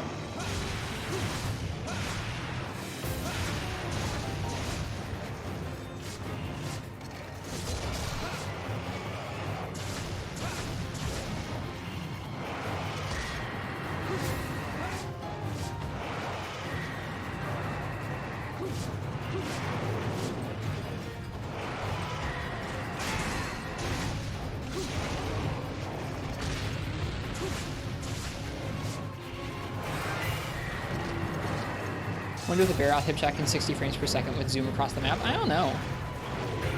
The speed up would be kind of weird. Or it could be kind of weird, depending on what moves it affected from it. You're up against the wall there.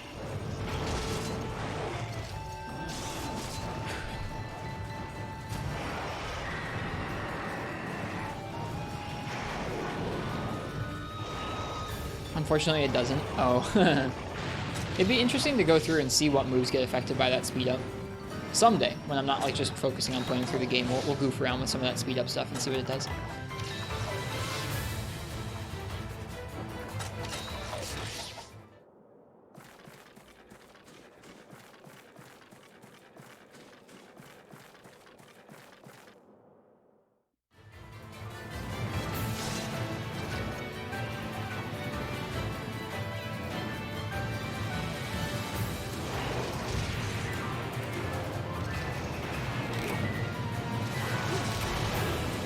That wasn't worth it.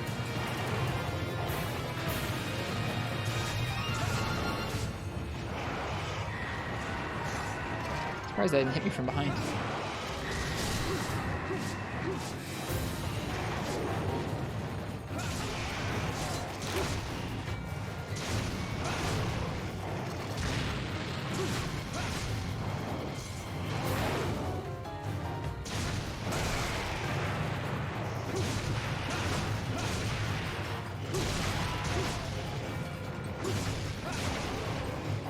There we go. Got both the arm breaks and the face break. Should make the fight a little smoother now. We'll try and go for the tail. I feel like I feel like going for the tail with Lance won't be super straightforward.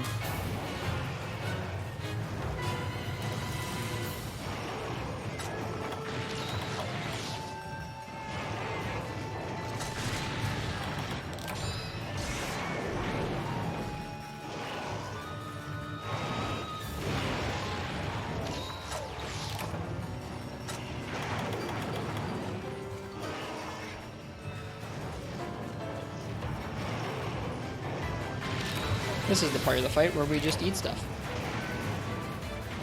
He's gonna jump again.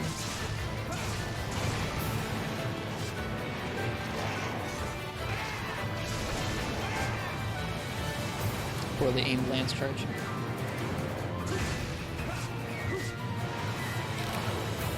Would you stop it, cat?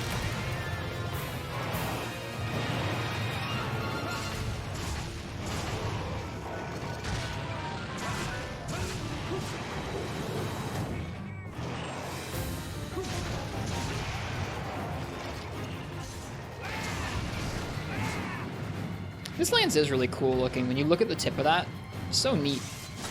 Like a molten Rathalos lance, just cool. Happy we made it. How much raw does this thing have? 322 is, I think, the same as the other lance we were using right now.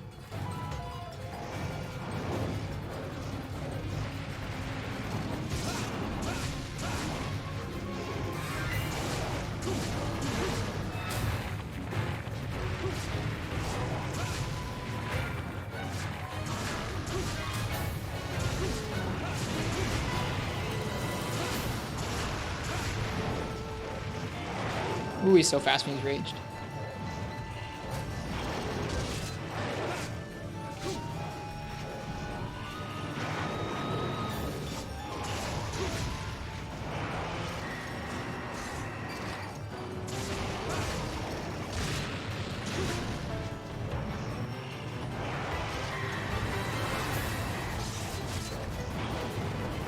That's supposed to be a roll.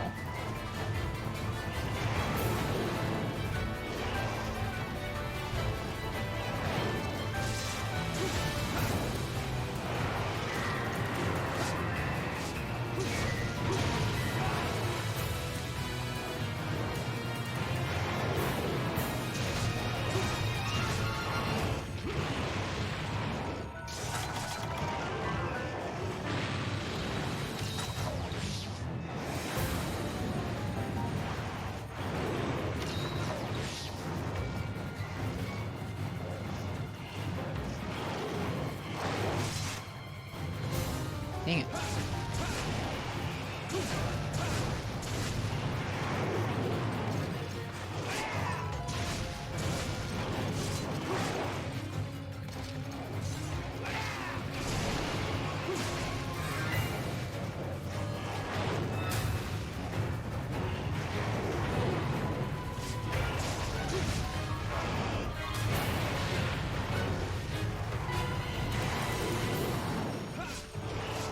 Oh, Popo, get out of here.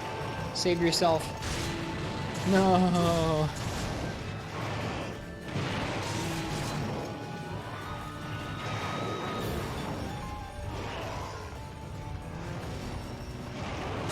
That's gonna hit. Yeah.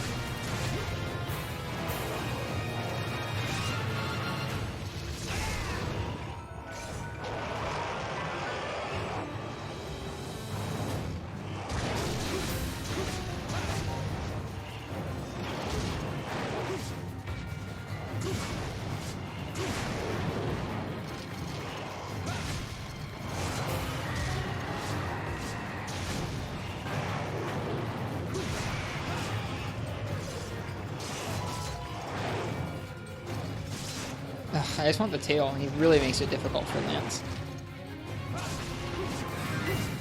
Yeah, really difficult. At most I get like a 1 hit on it right now.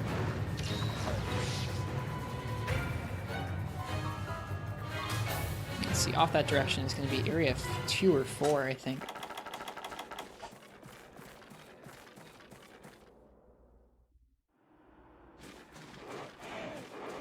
Yeah, I think 4.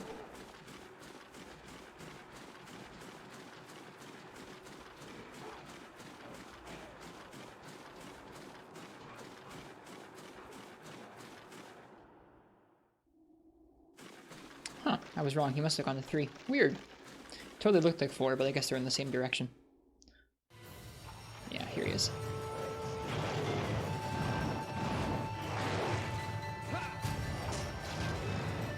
Is this the new 3DS? It is Katniss, yeah. So I'm using the second stick to the control of the camera. And it's probably running a little smoother than it would have on an original 3DS. Alright, 2 flinches on the sail, that means it's close.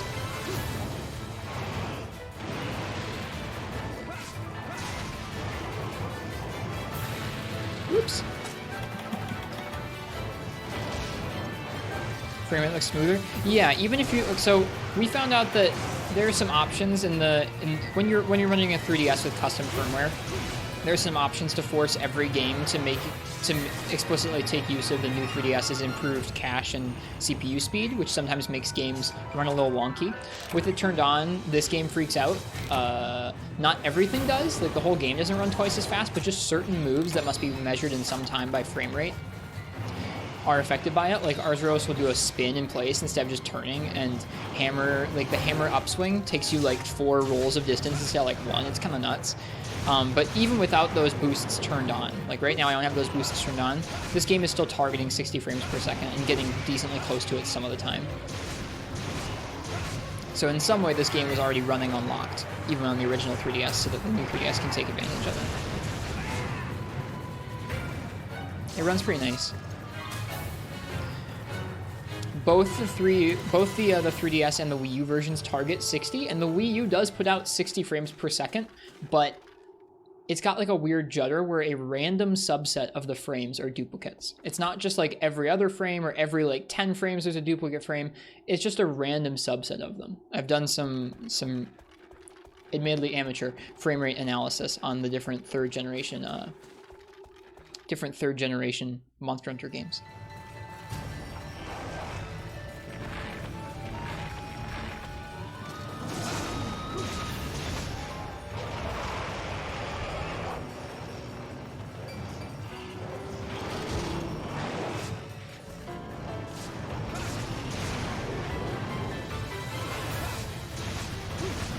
So this is the smoothest running version of 3U, and the smoothest version of Portable Third is Portable Third HD.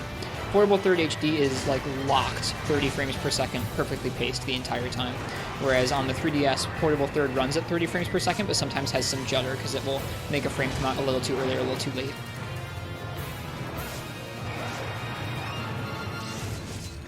Yeah, I like this matchup better with Gunlance. This is still fun though.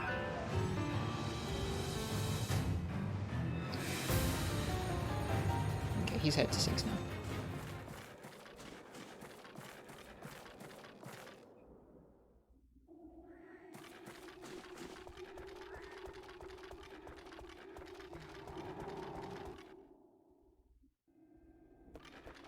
I should rerun those tests sometime. It's been a while since I conducted those tests.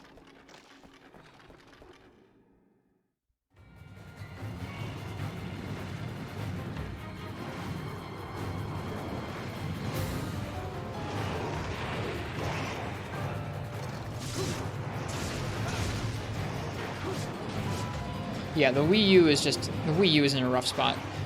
I'm sure some people don't notice the judder, and I'm sure some people don't notice the input lag, but the combination of the two, like it having some subtle input lag and controlling a little differently from the 3DS version, and it having some frame rate judder to it is just like, it's not a great way of experiencing the game. It does look very pretty though. There is an officially released from Capcom save transfer tool that allows you to switch your save back and forth from 3DS to Wii U, and I use that to switch the save back and forth. I'm sure you could probably do it via custom firmware too, but there's the built-in tool, so that's what we use. And it's always nice to transfer it over to the Wii U when we're doing multiplayer and see how pretty it looks on that console. Although I have a soft spot for the pixel art, or the low resolution pixely look of this.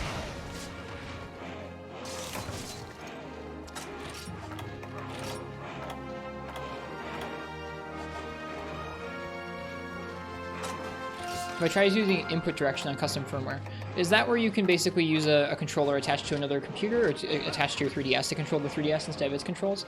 No, I haven't. I'm not really interested. When I'm playing through the games, I try and play through on like pretty close to original hardware because I want to experience the games like how other people experienced them back in the day. If I was going to do repeat playthroughs of games later on emulator, maybe I'd use a controller, but no, I play on the 3DS. I have a grip on the new 3DS, because oddly, I find the new the new 3DS XL to be less comfortable than the smaller 3DS. Cramps my hands up.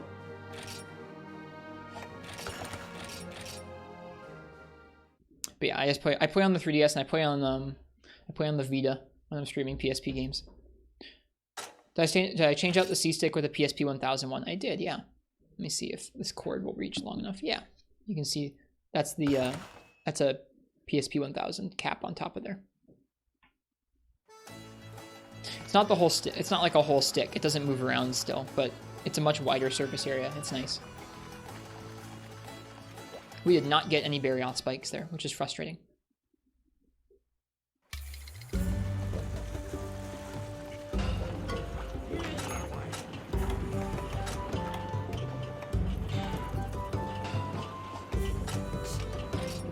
The camera's reversed.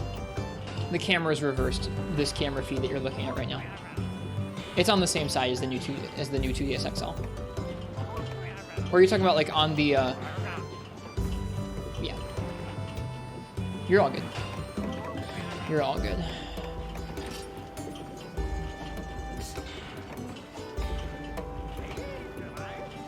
I don't think I have a gun that rapid fires fire shot. No, I don't. The Rathian gun fires it, but it doesn't rapid fire it. What clip size does it have on it? For flaming, the Rathian gun fires 4 shots of it. It's not amazing. Thanks, Quill. Cheers. Thanks for the gift sub.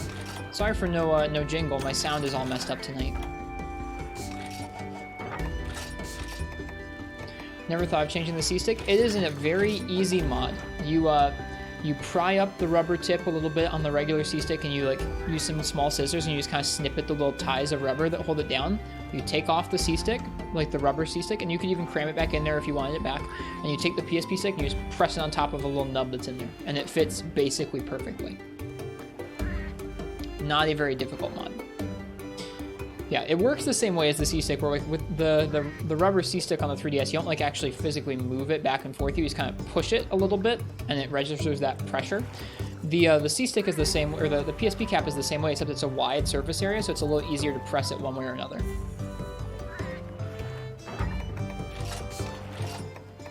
It's a very nice mod.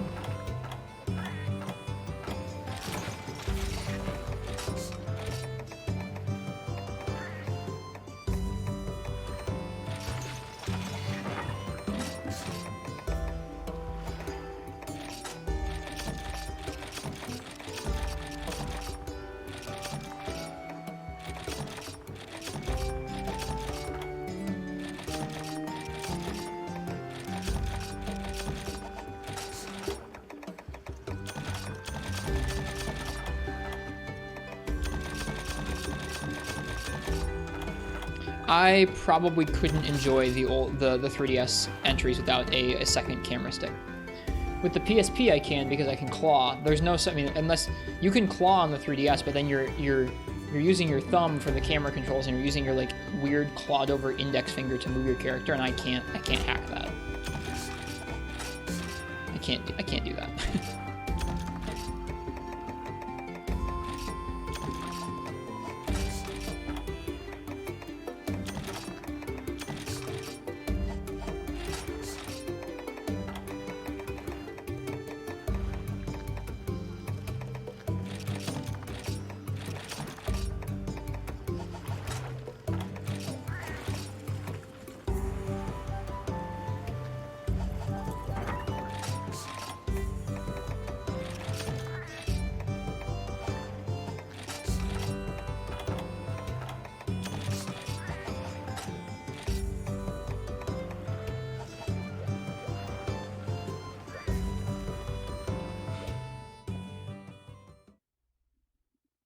Yeah, I mean, I'm amazed that people got used to the touchscreen as well. I just never got used to it.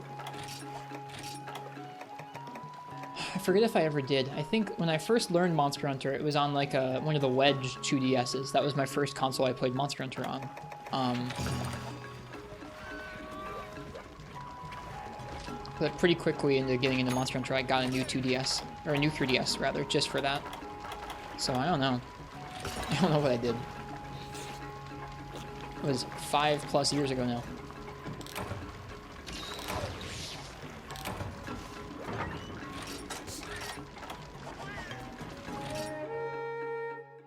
Oh, I think I forgot to bring close range coding. That sucks.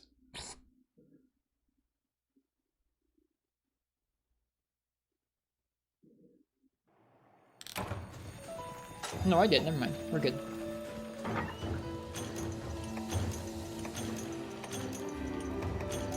Yeah, the Circle Pad Pro seems cool.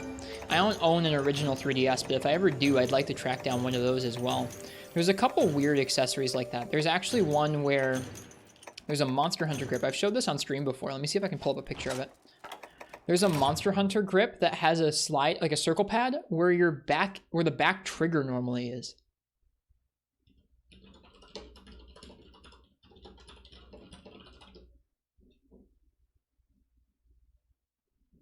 You have that, Dog Crotchel? So cool. I want to try that someday. Yeah, here's a good picture of it. Hang on. Oh, these are mods. Hang on. Nope, that's not right. That's not it. Best purchase of your life. So neat. I want to try it out sometime. Yeah, here's a good picture. Okay. So it fit on 3DS XL or LL and original 3DS. And you can see it's a grip where from the front looks just like normal. You don't see the second circle pad. On the back, it's got triggers just like normal on the left side and on the right side. But then there's a circle pad where your index finger goes. And so you can use that to control the camera. Super cool. It looks like it's got a trigger on the back as well there. It's pretty cool. Oh, you guys can't see what I'm looking at. But it looks like it's got a trigger on the back there as well. It says Monster Hunter on it. Yeah, I can see that. Really cool. Yeah, like I said, if I ever pick up one of these two systems, which I might someday, there are some really cool Monster Hunter versions of these that if I could track down for cheap on Japanese eBay, I might pick up. Probably not. I have too many 3DS anyways. But this is cool. I'd like to try what that felt like someday. This might feel better than the C-Stick. I bet it does. Anyways, I feel like for those who haven't seen that, it's just neat to see. Did they make some for any of the newer 3DS? No, they didn't do that because the new 3DS has all those things integrated. It has the C-Stick and the extra triggers integrated right into it. So it's only for the original consoles.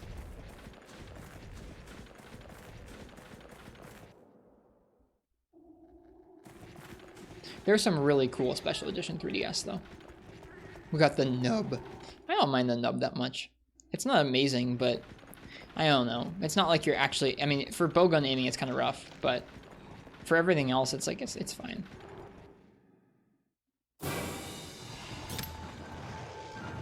Hello, Heem. Welcome. I don't know how to pronounce your name, but I'm guessing it's Heem. Oh, I got some follows. I'm sorry. My alerts aren't working properly tonight, but Heem and Ragnan Chaos. Thank you guys for the follow.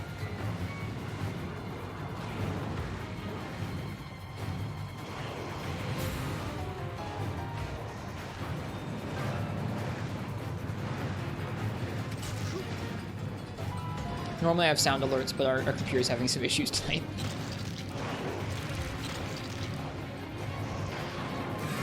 Modded the regular stick on the left side with a PSP stick? No, not the regular stick.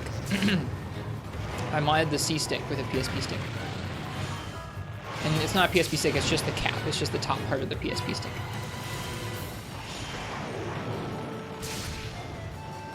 I don't know how close range coding works with Pierce in this game.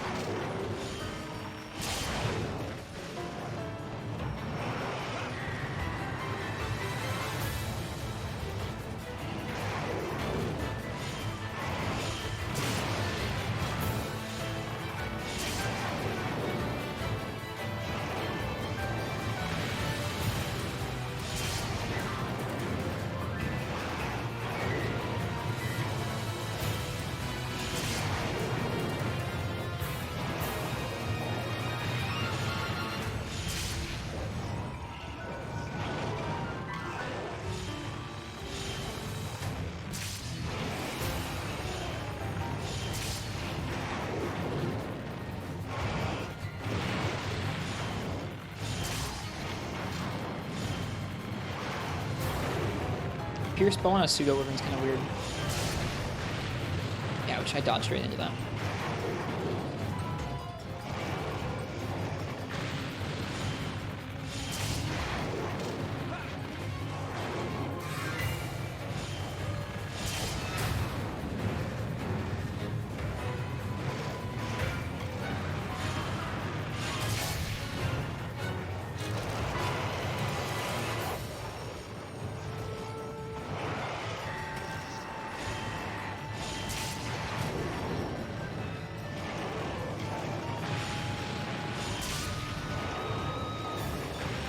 His bow has pretty high fire, I think.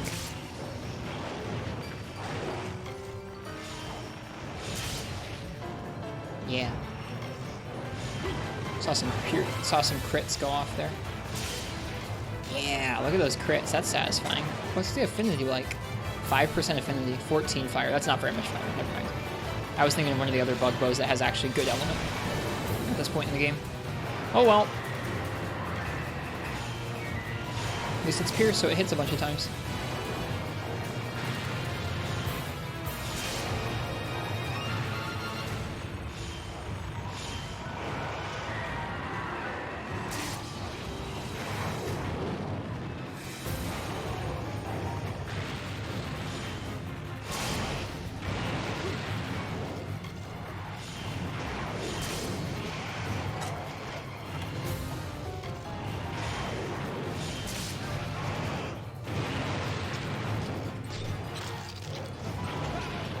It would be Harush.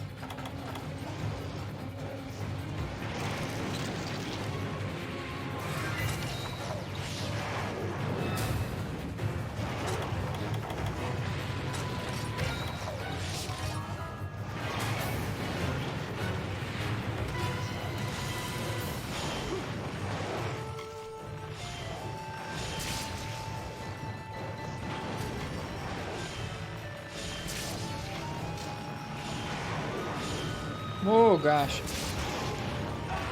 That camera.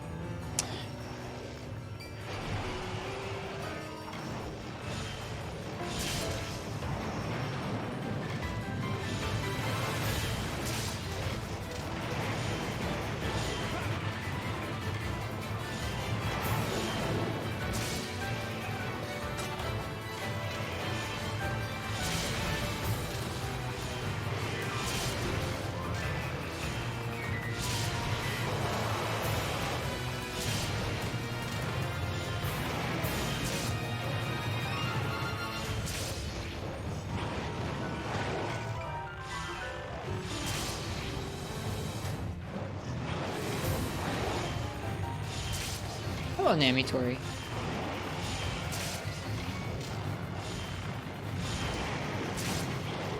It's a Pierce Bowgun. It's got Rapid level 2, but it's Pierce level 3.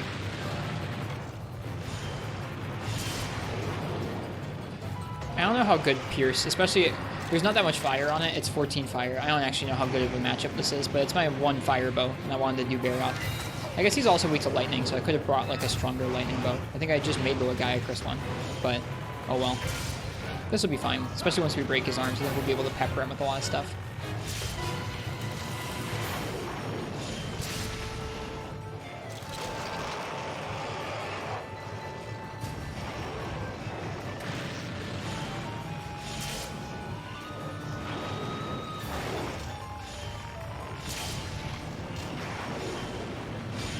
Oof, he's so fast. Well, I'm trying to make sure I break the arms because I need spikes and because they slow him down so much, and so that angle's a little weirder. Oops, that's just a good shot. Yeah, once we've broken the arms, we'll be able to shoot down the front of it pretty easily.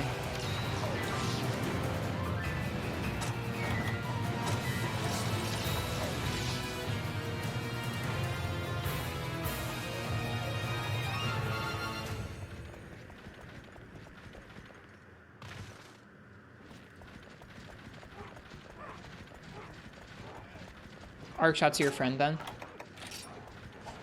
Okay. I'll try and hit more of them as he jumps away from us. That'd be cool, Namitori. I'd be down. We could use another ranged weapon anyways.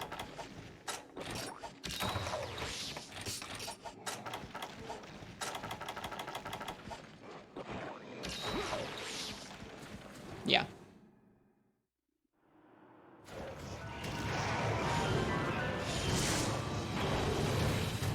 Yeah, I don't know about arc shots. I mean, like, I know I probably will be well served by fitting them in, but there's so much end lag on the animation. He's so fast.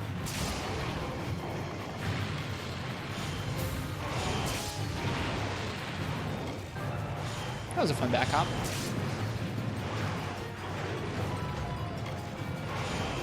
No, focus is not used on Rise bow at all. Focus isn't used in Rise for anything. Focus has been absolutely neutered in Rise. For every weapon. Even Greatsword.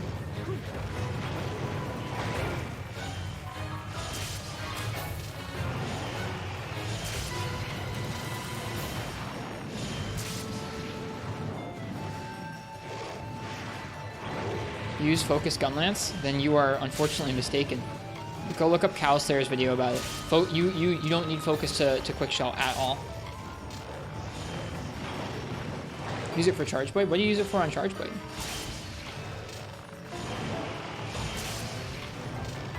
By letting go of the shelling button, is charge shelling max charge faster? Are you using wide shell charging then? The math doesn't add up. I would encourage you to go watch Cowslayer's video about charge shelling, or about focus and Rise. Wide shell? Yeah.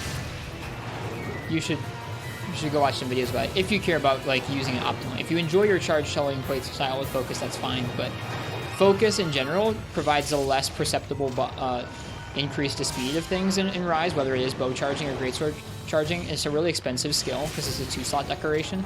And in terms of Gunlance, you do more damage with charging 2 regular level 1 wide shells than you do with a level 2 shell.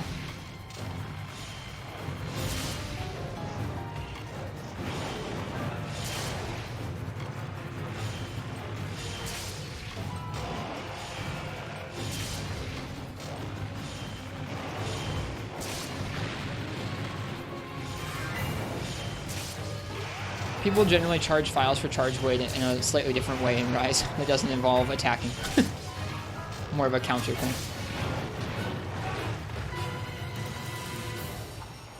You still might run it if you had leftover space, but it's like 2-slot decorations are really expensive or really valuable in Rise, so focus just isn't worth it for literally any weapon. It's a bummer. I liked using focus on things like Greatsword in the past, so seeing that it wasn't worth it was just a bummer. Like, the difference in charge time on Greatsword is just almost imperceptible. With Gunlance, unless you are using charge wide shelling level 2, there's literally no reason to.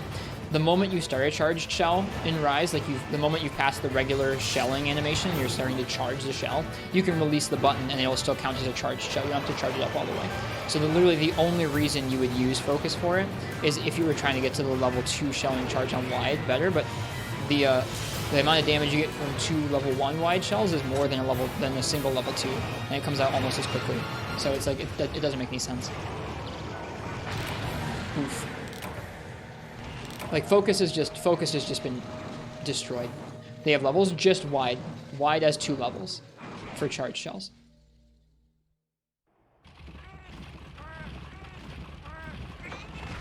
But because you don't even need to charge the shell up all the way to get a level 1 charge shell to come out, like picture you press a button on Gunlance, right, and it shells. If you hold it down, it'll start charging. The moment it starts charging, so the moment it goes tap, charge, then you can let it go. You don't have to wait for the whole time. So there's no reason to actually go for the wide level 2 charge. Wide charge shells can KO, or no, not wide charge shells, sorry. Wide Wormstake can KO. But Quick Stake? What about Quick Stake? It comes out after any charge shell, even if you cancel into the charge shell like I'm talking about. It doesn't have to be after a level 2.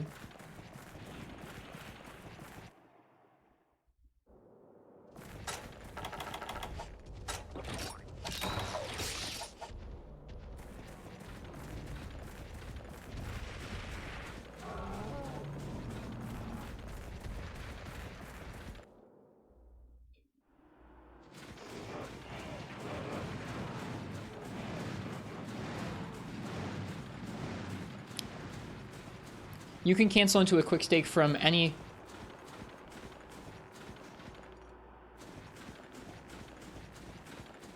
You can cancel into a quick state from any charged shell, so including after one of the level 1 charged shells I'm talking about where you cancel into it almost instantly, you can still cancel those into a quick stake. You don't need focus for that. Didn't try Gunlance. Gunlance is very different in Rise from World. I like it a lot. I didn't like World's Gunlance very much.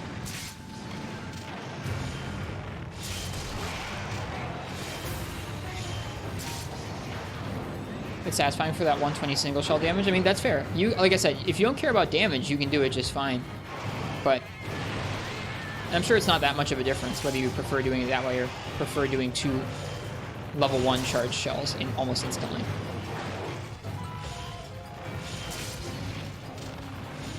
Yeah, if it just comes built in on your set too, that helps.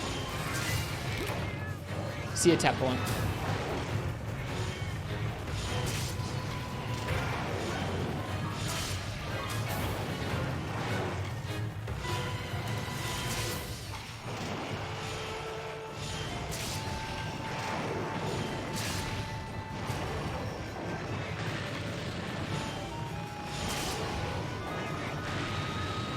Yeah, this is going pretty slowly. Like I said earlier, you can kind of tell that our gunning set doesn't have any attack skills, and our Blade Master set has at least 1 attack skill per set right now. You can kind of tell.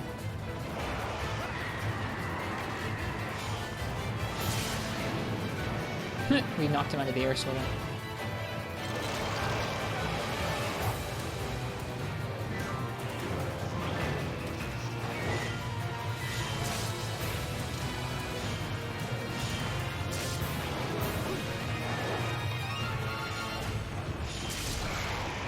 There we go, finally.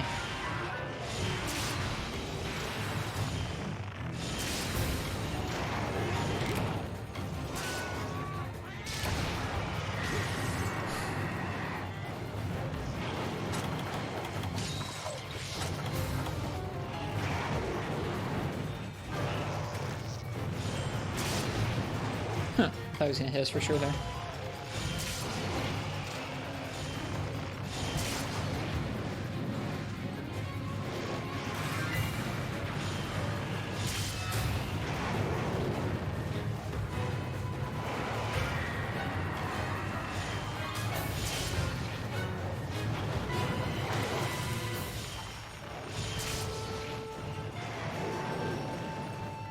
Oof.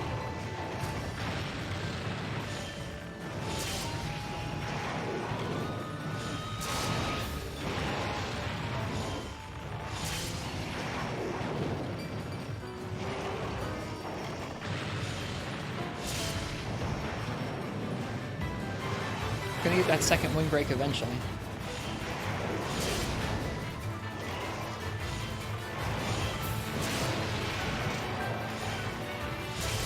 There it is. We didn't get the trip for it. Feels bad, man.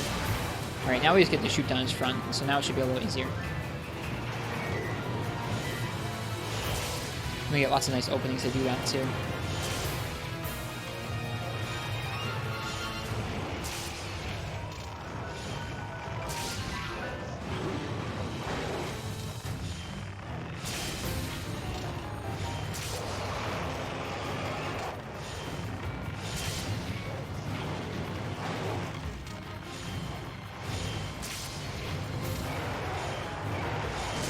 Nice, now he's weak. It took us a while to wear down those arm breaks.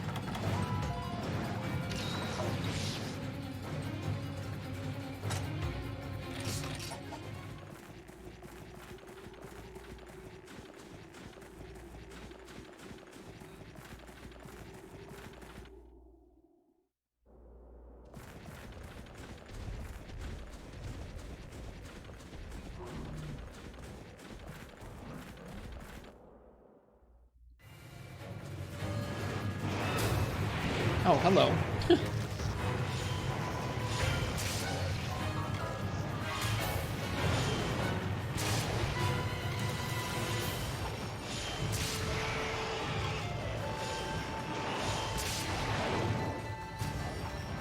Without blast dashes? I don't think the blast dashes come out any quicker with focus.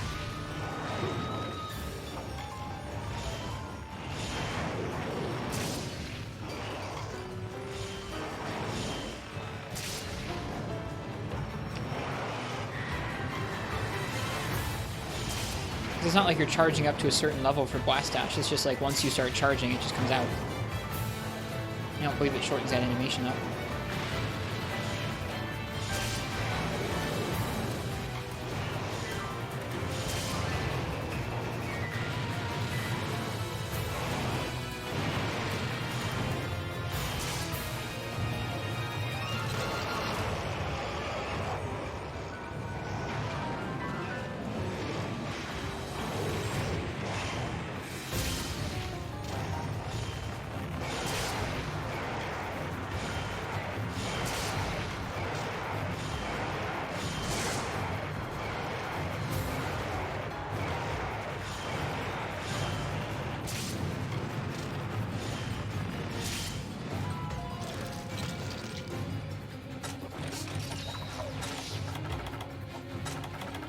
We fought quite a bit of Barioth tonight.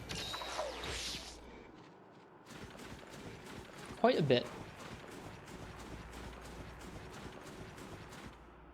It's late now. Jeez, this VOD is almost 30 gigabytes.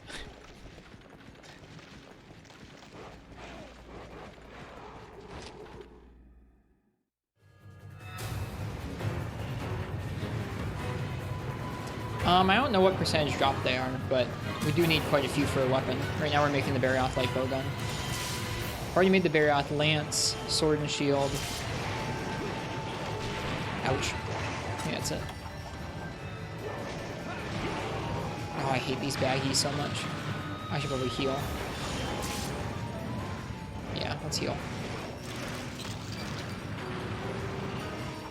I hate these baggies. For whatever reason, these baggy in this area are so aggressive and obnoxious, whereas some of the other areas they're not.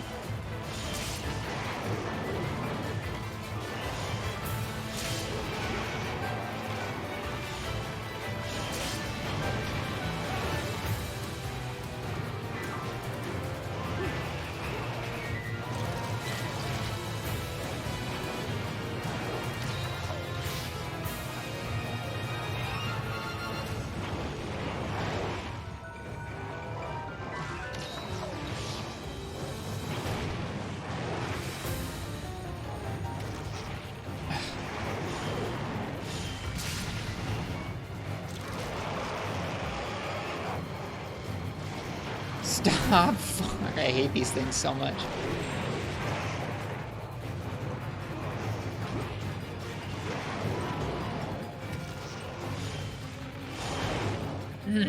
They cancel your bow charges too if they flinch you. I wasn't even looking at the Barioth.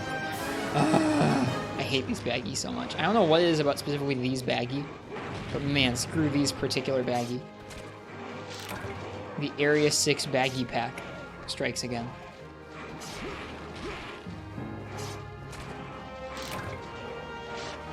Why can't you be chill like the Area 7 baggy pack, dude?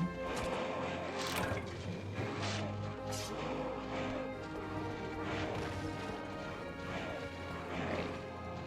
That's that.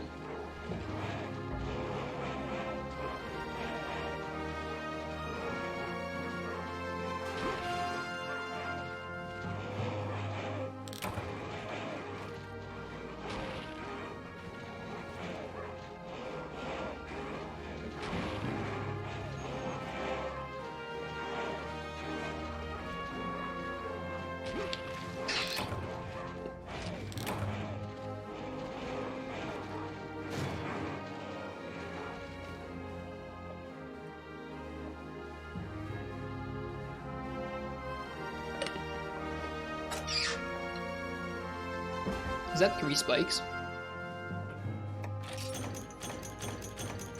That was 3 spikes in 1 quest. That's absurd. Cool. We take those. Oops. Sorry, bumping the microphone.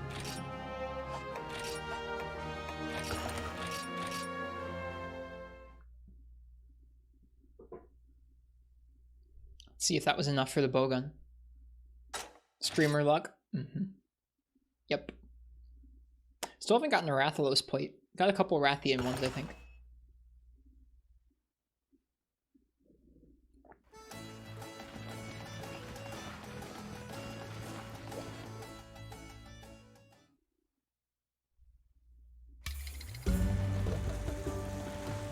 You haven't gotten one spike in 5 hunts. That's cursed, Gak. That is really cursed. Yeah, we got everything we needed. Here we go. That is the Barioth Bowgun. Feels good, man.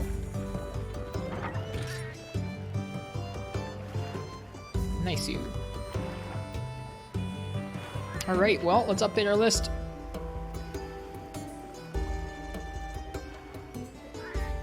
Oh gosh, that takes up so much more space than it normally would. Oh no, that's way too small. That's fine, there. Stream is so scuffed technically today. Alright, we made the Qurupeco Gunlance.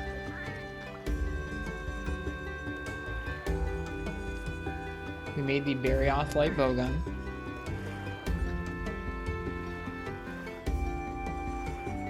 We finished the Jaggi Greatsword? Forget if we did. We remade the Lagiacrus lands. Okay, we checked that off already.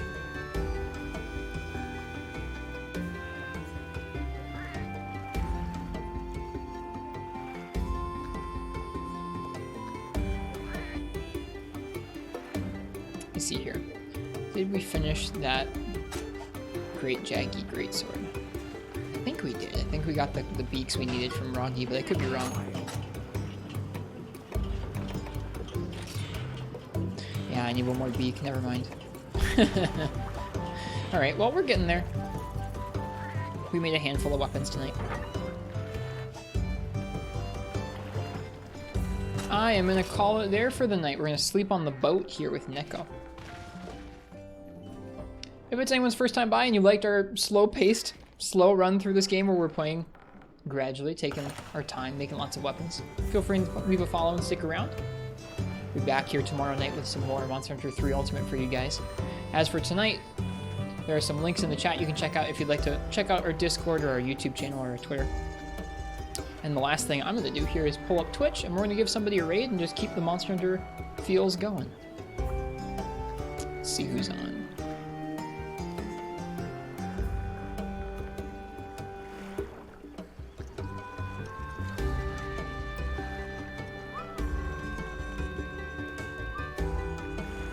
Thanks for the stream. You guys are welcome. Thank you guys for coming to the stream. It's fun to get to play some of this game.